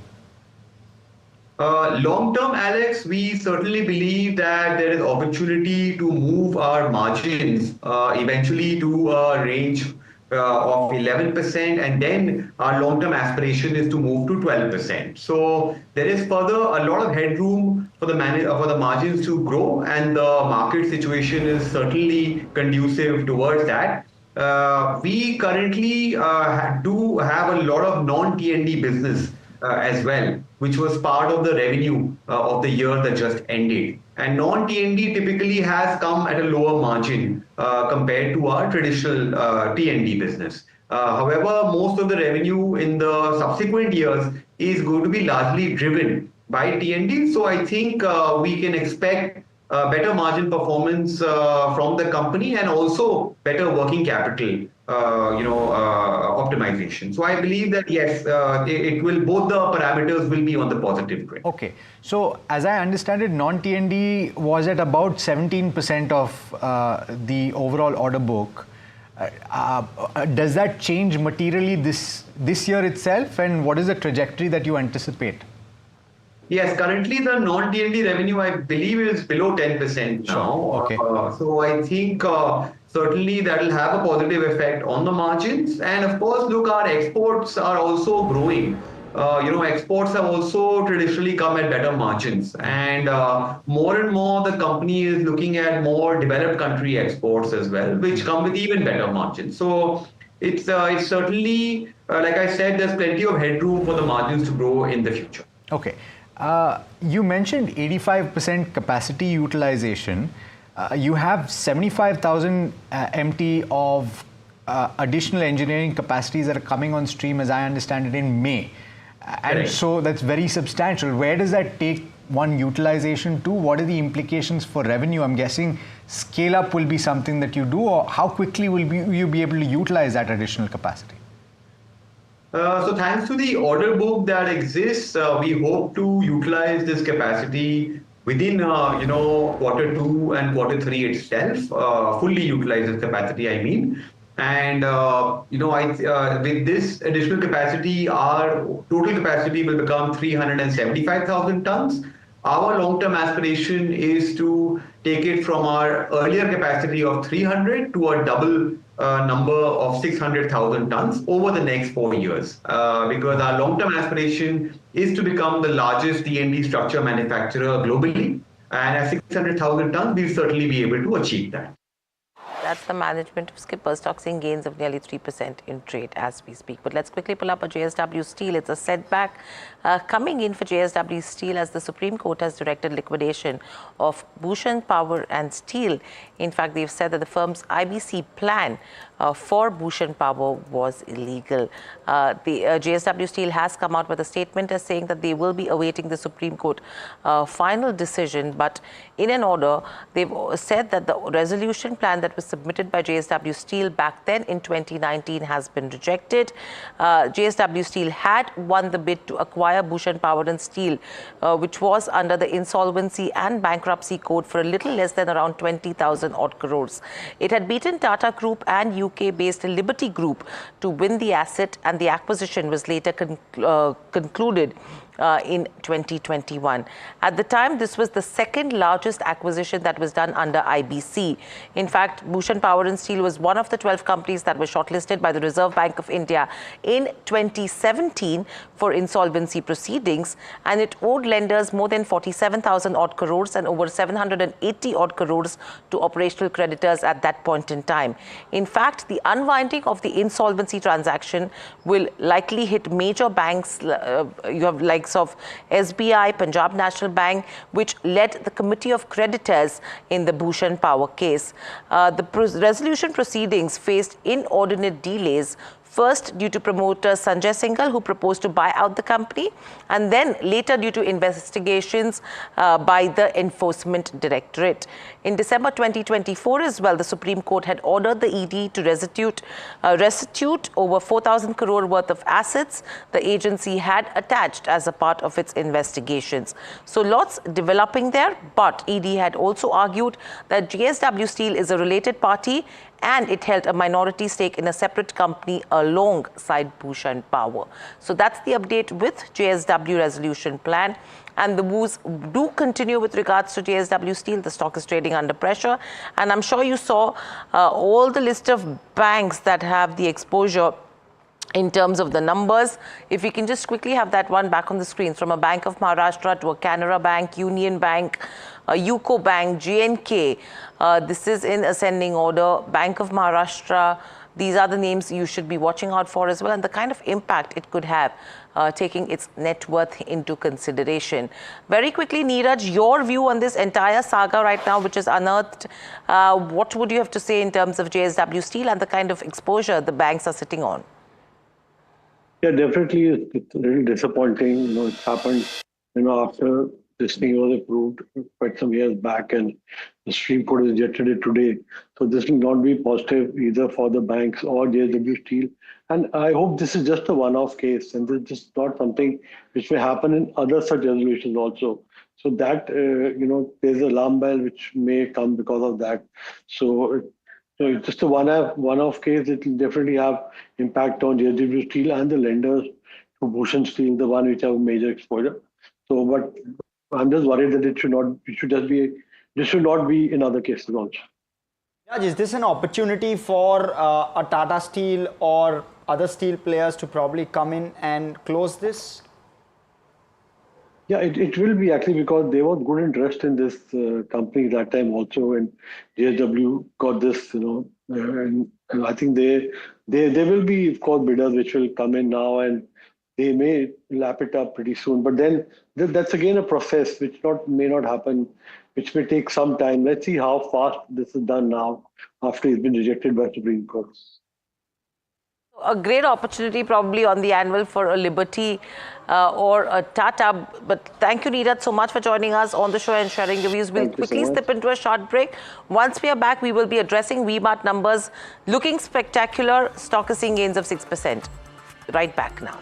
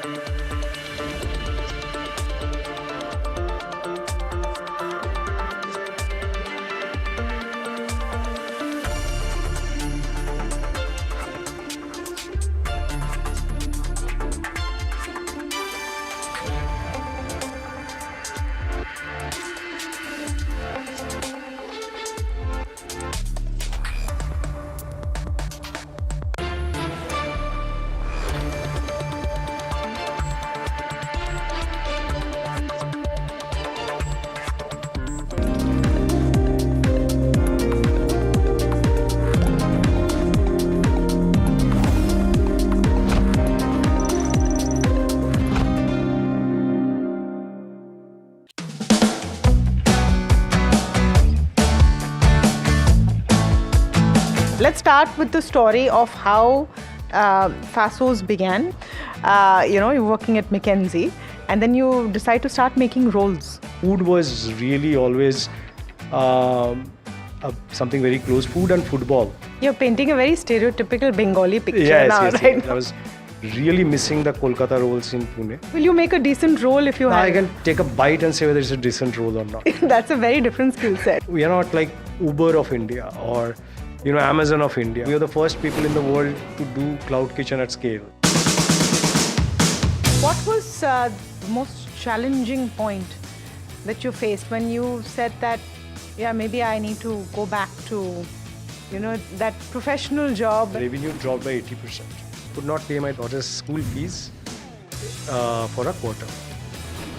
So you started off with Fasos, of course, but why the name Rebel Foods? Someone said, see, you guys don't do anything by the book, so, why don't you call yourselves Rebel?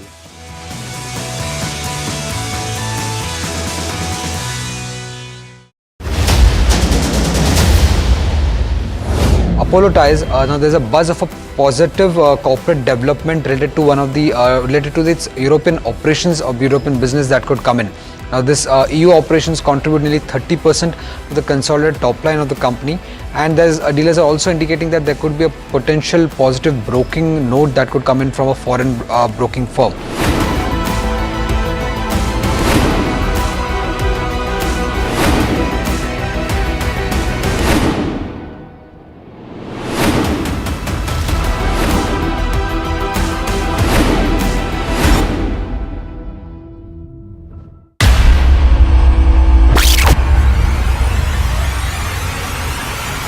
The last 1 month, if you see, the share prices of Genzol Engineering has fallen more than 58%. Why are the rating firms calling the debt payments as default? We have two credible credit rating agencies on March.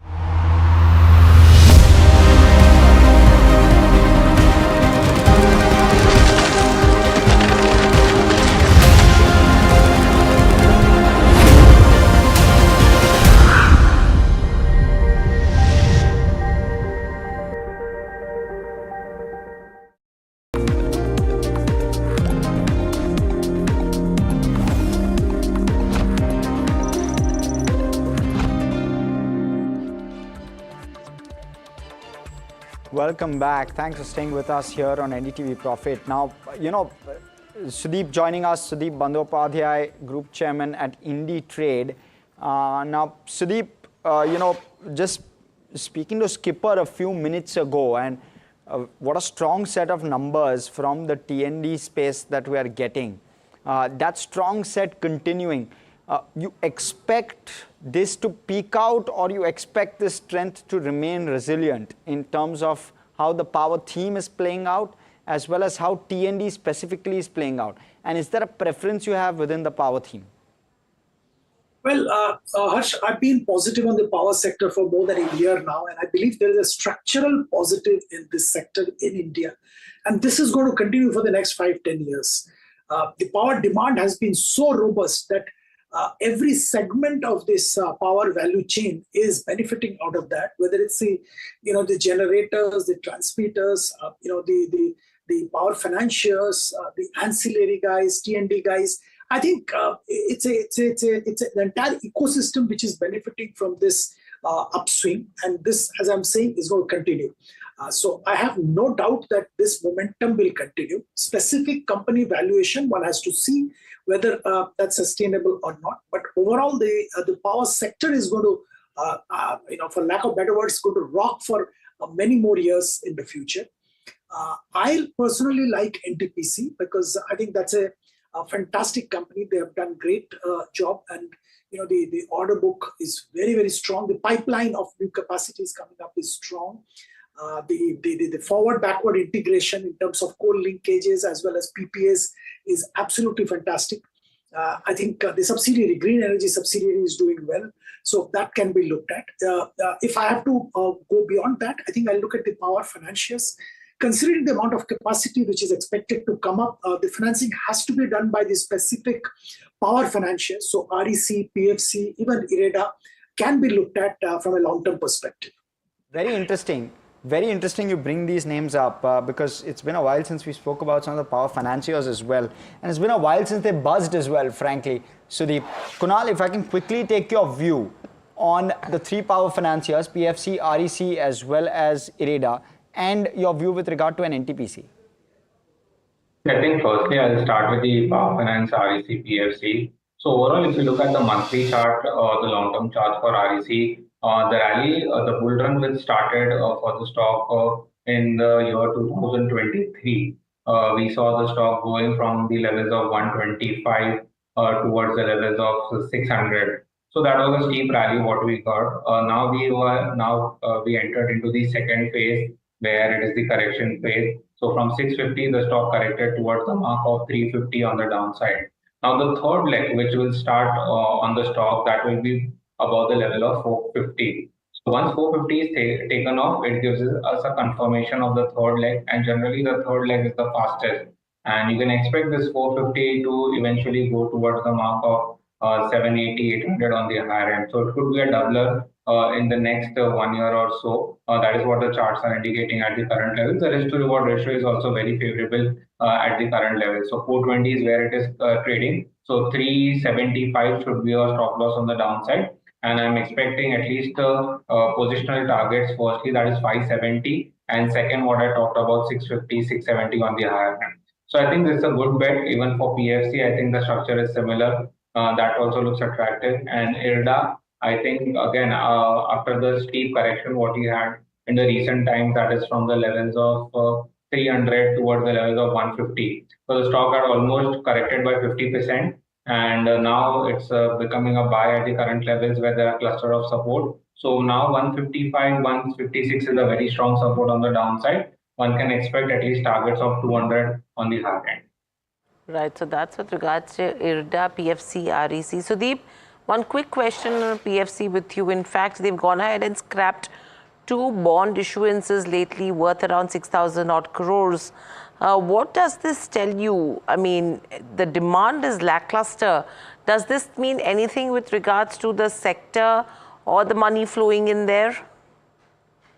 Well, I think these are temporary issues, Hiral. I think these will be ironed out over a period of time. I would also say this is probably a good financial decision because interest rates in the economy are coming up. So overall cost of funds will come down. So instead of locking in at higher rates, if they wait, and I'm assuming they don't have immediate demand, so it's better for them to wait and raise at an opportune time when the interest rates have further come down. We all know that interest rates have to come down. Whether it will be 3 more cuts or 2 more cuts, we'll have to wait and watch. But the cuts are definitely going to come based on the inflation numbers and based on the need for the economy to get, boost. So I think it's a wise decision to hold back the bond issuances because there was no immediate demand, and I think it will come back. They will raise money, and if you look at the gigawattage which the power sector needs to add, it will become obvious that there will be financing demand going forward of a significant amount. So that's with regards to PFC. In fact, Sudeep, thank you for that. Harsh was also telling me the same thing that, they will be waiting it out now for the interest rate cuts to kick in as well. But moving on to our bull versus bear segment. Today, we put the spotlight on Eternal. What's interesting is Mahima actually and the research team, we had a consensus that this would be a negative, but there is some faith that the investors are having on the counter because the stock is up almost 0.8%, and that's the reason why we've picked this one for the bull and bear case. Mahima, over to you. Right. So in fact, as you rightly mentioned, the stock also had a very topsy-turvy move today. It was down 5% in pre-open, then it opened negative 2%. Right now it's trading at around 0.75% higher. In terms of Q4 numbers, they were a slight miss. PAT was down, however, 34%. But probably what the street is liking is that maybe the kind of losses in quick commerce were better than what was expected. Now, in terms of bull versus bear case in the food delivery space, the overall gross order value grew at 16% year on year. But if we see sequentially, gross order value, the growth has been slowing down since the past 3 quarters now. And in terms of quarter-on-quarter performance, gross order value for food delivery growth was a negative 1.4%. In terms of quick commerce, the monthly transacting users was the highest in terms of additions this particular quarter. Over 3 million were added. But in terms of the average gross order value, and this is per day per store, that has fallen 3% for quick commerce. This is of course on the back of the number of dark store additions that the company has done on a higher rate as well. In terms of margins, the EBITDA margin guidance they've maintained so far, but in terms of the overall competition that is coming in from quick commerce, management has come out and indicated that the competition intensity is going up, and that could probably hurt their margins and profitability as well, because the discounting rate will certainly go up in terms of quick commerce, and cash burn also might go up. In terms of the District app, overall, around 1/3 of the total going out gross order value was transacted via District, but now that district is picking up, working capital requirement for the that segment of the company is going up. This quarter, around 400 crores worth of rupees was used as working capital. So in that fashion as well, cash is being deployed, plus that might overall have an overhang on margins as well. Lastly, in terms of what brokerages are penciling in, Jefferies has rated it hold with a target price of 232, and in terms of Citi, they've maintained buy and of course hiked the target price just by 10 odd rupees to around 290 versus that of 280 earlier. So this is the overall view as to what the bull versus bear case for something like an Eternal looks like. Thank you so much for that, Mahima. Good perspective. Sudeep, let me come to you with regard to Eternal. Mahima spelt it out actually, so I'm not going to get into the nuances. What side of the fence do you sit on? Well, if somebody has a short-term horizon or even a medium-term horizon, I'll tell them to stay away. If somebody is looking at long-term, maybe it's worth picking up. Look, they are expanding the business, and for that, they are kind of forgetting the margin. I think that's a right thing to do from a long-term perspective. The opportunity is huge. They need to take head-on the competition, and that's pretty much what they're planning to do. From a long-term perspective, you can't fault this strategy. But from a short, medium term, I think there is some pain going ahead, particularly considering the Blinkit, the quick commerce space, where the big boys, including Amazon, is getting ready for a providing them a stiff competition. So I will be watching the space, but I won't venture into this space unless I have a very long-term horizon. So that's with regards to where Zomato goes.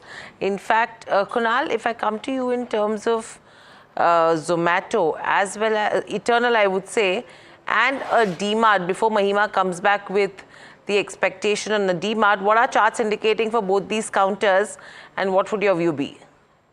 I think for Eternal, the view remains sideways. It has been facing strong resistance under 200 DMA, which is placed at 245 to 246. So that's a resistance zone. On the lower end, the support is placed at 200. So this is probably a 50-point range in which the stock is stuck, and I expect it to consolidate in this broad range only. So I'm neither seeing major significant upside or significant downside in the stock at the current levels. Second is DMart. DMart again had witnessed a sharp correction, then we witnessed a rally on the higher end. Now again we are witnessing correction from the higher levels. So overall, if I look at the larger term trend, it is still sideways. The support for the stock on the downside is at 3,500, and the resistance on the higher end is placed at 4,600. So again, this is a 1,000-point range in which the stock is stuck. Probably a buy on dip candidate towards the 100 DMA, which is placed at 3,800. So wait for a dip towards 3,800. Probably there one can look to go on the long side. And Sudeep, two large banks expected to come out with numbers tomorrow. Actually, what we'll do, we'll take your view on that one on the other side of this very short break. Let's get into that break. Let's get beyond it. And thereafter, take your BTST, Kunal, as well as take views with regard to all earnings that are going to come through.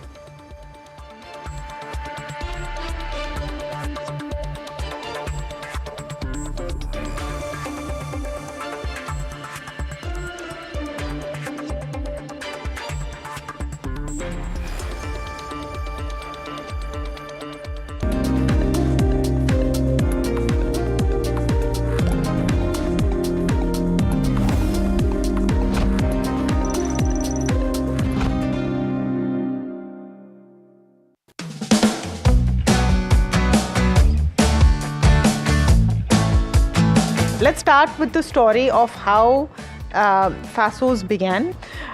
You're working at McKinsey, and then you decide to start making rolls. Food was really always something very close. Food and football. You're painting a very stereotypical Bengali picture now, right? Yes. I was really missing the Kolkata rolls in Pune. Will you make a decent roll if you have? I can take a bite and say whether it's a decent roll or not. That's a very different skill set. We are not like Uber of India or Amazon of India. We are the first people in the world to do cloud kitchen at scale. What was the most challenging point that you faced when you said that, maybe I need to go back to, that professional job? Revenue dropped by 80%. Could not pay my daughter's school fees for a quarter. So you started off with Fasos, of course, but why the name Rebel Foods? someone said, see, you guys don't do anything by the book, so, why don't you call yourselves rebel?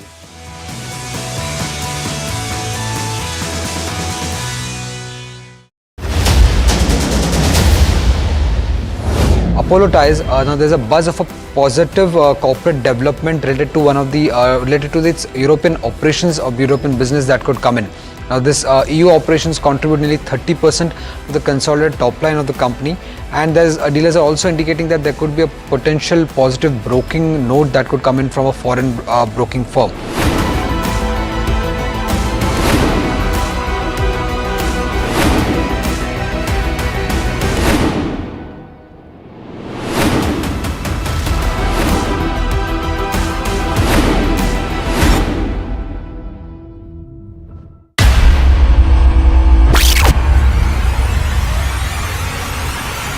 The last 1 month, if you see the share prices of Genzol.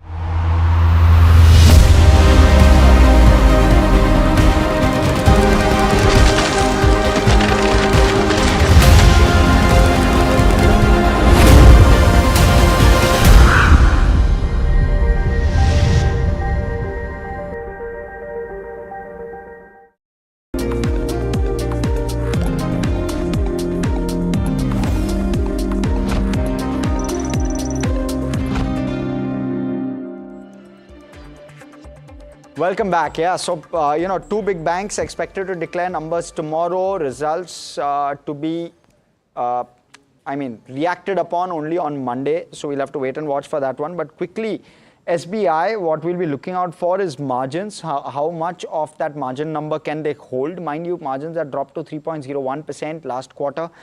Can they hold on? And how much of that and what the expectation will be going forward in terms of margins? They're also anticipating a fundraise to come through, an equity fundraise. Mind you, the capital adequacy of SBI is the lowest among all the larger banks, and therefore that fundraise, long awaited, is now going to come. What's the impact of that on ROA? Can they hold the 1% ROA will be the other big question.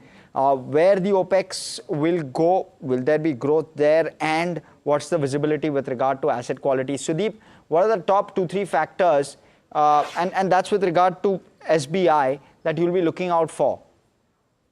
Well, I will be looking at the margin very, very carefully. I think, otherwise the bank in terms of growth, in terms of asset quality, in terms of the subsidiary performances is absolutely doing well.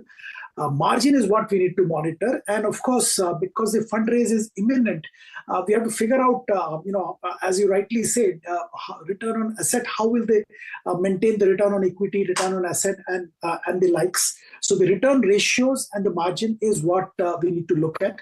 We would also like to know the commentary which they come up with regarding the credit growth potential, what they are looking at. And also, there's some commentary on their asset quality as well as the deposit franchise.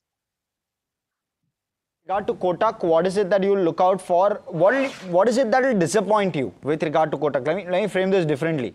What is it that will disappoint you, if at all something were to go off, in terms of what number? Well, of course, the margin is what we will be looking at. We know the loan growth hasn't been anything great as far as Kotak is concerned. They're by and large around the industry number, but nothing exceptional. The deposit franchise also has been doing so, nothing exceptional. So we will be very careful about the margin. Of course, asset quality, I think, will be by and large in order. So the margin number is what we will look at. And if the margin disappoints, I think, we'll be worried.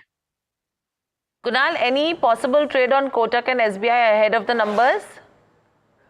I think overall both the stocks after a sharp rally have been consolidating at high levels. SBI is taking a support at the 20 DMA, but we need to wait for further confirmation. Probably a break above 810 will open up the room for 840, 850 on the higher end for SBI. Right. And what would your BTST, STBT calls be? Mine would be from the fertilizer space, and that is PI Industries. I think the stock is on the verge of a breakout, and this momentum could continue on the higher end in the upcoming week. So that's a buy for me at the current levels. 3,700 is where the stock is trading. Keep a stop loss of 36.40 and look for targets of 37.40 to 37.80 on the higher end. Right, so that's with regards to BTS, TSTBT calls from Kunal. But shifting focus, you have a DMart that we have been watching out for, apart from SBI and Kotak Mahindra Bank.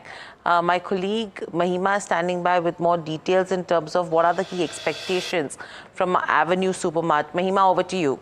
Right. So in terms of Avenue Supermarts, double-digit growth across the key metrics is something that you can expect, but there might be a slight miss in terms of revenue as compared to the estimates. Revenue is expected to rise around 17%, EBITDA around 12%.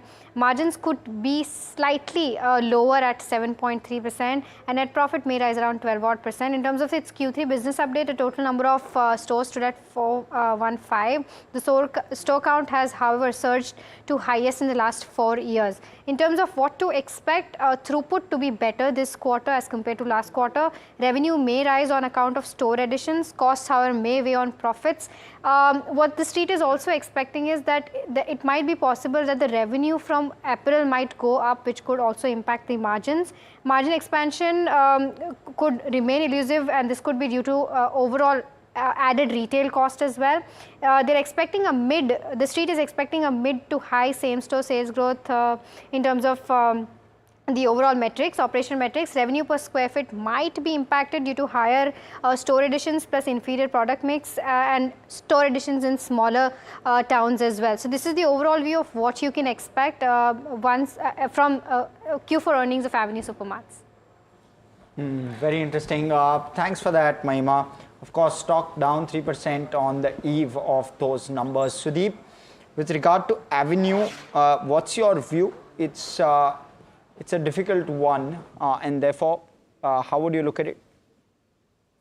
I think one thing about DMart is that they were a bit slow to get to this quick commerce game.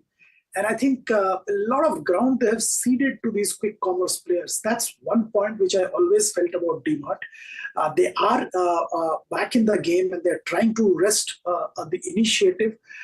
And that's the reason why the margin is getting sacrificed. Margins have been coming down. Now they're talking about 7.5 in this range, and probably they'll end up around 7.3, 7.35 kind of margin, which is, of course, very, very low. But we'll have to watch the same-store sales growth numbers, same-store progress. That will probably give us some idea as to how things are panning out.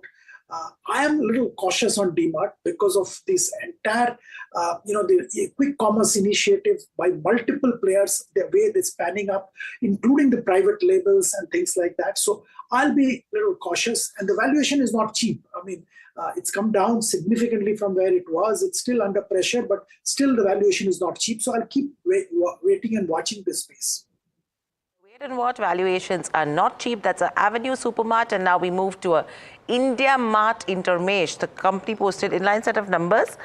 We spoke to the management as well. Let's quickly hear out what they had to say. The stock is down nearly 2%.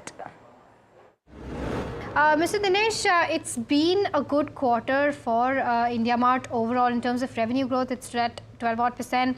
EBITDA grew by 47%. Margins improved significantly year on year. The net profit was also up 81%. Now, as far as my understanding goes, the overall margins expanded on the back of higher subscribers going up, and the net profit was also aided on the back of other income going up. I just wanted your understanding as to how the quarter has panned out, what has worked and what has not worked. If you really see, our deferred revenue has grown by 15%, which means the gold and platinum customers have upgraded more, and collections is more long-termish. Revenue has grown by 12-13%, while the collection has grown by about 9%. So effectively, the number of customers have also grown only by 1%. So number of paying subscriber growth is slowed because of the continuing problem with the early customer churn in the silver monthly bucket and silver annual bucket, while our gold and platinum customer continue to do robust business on the platform. About 50% customer base of 217,000 is gold and platinum, and they account for about 75% of the revenue. On the net profit side, Yes, there is the extraordinary income of FVTPL that came in due to re-evaluation of M1 exchange, which got valued at upwards of 2,000 crores, and that is why we had to take the valuation gain with that. Also, there has been softening of the interest rate, so our treasury of 28,900 crores that is deployed mostly in the debt funds and bond funds. There has been some softening, and there has been a mark-to-market gain on that side. Right, so that's the management of IndiaMart Intermesh. Two stocks that I want to quickly talk about is a Godrej Agrovet. Let's quickly pull up that one on the screens, as well as a MOIL. Strong moves, Godrej Agrovet, 15% is the kind of cuts that you're seeing on this one, whereas MOIL, 7.5% is the kind of up move. Kunal, very quickly, what are charts indicating? I think for MOIL, again, it's a fresh breakout, what we are seeing on the chart. So further upside is open. The stock can go towards the mark of 370 on the higher end. Godrej Agro, clear cut as a breakdown. The supports have been breached on the downside, so further room for downside is open. The stock can test the support zone of 600 on the downside. Well, you know what, we'll let you go on that note, Kunal as well as Sudeep. Thank you so much, both of you gentlemen, for joining us this afternoon. Views and perspectives. Quickly, last minute or so to close, let's look at where the Nifty is settling in at. It's been you know, bouncing between the red and the green. Actually, Nifty, it's down around a 1/10% as we speak, and as we are closing for the day, third straight flattish kind of a move on the Nifty. So at least that's how we're closing. Flat on the bank Nifty as well. So that's the other one you want to keep your eye out on. Let's quickly look at the intraday chart on the Nifty. We've fallen considerably from the highs. Perhaps maybe 170, 180 points from the highs of the day is where we are now closing in at, more closer to the day's low than the day's high. And there you go, yes, around 170 odd points. Let's look at the bank Nifty as well. Fascinated to know how that one is closing. Well, we're just about holding 55,000 on the bank Nifty. That will be one crucial support that we'll be looking out for. Let's look at the constituents of the bank Nifty as well, because you want to see what's creating that drag, and it's Federal Bank on the back of numbers. Kotak expected to declare numbers tomorrow. So those two are the key drags. HDFC really doing nothing on either side. IndusInd and IDFC actually helping the bank Nifty index. That's how it's playing out. SBI as well, 1.4% higher. That also aiding the Nifty Bank. Those numbers also expected. We've closed for the day. Let's look at the advanced decline. I'm curious to know that because it's an extremely volatile day with regard to how the breadth has shaped up. But we've closed with an advanced decline of 3:2 in favor of the declines. And yes, it's definitely been a very, very choppy day, at least for the breadth. So something to look out for. Let's look at sectors, and it's been very, very range bound when it comes to sectors as well, just like the index. No major gainers or losers, but we started to see a couple of names within the broader markets dominate. So Nifty Defense, Nifty Consumer Durables, they've seen a bit of a squeeze today. But outside of that, it's fairly range bound. Just 0.8% in terms of the top gainer, 0.8% in terms of the top loser, in terms of sectors. Let's quickly focus in on the broader markets, the Nifty mid cap and small cap. Small cap absolutely flat, mid cap down around 0.7-ish. Certain names, and let's pull out the BSE 500, certain names which have dominated largely on the back of numbers as well as, you know, just generally. Nuvoco was one of those which declared numbers. Phoenix Mills, disappointing set. Godrej Agro, Indus Towers on the back of no dividend. Data patterns, it's been difficult couple of days for the defense space. JSW Steel, of course, news-based. And Equitas, again, disappointing set of numbers. So a lot of the losers dominated by numbers. Quickly, on to what all to look out for. We have a weekend, and you'll have India Forex reserves, US non-farm payroll data, US unemployment rate, some macro, followed by some dividend announcements, followed by some earnings. And those are all that you'll have to look out for. Not too many, but a couple of significant ones. Completely out of time on this edition of India Market Close. Stay tuned to NDTV Profit.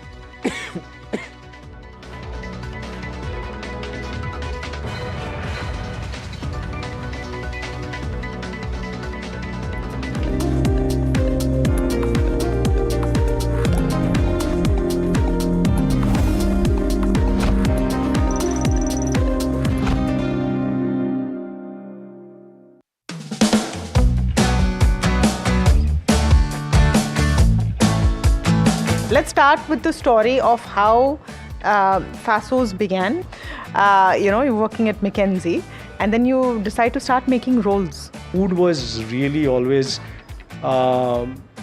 something very close. Food and football. You're painting a very stereotypical Bengali picture Yes, now, yes, right? yes. I was really missing the Kolkata rolls in Pune. Will you make a decent roll if you Now have? I can take a bite and say whether it's a decent roll or not. That's a very different skill set. We are not like Uber of India or Amazon of India. We are the first people in the world to do cloud kitchen at scale. What was the most challenging point that you faced when you said that, yeah, maybe I need to go back to, that professional job? Revenue dropped by 80%. Could not pay my daughter's school fees for a quarter. So you started off with Fasos, of course, but why the name Rebel Foods? Someone said, see, you guys don't do anything by the book, so, why don't you call yourselves Rebel?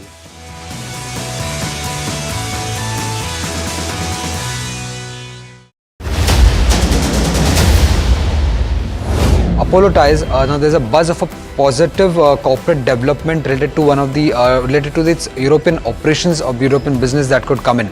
Now this EU operations contribute nearly 30% to the consolidated top line of the company, and dealers are also indicating that there could be a potential positive broking note that could come in from a foreign broking firm.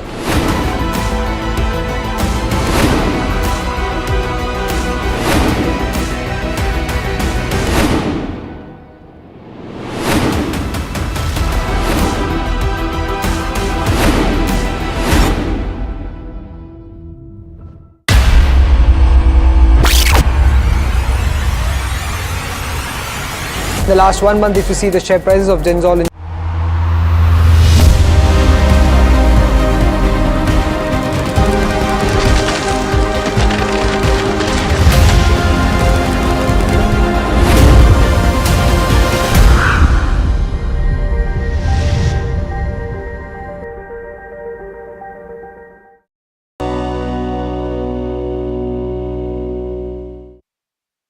Hi, I'm Arun Singh and I come to you from Waves 2025. With me is, of course, very popular author Amish Tripathi. बहुत-बहुत स्वागत है आपका. Hi, how are you? बहुत बढ़िया. आपको कैसा लग रहा है Waves 2025 and also NDTV का ये खूबसूरत पवेलियन? अरे बहुत बढ़िया. इतना विशाल कॉन्फ्रेंस मैंने कभी नहीं सोचा था कि भारत में देखने को मिलेगा. And this is just the first edition of it. तो आप सोच सकते हैं दूसरी तीसरी सदी तक मतलब क्या माहौल हो जाएगा यहाँ पे. आपका स्टॉल भी काफ़ी अच्छा है. भी काफी अच्छा है. ओके. खींच रहा हूँ थोड़ी अभी एक्चुअली हमने इन्हें डेमो दिया नहीं है कि कितनी कमाल की चीजें यहाँ पर हो रही है. बताइए. देखिए बहुत सारी चीजें आर्काइवल वीडियोस आप देख सकते हैं. एक दिन के लिए कोई एंकर बन सकता है, फेक न्यूज बस्ट कर सकते हैं. बहुत सकते हैं. आप तो एंकर से ऊपर वाली जो भी उपाधि है वो आपके लिए. इतना चने के झाड़ पे चढ़ा दो. तो देखिए एनडीटीवी का पवेलियन के ठीक सामने गेमिंग आर्केड भी है और आज आपसे जो बातचीत होने वाली है वो भी गेमिंग रिलेटेड होने वाली है. किसने सोचा था इतने पॉपुलर ऑथर जो है वो गेमिंग वर्ल्ड में एंटर करेंगे. द एज ऑफ भारत, इसके बारे में बताइए. देखिए ऐसा है, this is actually the first AAA game, a role playing game, an action role playing game based on an Indian subject. क्योंकि ये जो बजट्स होते हैं ऐसे गेम्स के, they are bigger than Hollywood movies. Takes a huge amount of investment. और ऐसा कभी भारतीय संस्कृति पर, भारतीय सब्जेक्ट पर कभी नहीं बना है. तो एक ब्रिटिश फ्रेंच कंपनी है तारा गेमिंग, जिन्होंने who started this, and Amitabh Bachchan ji and I we joined in as founders. उसका जो सबसे पहला ट्रेलर जो है, पहला लुक, वो आज ही रिलीज हुआ है. आप लोग प्लीज जरूर देखें. बेहद कमाल का वो ट्रेलर है. और अमिताभ बच्चन साहब का ऑफ कोर्स उसमें वॉइस ओवर एंड शिवा के क्लोज अप शॉट्स. और ये देखिए गेम रिलीज होगा इन 2026 में. बिकॉज देखिए जो गेमिंग जो जगत है, अनलाइक मूवीज, मार्केटिंग 1-1.5 साल तक चलता है क्योंकि this are really big. Gaming is bigger than movies, books, music and performances combined. It's that big. और जो युवा पीढ़ी हैं और आप सब जो माँ बाप देख रहे हैं, आपको ज्ञात होगा आपके बच्चे ज़्यादातर गेम खेलते हैं. मेरा जो बेटा है उसके जो दोस्त लोग हैं मेरी पुस्तकें पढ़ते हैं. But for the first time he thinks I am very cool because मैं एक गेम डिज़ाइन कर रहा हूँ. He said dad you are designing a game, how cool is that. Neil मेरा 16 साल का बच्चा है. Neil I love you. Hi Neil, and of course you're very proud of your dad. And देखिए आज यहाँ पर हम Waves 2025 में हैं और यूथ वाकई यहाँ पर पहुँच रहा है. They are also trying and experimenting new things. आपको क्या नया देखने को यहाँ पर मिला और आपने क्या कुछ यूनिक पाया यहाँ पर, अगर हमारे साथ शेयर कर पाएँ? देखिए मुझे जो सबसे ज़्यादा यूनिक जो दिख रहा है, और कल मैंने मंच पे भी देखा, मेरी पत्नी और मैं हम क्राउड में थे जब हमने मोदी जी को देखा. और उनके पहले, मोदी जी के भाषण के पहले जो परफॉर्मेंस हुआ था, I saw the best of India and the West out there. हमारी प्राचीन संस्कृति सब दर्शाया जा रहा था. ये एक संस्कृत चांट बिगनिंग में हुआ, but the performances, the way it was executed was so modern. एक तरह से एक बहुत सुंदर मिश्रण था आधुनिक माहौल का और हमारे प्राचीन संस्कृति का. That is actually what the opportunity is. That's what Indian entertainment industry needs to start putting out. और हमारे जो बच्चे हैं उन्हें यही पसंद आएगा. राइट. और आपने NDTV के साथ एक और कोलैबोरेशन किया था महाकुंभ के दौरान. उसके बारे में आपके थॉट्स क्या हैं? कैसा वो सीरीज़ निकल कर आया, आप क्या कहना चाहेंगे? अरे बहुत अच्छा था, बहुत अच्छा मेरा एक्सपीरियंस रहा उसमें. क्योंकि देखिए शूटिंग जो हुई थी आई थिंक लगभग 3.5-4 दिन में हुई. और 3.5-4 दिन में हमने 7 एपिसोड अंग्रेज़ी के, 7 एपिसोड हिंदी के रिकॉर्ड किए. आप टीवी जगत के हैं, आप जानते हैं भाई इस रफ्तार में तो कुछ नहीं होता है, लेकिन बहुत अच्छे एपिसोड्स आए. मैंने ये भी देखा कि वहाँ पे जो ऑर्गेनाइजेशन था यूपी सरकार का, काबिल तारीफ़ था. इतनी भीड़, इतनी आबादी, लेकिन एवरीथिंग वाज मूविंग स्मूथली. हम इतने भिन्न भिन्न जगह गए, इतनी दूसरी जगह पे हमने बोटिंग पे शूटिंग की, हर जगह पे, लेकिन इतनी स्मूथली सब काम हो गया. ऐसा नहीं कि हमें कुछ स्पेशल अरेंजमेंट्स या ट्रीटमेंट मिले, क्योंकि उस समय सरकार ने कह दिया भाई किसी को कुछ स्पेशल ट्रीटमेंट नहीं मिलेगा, क्योंकि जो दुखद जो भगदड़ जो हुई थी वो एक्चुअली स्पेशल ट्रीटमेंट के कारण ही हुई थी. तो उन्होंने सब स्पेशल पासेस सब कैंसिल कर दिए थे. हम आम नागरिक की तरह हम हर जगह जाके शूट कर रहे थे, लेकिन फिर भी बड़ी आसानी से हमने 14 एपिसोड 7 हिंदी 7 अंग्रेज़ी शूट कर दिए. और ये मेरे हिसाब से यूपी सरकार, it's actually worth complimenting what the UP government did. और उनके साथ साथ हमारे जो लोग हैं उनकी भी प्रशंसा करनी होगी, बिकॉज लोग कानून मान रहे थे. देखिए ज़्यादातर लोग कहते हैं भारत, हमारे जो लोग हैं कानून नहीं मानेंगे, भाई कानून की धज्जियां उड़ाने में हमें मज़ा आता है. लोग हैं वैसे, ऐसा अनुमान लगाया जाता है, ऐसी एक धारणा है, लेकिन वहाँ पे सब लोग कानून मान रहे थे. तो मुझे बड़ा आनंद मिला वहाँ पे शूट करके. बहुत बहुत शुक्रिया इस बातचीत के लिए. और वहीं I have actually got you here on this setup where of course Amish is gonna test our anchor play game where you get to read, you get to be an anchor for a day. Namaste, welcome to the NDTV Wave Summit. This is Amish Tripathi and I'm an anchor for 5 minutes on NDTV, and that is it, and now I'm resigning. Okay, bye. Yeah, the budgets that he's quoted are quite high, so yeah, we'll close it here. But thank you very much, Amish. It was really nice talking to you. बहुत बहुत शुक्रिया. As an industry veteran, what do you think should be the strategy when it comes to the tariffs on the pharma sector that are in the offing, and how do you think India is poised to deal with it? So I personally believe that India is in the midst of bilateral trade agreement discussions, and I'm sure that they are basically negotiating their way out of many of the tariff areas, and of course pharmaceuticals is one of them. I believe that India is a very important part of their supply chain for generic medicines, and I think we provide a very huge backbone for health security. So I think we should see if tariffs are done away with, because it would mean that you will unnecessarily increase drug prices when you know that drug prices need to be contained. So I'm sure they are in discussion to see how they can minimize the impact of tariffs on a segment like pharmaceuticals. Ma'am, using that as actually my next question, what policy interventions or trade strategies do you believe are probably the most effective to protect the sector's global competitiveness? I think India is a very important part of the health supply chain. And I think if you look at the pharmaceutical supply chain, where even in the US, India provides 40% of their generic medicines.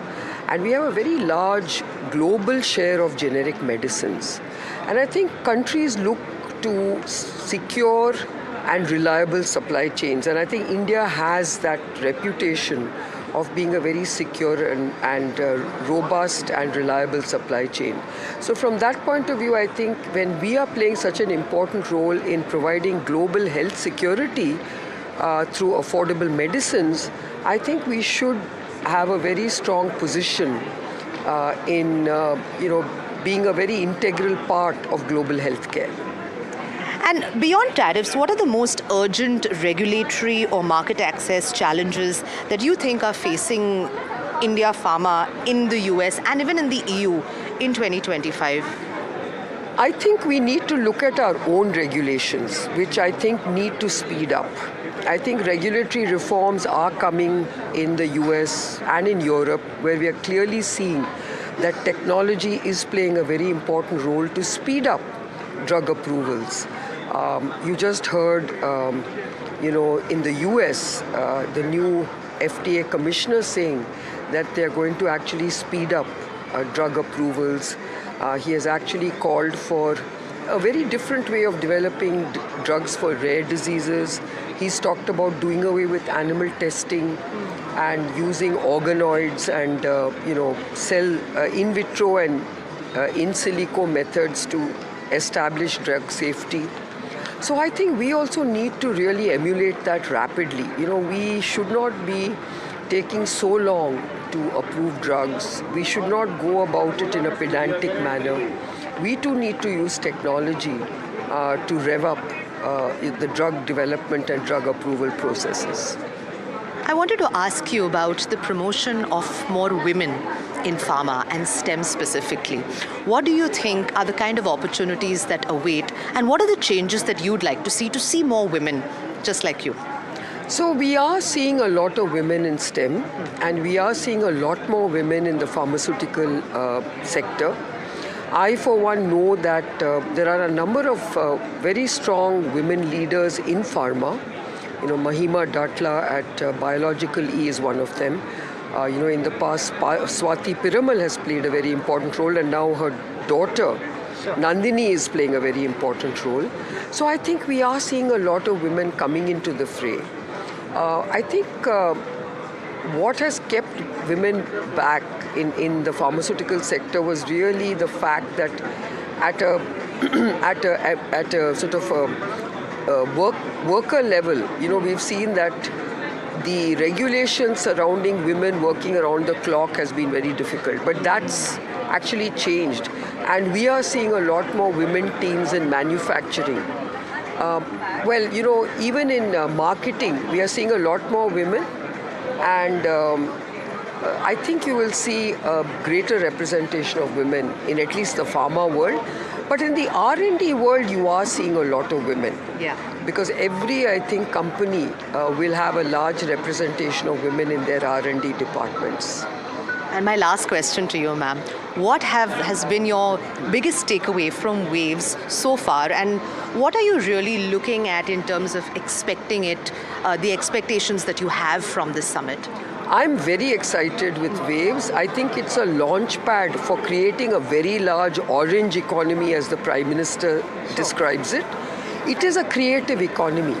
And I think that's what the world is really looking to do. Because, when we are being faced with AI and other threats of technology, I think a creative economy can battle that and use AI and technology to further it. So to me, creating a creative universe is what the opportunity is. How do you look beyond just the film and creating a large universe, a creative universe in which you create a large brand, a large franchise. And the example I give is how the Lord of the Rings has created a huge creative economy for New Zealand. If you look at Harry Potter, it's created a large universe for the UK creative economy. India needs to find those opportunities. Bahubali could be one of them. How do we create that into a bigger opportunity? But there are many other such opportunities. So every film that we think is a potential blockbuster, we need to think beyond the film. We need to create that universe beyond the film, and which creates the large creative opportunities in theme parks, in brands, in franchises. That's how we have to look at this creative economy. Mr. Chauhan, to begin with, I'd like you to tell us more, our viewers more about what the Waves Index is and what sort of gave NSE the idea to launch an index which focuses on the media and entertainment industry. Waves Index is an index created to represent the creative industry in India. And there are, when the Waves conference was being conceptualized by the CM's office, they had at that time called us up saying, would you be able to launch Waves Index because it's going to be a growth industry? And we said, yeah, we have many types of sectoral indices, and we will also be able to create one. That is where we had promised them, and today we have fulfilled our promise of launching the Waves Index. The way I look at it is the Waves conference has kick-started the thinking about how big the creative industry in India can be. But at some point in time, Waves conference will get over. But Waves Index will remain forever, and that's where it's going to be a legacy of this conference, where you will highlight only on the creative industry of India, which is going to go up leaps and bounds, and this index is going to anyway give people an idea of what kind of performance those companies have done over last 1, 3, 5, 10 years. My next question would be to you, Mr. Chatterjee. So we know there are indices which already track the media space. So Nifty Media, again, has been a hit and miss with retail investors. So with the new Waves Index, what kind of an inflow into Indian markets are we seeing through this particular index? And do you expect to add more companies beyond the 43? Yeah, just to clarify on that particular point. So the media index focuses only on the media universe, and it includes both print as well as digital media.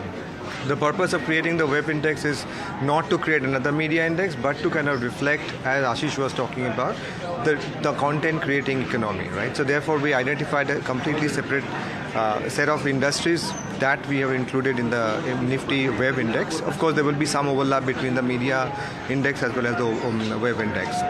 And we have kept it open, so there are, as and when more companies get listed or are permitted to trade on the National Stock Exchange, we will apply our own criteria, and then if they qualify to the criteria, we will be happy to include them in our index as well. And sir, inflows, what kind of inflows do you see? Well, that is for the industry to kind of go and create, but of course, I think there is a lot of optimism about the inflow and the industry per se, and it is opportunities. I think that is one of the reasons that we have created the index. The index will also help us track and monitor that how investors are feeling about this new economy, and of course it will also inspire the content creators to kind of join the web.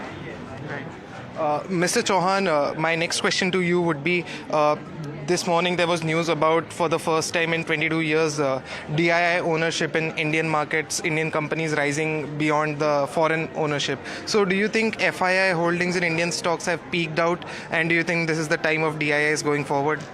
It is the other way around. When the country is able to fund its own growth, the foreigners also end up getting more confidence. What is talked about, that when you talk about percentages, you forget about the absolutes. The absolute funds from FIIs or FPIs are coming in droves. In fact, this month has been positive, right?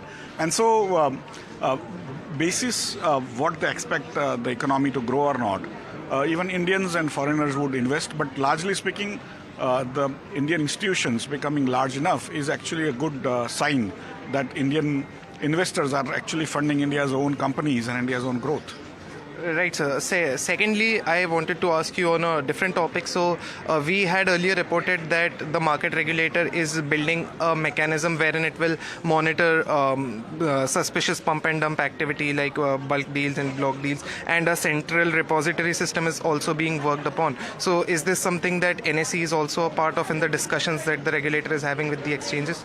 Naturally, as and when SEBI opens up discussions, NSE and other exchanges and other institutions are always part of that. That is how SEBI functions. It's a very consultative process and also collaborative process. So that's where, finally, being frontline regulators, exchanges will also participate in whatever SEBI wants to do. And sir, when can we see something concrete coming up? Again, it depends on what are the ideas SEBI has, and we are yet to finalize, because this is the first time that it has been talked about, and so once it crystallizes, we will be able to see what is it that final outcomes would be. Right, sir. Also, we know there's been a lot of media talk about the whole Gensol incident, and even SEBI's order on it focused on how NSE was on the front line going and seeing all the misreporting that is happening. So is that a focus area that the exchange is building upon now to ensure that there are good practices being followed by entities listed on the exchange? In a way, if you look back for 30 years of NSE's history, NSE has been the frontline regulator, and most of the work in investigations, inspections, other things actually happen at NSE's end, including the disclosures. And that's why these things have to be done is because the bad practices have to be eliminated, the good practices have to be promoted in terms of the infrastructure, in terms of the information being given to the investors, and that's where NSE is always focused on that. That's where number of investors investing in India, Indian stocks, has gone up from 1 million to now 110 million. That is 10 lakh to 11 crore people over 30 years. And the market capitalization of India has gone up from 3 lakh 80,000 crore to now more than 400 lakh crore over last 30 years. Is largely because NSE has been trying to ensure that the best practices come in, and of course that all that information which NSE gathers is available to the regulator, and that will continue in terms of in some or other updated way basis consultation between the regulator, main regulator, and the frontline regulator. Sir, what kind of an updated system are we looking at? Because like you said, it's already been robust, but there are some cracks through which cases like your Gensols, your Bharat Globals keep slipping through. So what are the updated system that, can you give us a clue as to what you're talking about? No, it's again SEBI would discuss with the market participants, including a larger consultation with the industry, what they can provide, what they cannot provide, and then they will, basis that, they will decide what kind of disclosures are required, because ultimately the Indian stock markets and across the world, it's not on prescription, it's on disclosure. And that's where the companies have to give disclosures, and it is assumed that the auditors and the managers and the board are fully doing it honestly and correctly in a transparent, fair way. And that's where basically you see this cracks, but it's also on disclosure basis across the world. And it's depending on the circumstances, the regulator would come out with additional regulations or also may tighten regulations at some point in time.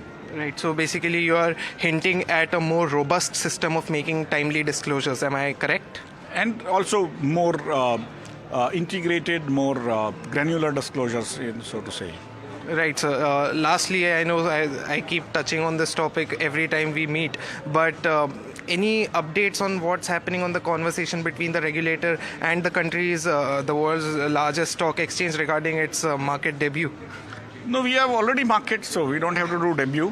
But in terms of listing, if you are hinting towards listing, we have heard Honorable Chairman SEBI, I think 2 days back, in many interviews, that he's very positive, and we have, of course, applied for the no objection certificate for preparing our DRHP. So once it comes, we will be able to go with our, and of course, our DRHP to be filed, and then there are processes.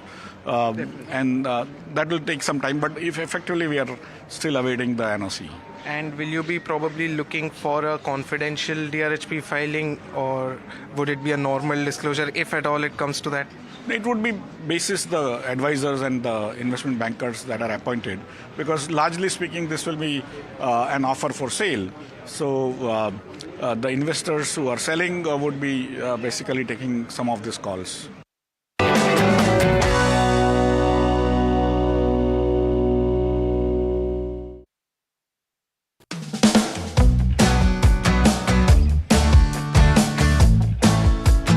Let's start with the story of how Fasos began. You're working at McKinsey, and then you decide to start making rolls. Food was really always something very close. Food and football.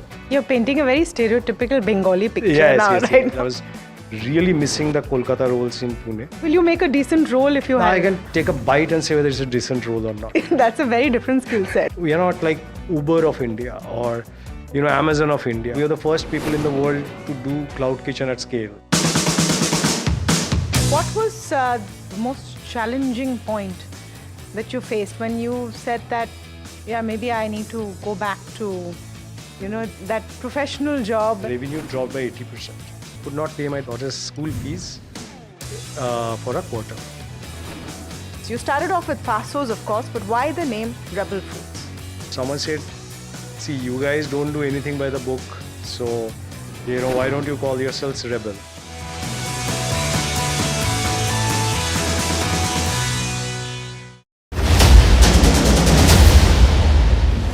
Apollo ties. Now there's a buzz of a positive corporate development related to its European operations or European business that could come in. Now this EU operations contribute nearly 30% to the consolidated top line of the company, and dealers are also indicating that there could be a potential positive broking note that could come in from a foreign broking firm.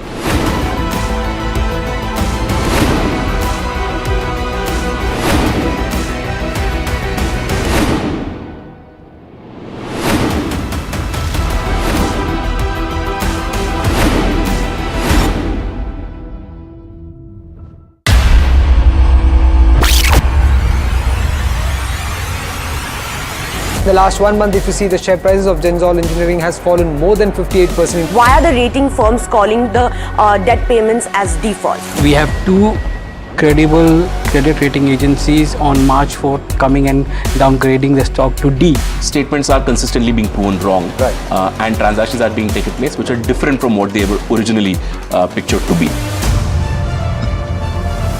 The company claimed it would roll out 6,000.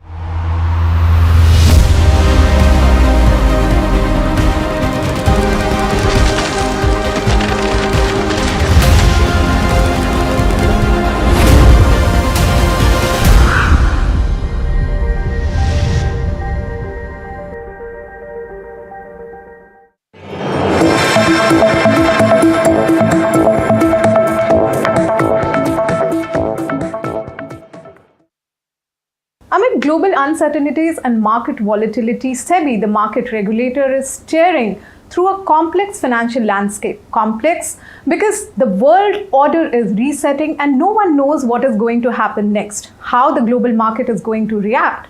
To shed more light on the evolving dynamics, we have with us none other than SEBI Chairman Tuhin Kanta Pandey.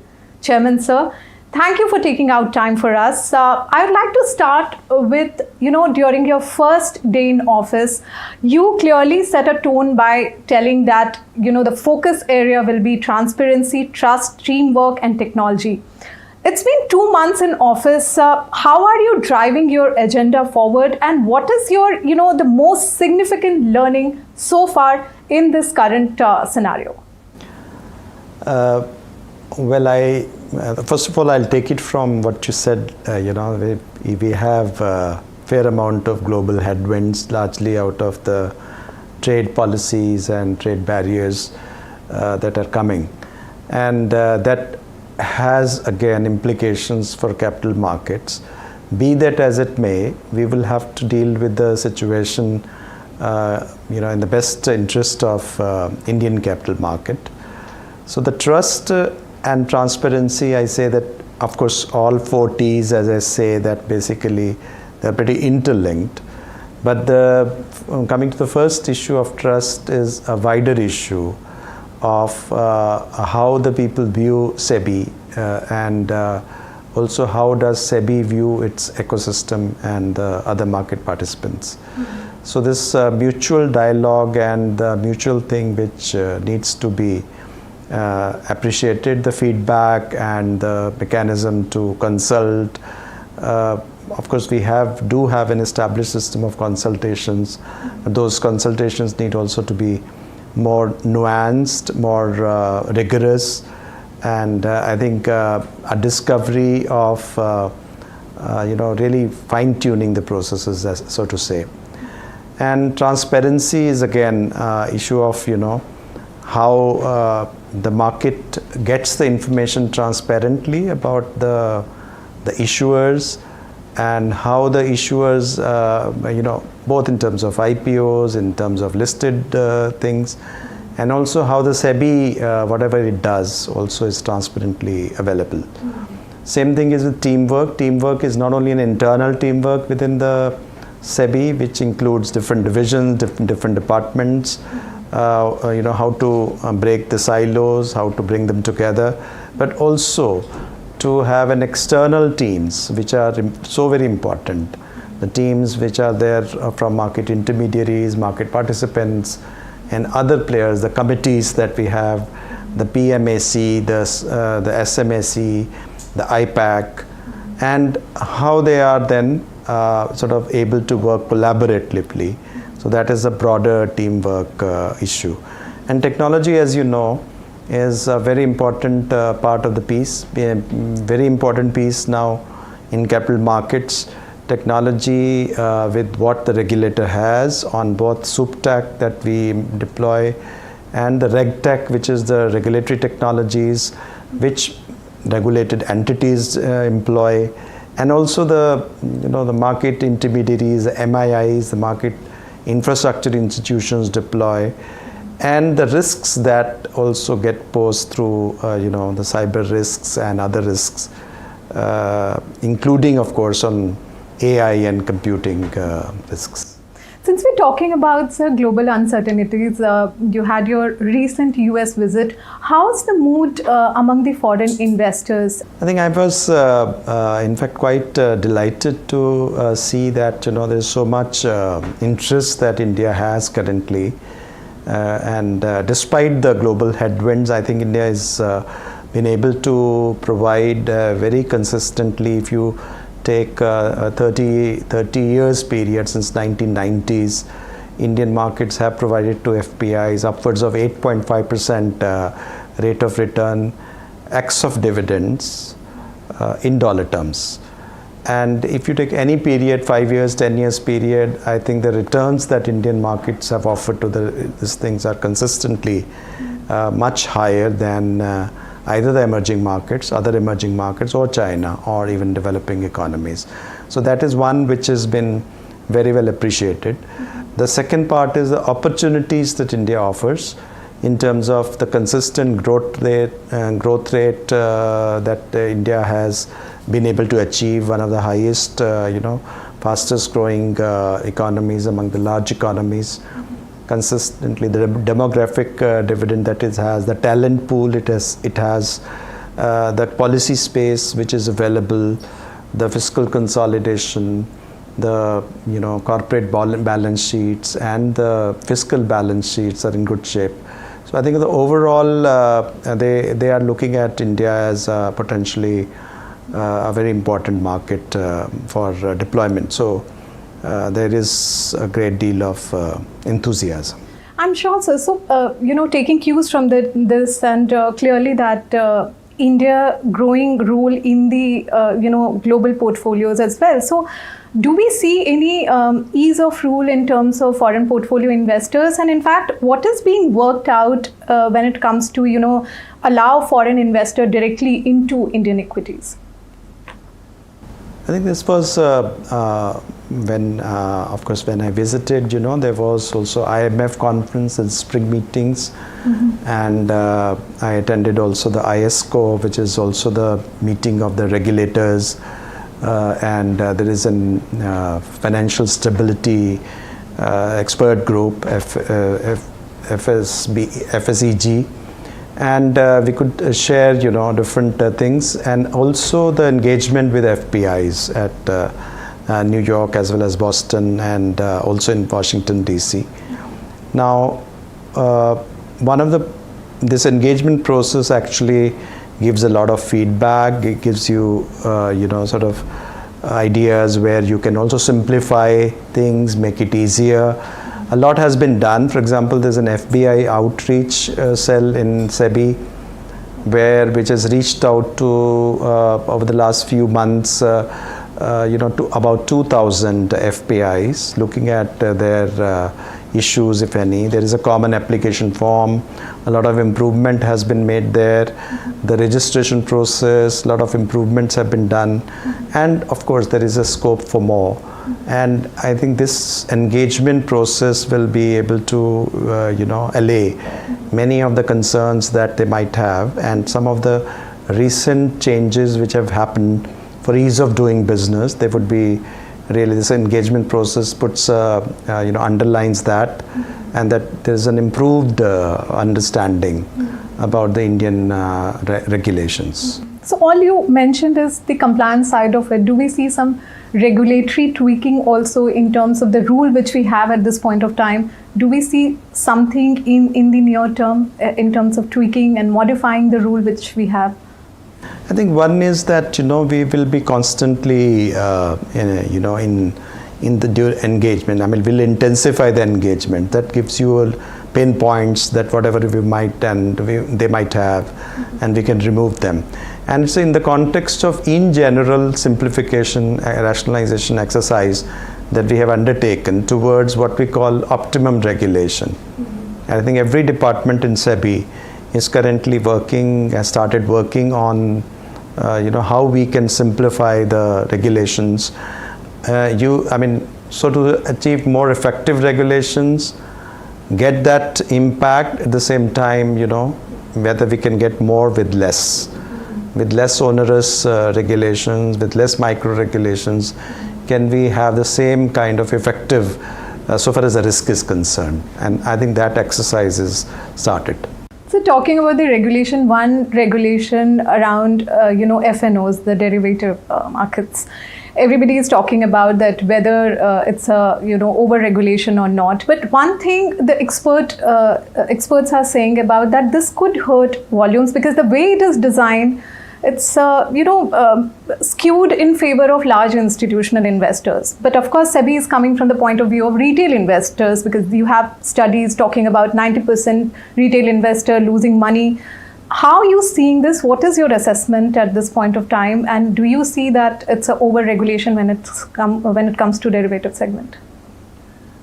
In the derivative segment, we had some issues around it when we studied this matter, and we put it out as this report also in public domain, where we said is at least 9 out of 10 small investors were actually losing money. The question is that whether the particular methodology which they were deploying was good enough, whether there was proper education. And we found that there was a particular problem in terms of, index options on the expiry day. I think that is where we find it was truly distortionary. The purpose of F&O market, which is also a very important market, is to hedge risks and also help price discovery. So to that extent, I think the market does that job. The derivative market is really important market. But sometimes I think if the distortions come in form of a particular way that we are looking at it. So therefore, we put out a consultation paper saying that, when we need to change the metrics, the risk metrics, where for options, in terms of risk metrics, we were having apples and oranges issue. We were, summing up, different components like futures and options. They're slightly different. And options, we were not counting the delta. And that delta is now, we intend to bring in so that we know exactly, how the, everyone understands what the risks are. And there are also certain things about the limits that was prescribed and some manner in which it will be done. The number of days where the index options were restricted, weekly expiries were restricted to 2 days. So these measures were really trying to take it from the point of view of holistically, not really trying to, unduly throttle the market, but to make it more this thing and improving the systemic nature of the market. So we have received a large number of 800 odd comments have been received, and we are seized of the situation, and soon we will come out with the clearer regulations around it. Do we see guidelines soon, maybe in next board meeting? Yes, I mean, these are the things that we can do. I mean, you don't require a board meetings for it, approval. This is something which we can handle based on the position paper that was put out and the comments which we received. A considered view will be taken. So on the IPO momentum we have seen since February, there is 1 or 2 mainstream IPO. Do you see that the slowdown is attributed to the global uncertainty, and how you're seeing the IPO market in rest of the year? Well, I mean, as you know that last year was a very big year for IPOs. India had the largest number of IPOs anywhere in the world. Yes. In fact, there were markets where IPOs are very difficult to come by. In India, we have a very big pipeline of IPOs which is there.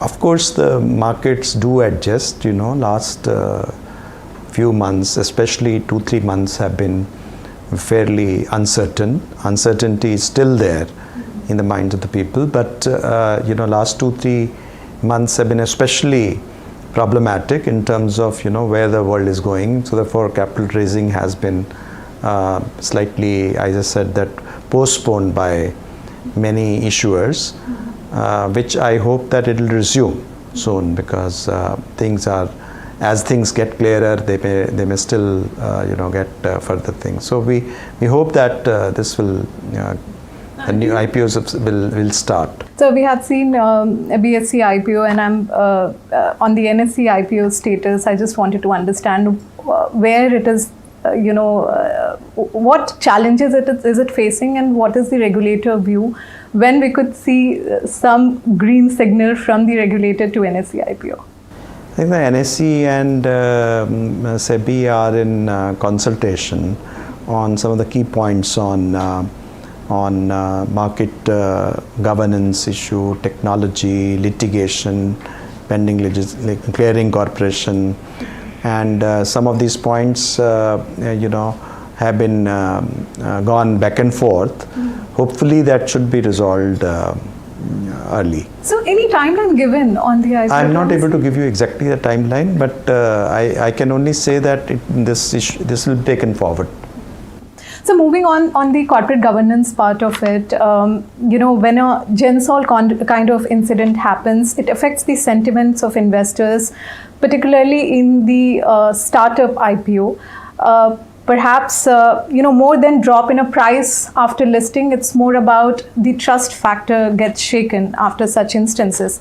Do you think it's one of a case where, promoters are at fraud, or you think that there's some steps or measure has to be taken to avoid the reoccurrence of such instances? Well, I think it's a case of egregious behavior by a few. And I think no matter what kind of regulations you do, no matter what kind of laws you pass, there will be, if there is an egregious greed, and if there is, in my opinion, also inadequate supervision, because we can't be there in every boardroom. You have auditors, you have independent directors, you have people who should ask questions, key questions, and there is quarterly results. There are people who are informing in the exchanges. So as a regulator, we can only do as much. In fact, you would be asking that we ask too much. So of course, but still, if there is a certain, like if there is a false information, if there is a fraud, or if it is a moving of funds which is not correct, I think in the order, forensic audit also has been ordered. So I think these are the kind of egregious behavior which nobody likes them, but they do happen, and I think they should be penalized for that, whosoever is responsible. Similarly, in the SME IPO situation also, we have seen a lot of these tax evasion angle is coming up, it's emerging. So do you think that both exchanges, stock exchanges and merchant bankers should step up, be slightly more vigilant about the documents which they are handling as far as SME IPO is concerned? Surely, I think there's a lot of responsibility on the merchant bankers on this score, because I think they should do a better work out of about that. On our part, I think that initially we have brought in some changes in the guidelines in terms of profitability. For example, there's a minimum operating profit has been mandated. There is also certain other tightening that has been done, that you could use the funds only for certain purposes, and not for your general corporate purpose, cannot be more than a certain limit. So we've brought in certain restrictions in order for that thing, and this money cannot only be simply for the repayment of loans from the promoters, for example. So, but it seems that it's prevalent in the scheme was basically to facilitate the IPOs, in the point that helping the small and medium enterprises to raise resources possibly better and reduce their cost of compliance, and so therefore it was given to exchanges to approve, and instead of everything coming to SEBI. But I think that we have to really look at it. We will be watchful of how the things go on, and we hope that all the relevant parties in this will do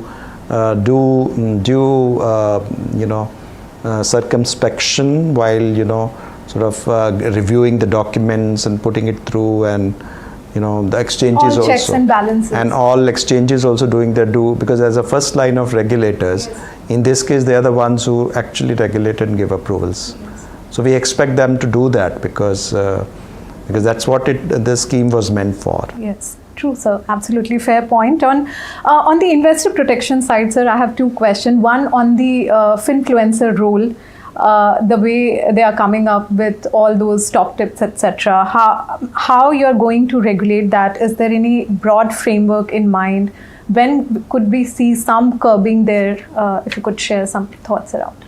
Yes, some of the points that on finfluencers SEBI has mandated is that unless and until they are registered, the SEBI market intermediaries will not be able to interact with them and all that. So that for really looking at their business model should not thrive while they are not getting doing registered. And secondly, particularly if they are giving any false promise on the returns which they cannot do. So I think efforts of SEBI has resulted in about 70,000 such things being taken down with the help of different social media platforms.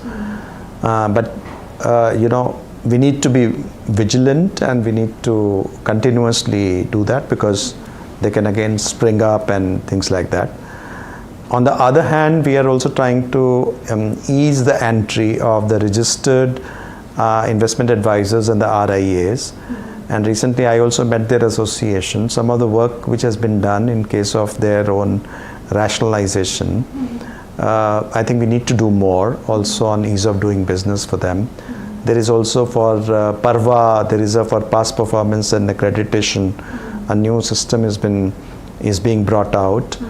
I think both we have to see that this registered profession where the do's and don'ts are clearer, they grow in size, they are more, they come to advise the people, and at the same time the advisors who are self-appointed influencers and violating, they are taken down and the action is taken on them. So influencer is one part of it. Of course, the face is, you recognize the face and you fall for it as retail investor. But on the other side, the stock tips, across social media platform, for example, WhatsApp, Telegram. Are you in touch with these social media platforms as well to get some idea, some surveillance there as well on the tips where there is no name, no face? How to sort of curb that, how to reach out to the depth of it, to understand how to... One of them is also to see the education, because I think we have been constantly putting it out, and we will also further accelerate it with the help of this, or investor education. Or when you are trying to get it, to not to fall prey to these kind of advice, which is especially meant to actually dupe them because what kind of interest one might have on this stock tipped advice. A simple question, if you ask him why someone is advising me this in an unsolicited way. So there must be some interest which I must try to find out, and therefore I think the investors should go towards see more of documents. So much is online is available. And I think they should get into a league where, if they really want to be serious investors, and that will be my appeal to them. And I will really urge them to be more circumspect and not to fall prey to this, doubling return, tripling return, or stock advice of that kind. And and if at all they have, they should approach the registered ones. Absolutely, sir. So moving on the common KYC system, there has been talk. Any progress there, and what's your view now? Again, it's you think that in the current scenario, we can have common KYC at this juncture? I mean, is it viable? Is it able to? I mean, regulator would be able to implement that, because there has been. It's been a pending thing. Yes, I think the central KYC is an important issue. Now, we do have, as you know, under the SEBI system, we have a common KYC system where if you get registered, it goes to KRAs, and from there it can be free. It can be then downloaded and shareable. You don't have to do it again. So it's a common there. Now the issue is that how seamlessly the central KYC and the KRA system of SEBI can be made interoperable, and that will be our effort, that it can be very simply be made interoperable, so that at one we will have just one KYC, at least so far as PMLA matters are concerned. From their point of view, if we have one KYC across the financial regulator, that will be great. I think that will be our effort to resolve. So if it's get implemented, any timeline, one, and second, how this is going to benefit investors in a long... I think the Ministry of Finance is abreast of this matter. RBI, SEBI, we are all working in a committee, and the PMLA rules also needs amendment. This whole thing is a matter of priority for us. So one question which comes to everyone's mind, it's a bit offbeat, but on cryptocurrency, government has been working on paper, we will see it's coming forth. But from the regulator point of view, what is the SEBI view on the cryptocurrency regulation, sir? Well, cryptocurrency is a policy issue. So it's for the Ministry of Finance to really decide, because it's not with SEBI. So far as SEBI is concerned, this is not a security yet.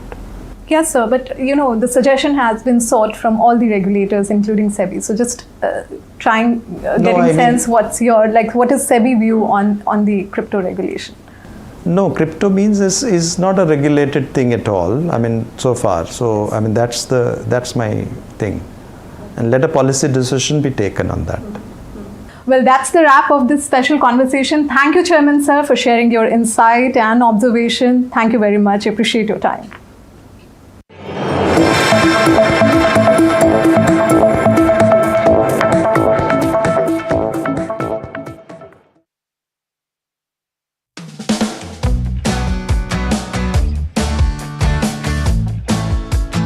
Let's start start with the story of how Fasos began. You're working at McKinsey, and then you decide to start making rolls. Food was really always something very close. Food and football. You're painting a very stereotypical Bengali picture Yes, now, yes, right? yes. I was really missing the Kolkata rolls in Pune. Will you make a decent roll if you have? I can take a bite and say whether it's a decent roll or not. That's a very different skill set. We are not like Uber of India or Amazon of India. We are the first people in the world to do cloud kitchen at scale. What was the most challenging point that you faced when you said that, yeah, maybe I need to go back to, that professional job? Revenue dropped by 80%. Could not pay my daughter's school fees for a quarter. So you started off with Fasos, of course, but why the name Rebel Fruits? Someone said, see, you guys don't do anything by the book, so, why don't you call yourselves Rebel?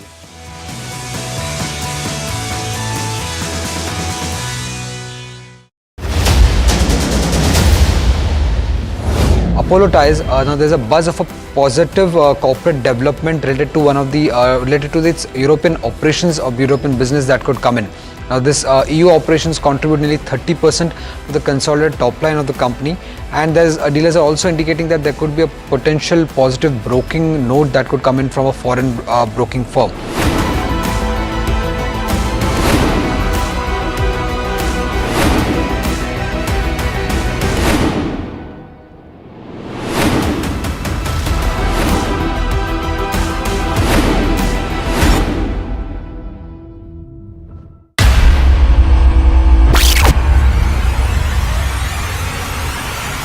The last 1 month, if you see, the share prices of Genzol Engineering has fallen more than 58%. Why are the rating firms calling the debt payments as default? We have two credible credit rating agencies on March 4th coming and downgrading the stock to D. Statements are consistently being proven wrong, and transactions are being taken place which are different from what they were originally pictured to be. The company claimed it would roll out 6,400 electric vehicles. But what it has rolled out is a shocking scam. Funds meant for the project were funneled allegedly back to the promoters, the Jaggi brothers. What did the money buy? Not EVs, of course, but a lavish flat in Gurgaon's luxurious DLF Carmelias.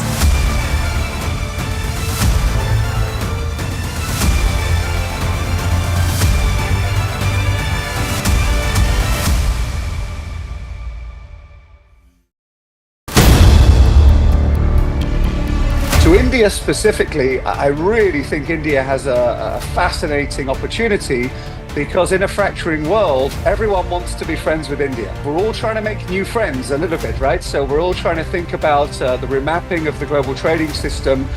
For sure, India is on the top of everyone's list, I would think.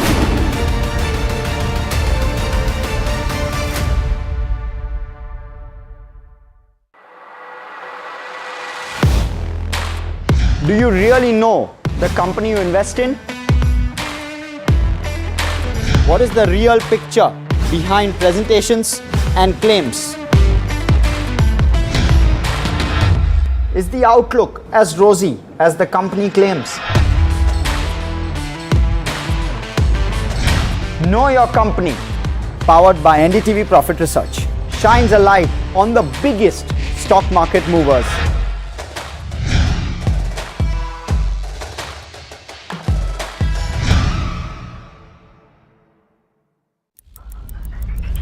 Headlines you start your day with. What matters worldwide is now in the palm of your hands.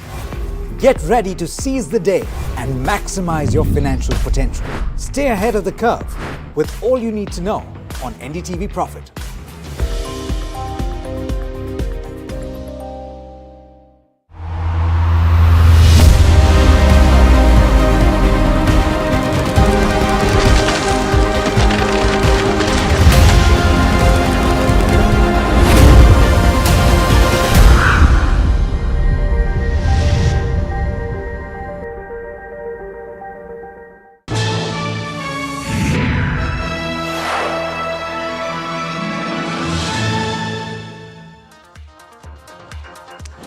Hello and welcome. You're watching KYC and I'm joined by Puneet Javeri today, and we're going to take a look at one of the IT names, Hexaware Technologies. Interesting because it's just IPO'd, right, in February of this year, Puneet, and it's private equity owned. And generally, when it's private equity owned, they're here to create value. That's the perception. So let's try and get straight to it. Let's see if they're actually here to create value and what the risks are like. What is it that we'd like to look out for when it comes to a Hexaware? One is they have a high exposure to quasi-US government agencies, and a lot of those are under the DOGE program, because of which there will be either some push with regard to spend timing. So the timing of the spend may actually get pushed, which could well impact the numbers for Hexaware. Or you could see a squeeze with regard to spending altogether, which could impact the numbers for Hexaware. And that changes substantially in the 3 months and therefore warrants conversation. The second piece is with regard to impact of tariff delays in spending. Now, this likely has already been impacting IT companies this quarter as well as in terms of commentary. Also, the fact that will impact what the Fed does in terms of rate cuts, and if that doesn't happen, will discretionary spend get impacted and will impact Hexaware Technologies in that sense. The third piece is with regard to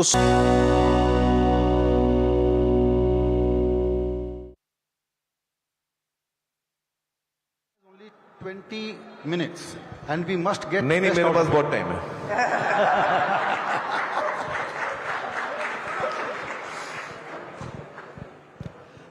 So our moderator has already, master of ceremony has already given the introduction of all the guests, but quickly, yesterday Prime Minister gave a very big ambitious agenda to all the stakeholders, and he gave a plan that now you all stakeholders have to work towards it. One revelation I want to make to you all: between India and China there is a huge possibility of movies, cooperation, co-production and large deep partnerships. And we already have 2 goodwill ambassadors appointed years ago. One is Mr. Amir Khan and another is Mr. Prasad Shetty. Then we have 2 Chinese ambassadors who have been working with India since many years, Stanley Tong and Peter Chan. They are award-winning filmmakers. And if you know Jackie Chan, he is actually an AI avatar. The real stuntman is who has become a big filmmaker.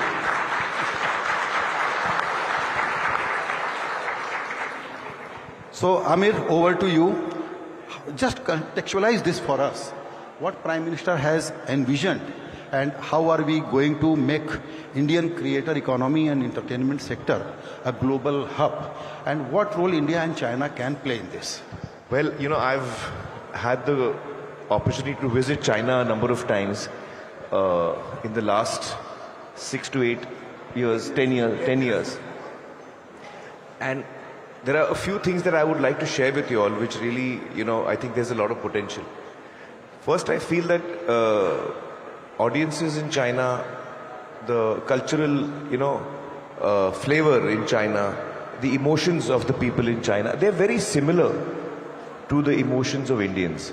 So the Chinese audience reacts in a very similar way to content the way that Indian. That's what my experience was when I was watching, you know, a number of my films in the screen in China, and the audience was reacting to Dangal, let's say. There was absolutely no difference between an Indian audience reacting to the film and a Chinese audience reacting. It was almost identical, the reaction. So I feel that there is a lot of scope and potential for a number of reasons. One, I think India has a very vibrant creative community, and so does China. China has got amazing creative people. I've been to China a number of times. I've seen their live events as well, and I've seen their movies. Their standard of their work is clearly world class. And I think that itself is a great opportunity for India and China to collaborate and work together. I think that whether it's creatively, whether it's on an emotional level, or whether it's even from a business perspective, I think it is only a win-win if we collaborate with China. And in fact, over the years, I have been in discussions with my friends from China, and we have often explored the possibility. But now with waves coming in, I think it'll give a further drive towards that. I mean, if you look at a film, Indo-Chinese film, if you have a star from China and you have a star from India, that's roughly half the population of the earth, if you know what I mean. So you have a huge audience already over there. And both India and China have they're very ancient civilizations with a lot of history to them. Both India and China are very ancient civilizations. So I think there's a lot that both of these countries and cultures can offer each other. And I really look forward to a collaboration with talent from China. Prasad, would you like to talk about how currently Chinese audiences are perceiving India? What kind of storytelling they would look out for, and what are the potential areas we should work? So one of the things which kind of personally for me when I went to China years ago was that the way human emotion works, the way family emotion works, the way the value system about parents aspiring for their kids to be successful, worried about their marriage, even smaller details like, how a parent will take care of its kids all the way till they are 40, 45. It's very similar. So I realized that one of the biggest opportunity Indian filmmakers had for China as a market was to tell stories which are very authentic to Indian culture. Because there's not so much difference between Indian culture and Chinese culture. So there is no requirement for say, okay, let's go back to the factory and find out what is that formula which will crack the market. No. We'll make good films here. We'll make good films anywhere. And China somehow has accepted the cinema from around the world. Whether it's Amir's films, whether it's films from France, whether it's film from any part of the world. It's the story, it's the way the emotions have worked in your own country. That's the same way it works in China. Yeah. Especially with Amir, a few of the films which we worked together on. I remember a very interesting story about PK. And the first time, I saw the film and, it made me cry. I remember, our previous panel guest was here. I saw it in Raju's office. And then my first reaction is that there was a Chinese assistant of mine who was laughing at the same jokes which I was laughing at with subtitles. She was crying at the same point. That gave me the confidence saying, we don't really need to customize a film for a market. You just make a film with full honesty, with the craft honesty towards the craft, honesty towards the story. And it just resonates. Stanley, you have worked on 3 films. How many films have you shot in India, Stanley? I actually shot 3 films in India. So why don't you talk about your experience working in India? Because what Prime Minister has envisioned is that we now create in India, shoot in India, and the story should be rooted in India. How do you react to that? Well, actually, the reason why I come to India to make movies is like when I was a kid in primary school. When I always draw the Taj Mahal. The building, the architect is so fascinated. And then when I learned martial art, the Shaolin Kung Fu, and I found, Damo is coming from India. Bodhidharma. Yeah, and Buddha, the Buddhism, I studied that. And then when I make the movie 20 years ago, The Myth with Jackie Chan, and I put in the Karate Paya too, the ancient, Indian martial art into the movie. And I want to show, a lot of Chinese audience doesn't know about the Karate Paya too, and also I found out there's so many beautiful scenery, and a lot of great cultures that we don't know. And only when I come over in 1993, first time, I actually from the Himalaya to the south to the Bangalore. I tour around the whole country. And I found so many fascinated and so many stories that I want to make. So for the last 20 years, and I managed to make 3 films in India. Because I found India film, I learned a lot because India film always about family value, friendship, love, and social issue. You know, all of these issues is really resonate to the Chinese audience. You know, emotional and relatable storytelling that I think that in the future there's a lot of opportunity for us to be joined together because we are a good neighbor, and then we share our culture for thousands of years, you know.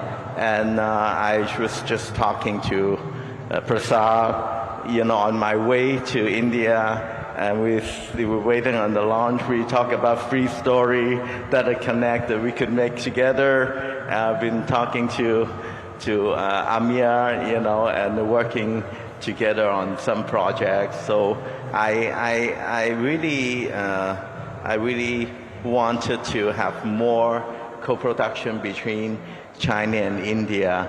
And just like what Amir was saying, that we have huge population, we have huge follower for Bollywood movie and also Chinese movie. Why don't we make more movie together and we share our actors, we share our writers and directors, then maybe we can make some better film for the world. Yeah, thank you. Yeah. Peter, would you like to throw some light on the way forward? Looking at your experience, what could be the next immediate steps that all the creators, filmmakers, producers should think about and start working on some projects? And what could be the framework? It will be co-production, it could be JV. How do we take the next step? Before I answer that question, I have to admit that I am the least qualified speaker on this forum, Indian Cinema Oriental Outlook, because, I mean, to have my 6th degree of separation, my only association with Indian cinema was Shashi Kapoor when I was a boy in the 70s. Because I grew up in Thailand, half of my high school class are Indians, and I would be eating the lunchbox aloo prata, which I kept asking for that when I come to India, and my friend Prasad keeps saying that nobody eats that. You don't order aloo prata in the restaurant. You don't get aloo paratha in Mahesh lunch home. You know, you should not. Not in Mahesh lunch home, but you'll get it everywhere. Everywhere else, don't. I always ask for aloo prata. And well, that's my other association with Indian cinema was in 2005. I was asked to make a musical by 3 Indian investors. One Tamil Indian, one from Malaysia, one from Sri Lanka, and one from Hong Kong, to make a first musical in China called Perhaps Love. And I flew into Mumbai for the first time, and I met with Farah Khan, who was the top grossing director from Om Shanti Om. And she agreed to be my choreographer, and she brought 12 Indian dancers to be in Shanghai in the musical with all Chinese, but 12 Indian dancers. And so that's an anomaly. So that is not really an Indian-China co-production, but because we could use services and expertise from each other's industry, we got to work together. And I started making friends with Indian filmmakers, Amir, Prasad, who lives close by in Shanghai.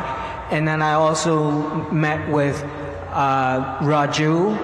I was made by my assistant to watch 3 Idiots, where the first 15 minutes I couldn't get into because it's very different from my style of filmmaking. And it took me 3 to 4 times until I watched the whole thing. And I watched it 5 times with my daughter, with my wife, and then with my 3 different group of friends in the cinema. And that took me completely into the world of Indian cinema. And back then there was still a lot of song and dance. And now Indian cinema has evolved into something that is not strictly Bollywood, like we used to know Bollywood. So, and then I make friends with Kabir Khan, who has great stories to tell.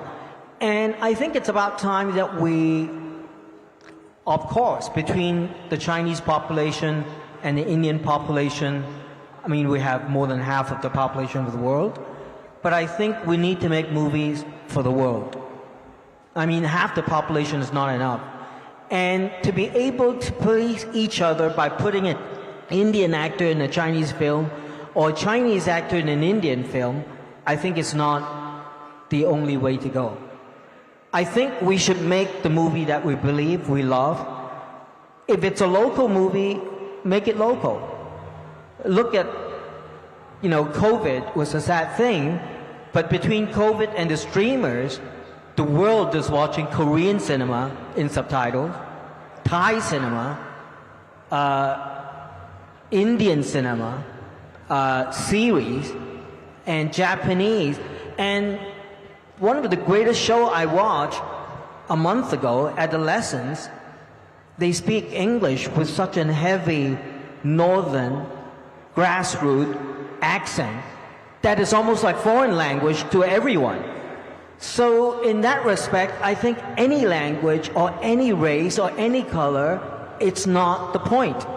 It's when the story resonates with you and you can make it, and we need to try to build a collective between filmmakers in Asia, because we do have enough of a calling power, because we have enough population in our own territory.